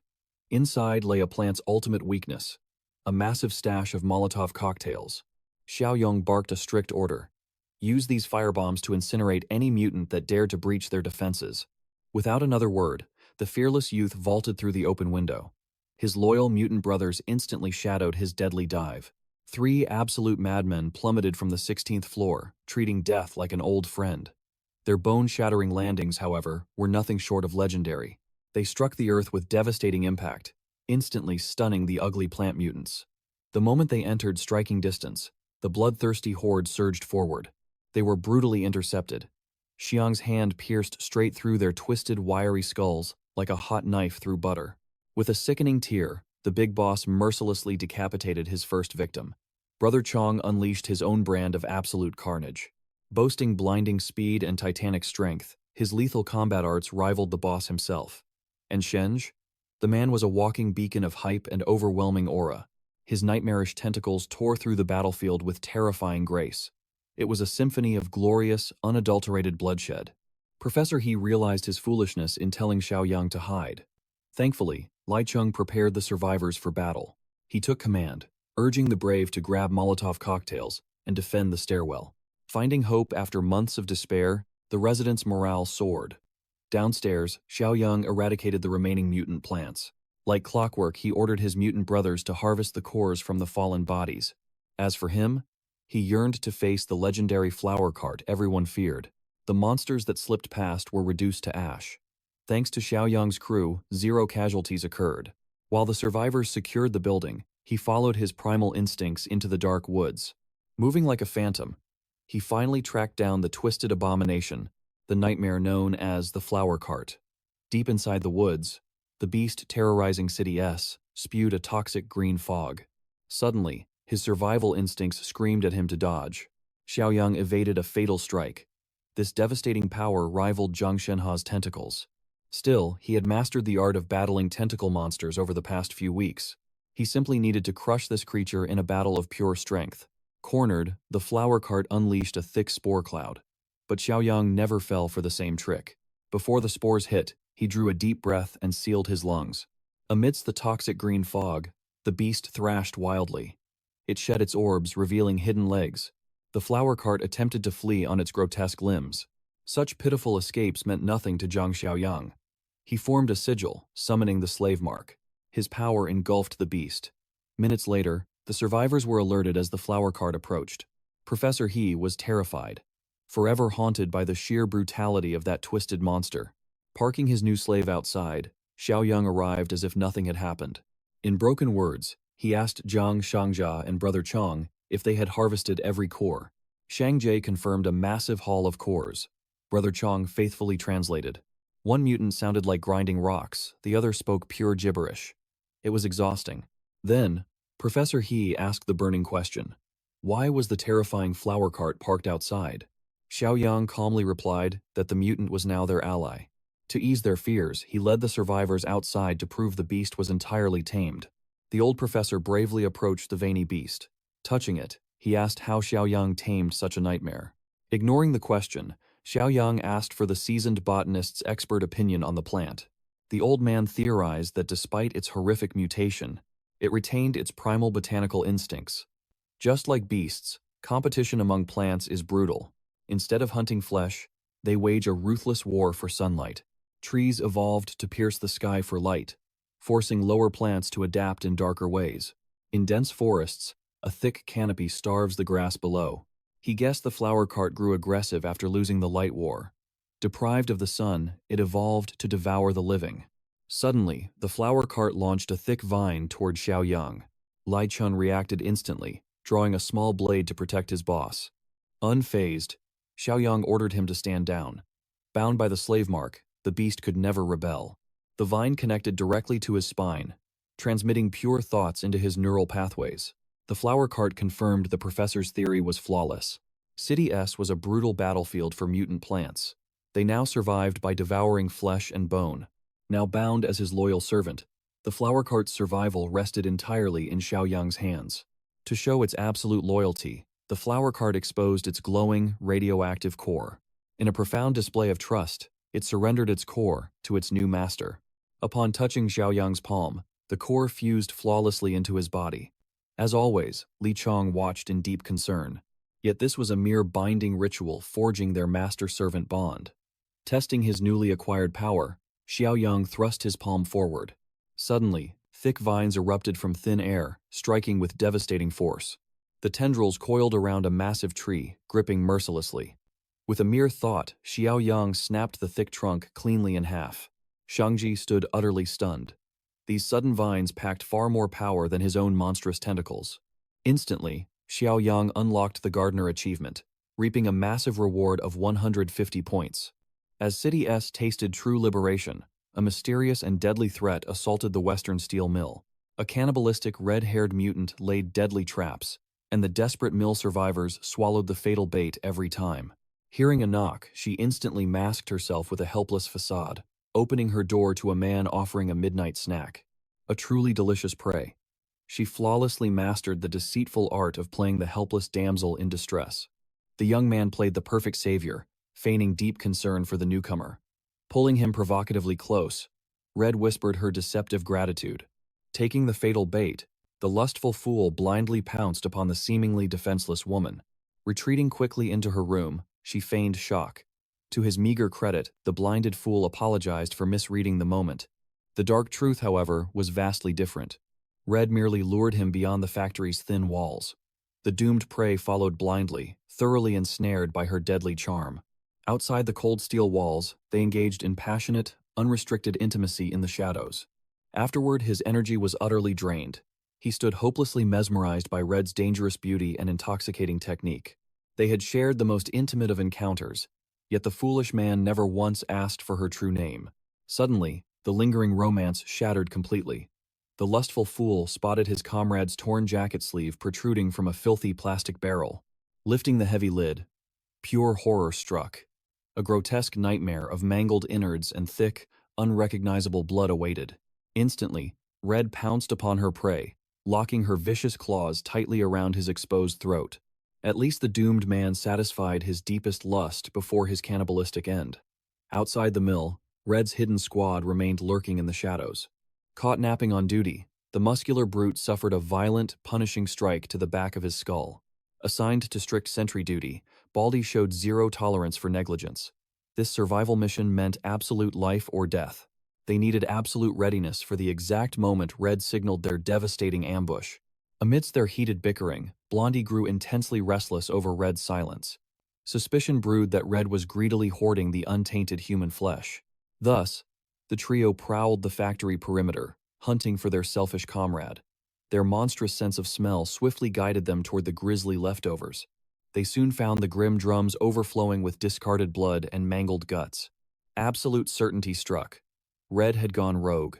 Smiling wickedly, Blondie promised a brilliantly simple solution to this betrayal. If Red charmed her way in, so could she. They had already tasted one bitter betrayal tonight. Naturally, Baldy fiercely opposed this gamble. One greedy traitor was enough. Sending another was pure, suicidal folly. The towering brute intervened, pulling an enraged Baldy away. Her twisted logic held truth. She was their absolute best chance to breach the fortress. Baldy accepted the bitter truth.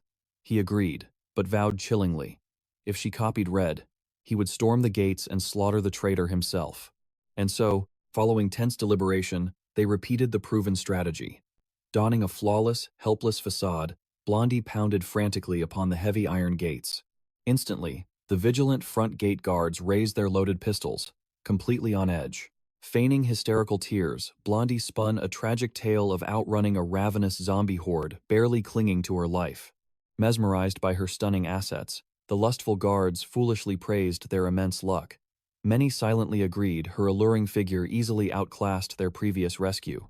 Just before the enchanted guards bypassed her mandatory infection screening, Red violently stormed from the mill, warning the men against the deceitful witch. She declared Blondie was a mutant in human disguise, who had tried to devour her.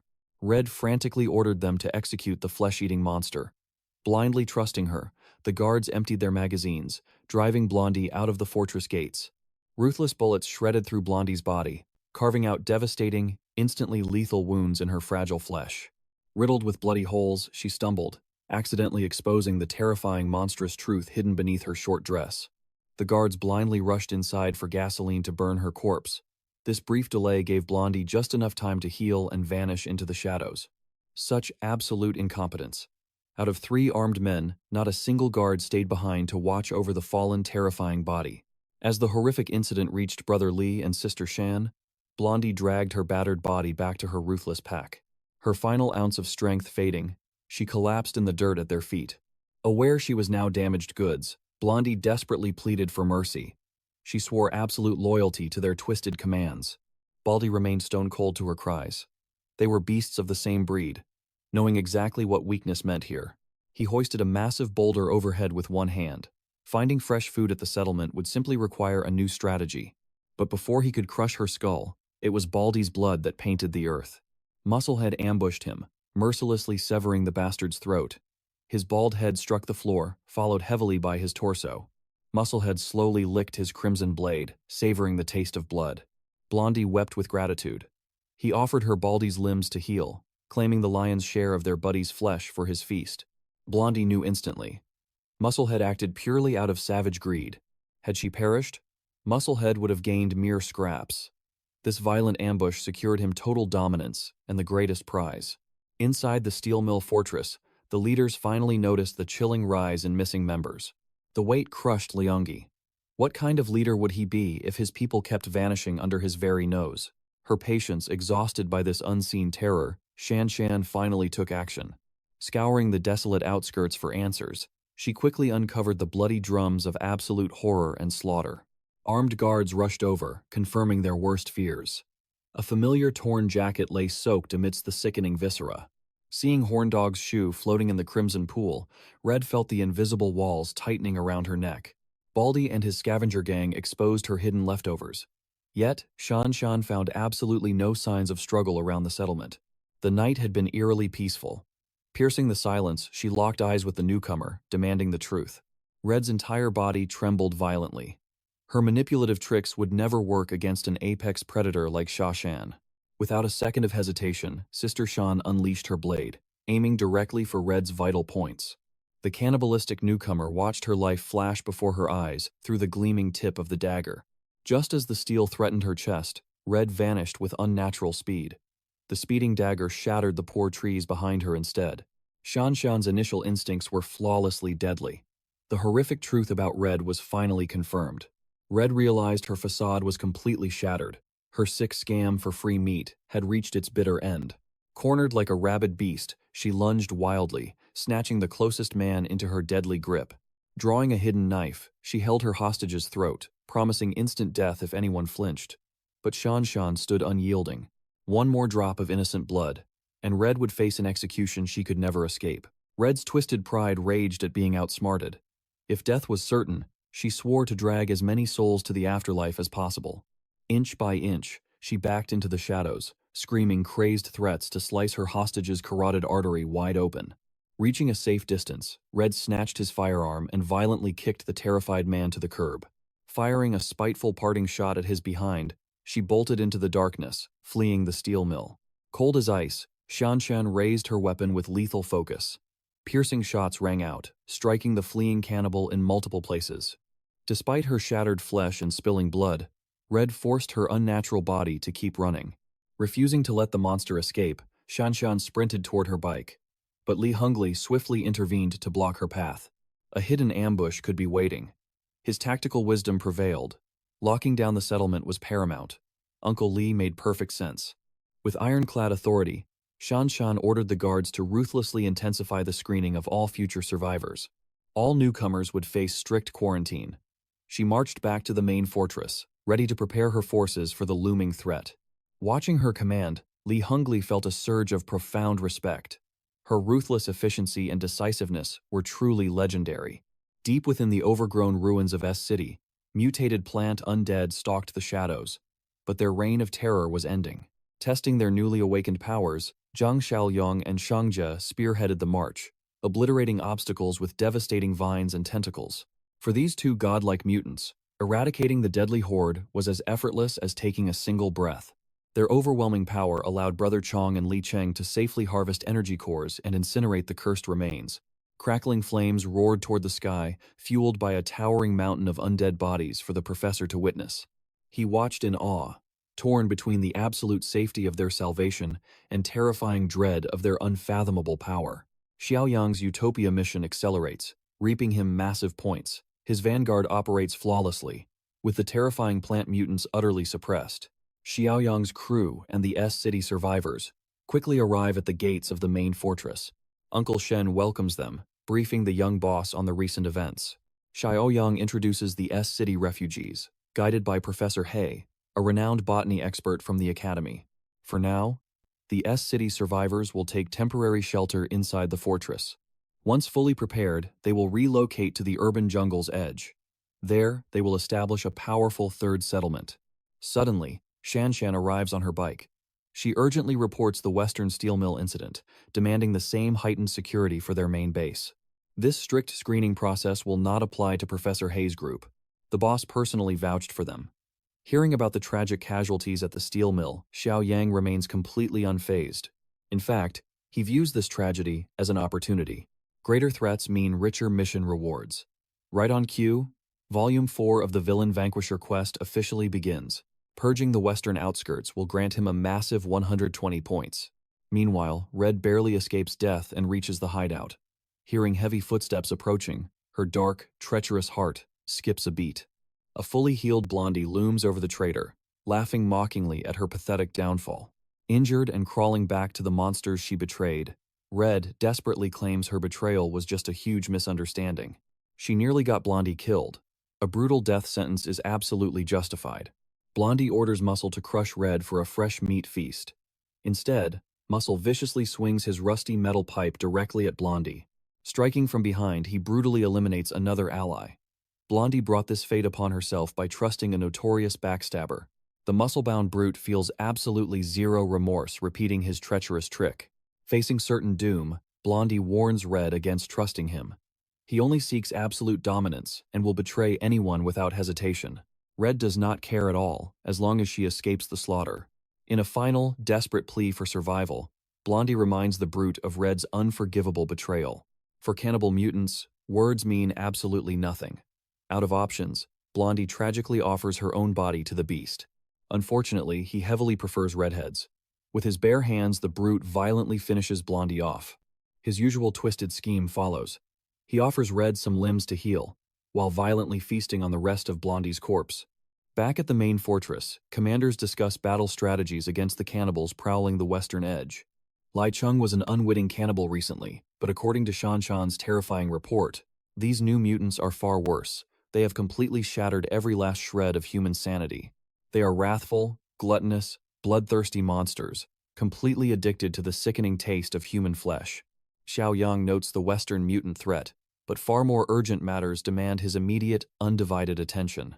Lung deploys to the steel mill as heavy reinforcement, locking down their security completely. 2 peaceful months vanish in a flash. Deep in the treacherous woods, desperate survivors contemplate a dangerous escape. Remaining in their current hideout guarantees a grim death. Packing meager rations, they brave the cursed woods. Nighttime offers a fragile shield against the terrifying, sun-loving plant horrors. Unfortunately, darkness cannot save them. A massive battalion of mutant plants instantly spots their escape.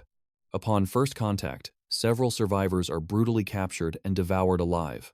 The remnants sprint for their lives, only to find themselves trapped in a suffocating, deadly encirclement. Only one escape path remains, echoing with terrifying, unknown, and monstrous growls. Facing certain doom regardless, they risk the terrifying path. Miles later, their lungs burn as crushing exhaustion finally takes over. Suddenly, a colossal tree careens violently toward their exact, vulnerable position.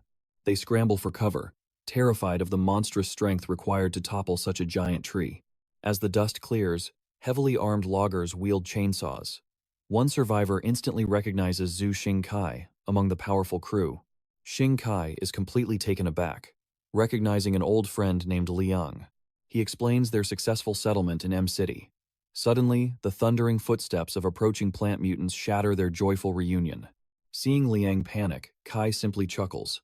To them, these terrifying plant freaks are no longer a threat worth fearing. Xingkai casually grabbed his radio, reporting a creature sighting in his sector. Message sent, he signaled Liang and his crew to step back and watch the show. Moments later, the heavy anti-plant squad arrived, wielding massive flamethrowers. Liang's team stood completely paralyzed. The strike team took formation, igniting their weapons to incinerate the mindless horde. Roaring flames engulfed the monsters, reducing the shrieking mutants to ash. Li Chong, Brother Chong, and Shangxi arrived. By now, such minor threats required absolutely zero effort to obliterate. Liang watched in disbelief. How could any human faction command such terrifying destructive power? It was all thanks to Chief Xiaoyong. Spotting the mutated duo, Liang nearly lost his mind in terror. Xingkai's team was perfectly comfortable with the mutants. Brushing off Liang's fear, he invited his old friend to meet their legendary chief. Meanwhile, Construction of their third outpost bordering the deadly jungle advanced flawlessly. They had even established a fully functioning farm. Leon stood absolutely stunned. While others cowered in terror, this faction conquered the monster-infested jungle. But this was no ordinary harvest. They were cultivating mutant flora. Liang stared at the grotesque potato in his hands and tossed it away in panic. Xingkai explained the truth. These crops shared the brutal nature of plant beasts, forcefully engineered into high-yield, docile food sources. Once again, Chief Xiaoyong made the impossible a reality. Professor He masterminded this revolutionary agricultural project, transforming deadly mutants into endless sustenance. Through Xiaoyong's mysterious connection with Flower Cart, altering the mutant crops became effortless. Harvest season rapidly approached, and territorial expansion proceeded without a single flaw. The brilliant professor directed their growth, while Li Chang maintained an ironclad defense. With the third base completely secured, it was finally time to butcher the cannibal scum haunting the western borders. Deep within City M's ruins, two figures strolled with absolute authority. It was none other than Jang Xiaoyong and Brother Chong. The masked mutant quietly alerted his chief to a lurking presence. Xiaoyong sensed an elite squad tracking them. Their counterattack strategy was beautifully simple. Let Brother Chong feast. As expected, Red and Musclehead stalked them from the shadows, desperately waiting for the perfect strike. But before Red could pounce, Musclehead held the impulsive warrior back. From their vantage point, the truth was clear. Another vicious pack had already cornered their prey. A massive horde of cannibal mutants tightly encircled Xiaoyong and Brother Chong. Drool dripped from their mouths at the sight of premium flesh. These foolish cannibals had no idea. This rabid pack had never encountered a flawless evolver like Xiaoyong. Devouring him could trigger unimaginable physical evolution. Seeing Brother Chong, the scavengers wrongly assumed the young man possessed zombie manipulation powers. Perhaps they could steal that divine ability by consuming his flesh. Such power would make them unstoppable gods. Watching this, Red clicked her tongue, forced to yield to the massive horde. Musclehead, however, chose to lurk in the shadows and watch the slaughter unfold. Within seconds, absolute carnage erupted. Brother Chong exploded forward like a savage beast, shredding the evolvers like fragile paper. Jang Xiaoyong swung his blade with chilling elegance and absolute tranquility. Every single strike claimed a life. Realizing they were the actual prey, the surviving cannibals fled for their miserable lives. One desperate cannibal scaled a nearby building to escape. Unfortunately, it was the exact hideout of Red and Musclehead. This sudden movement placed the hidden duo in extreme danger.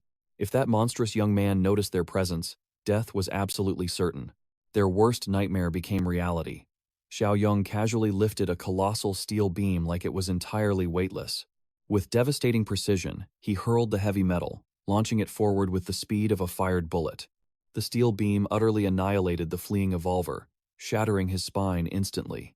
No one survives a strike from Xiaoyong.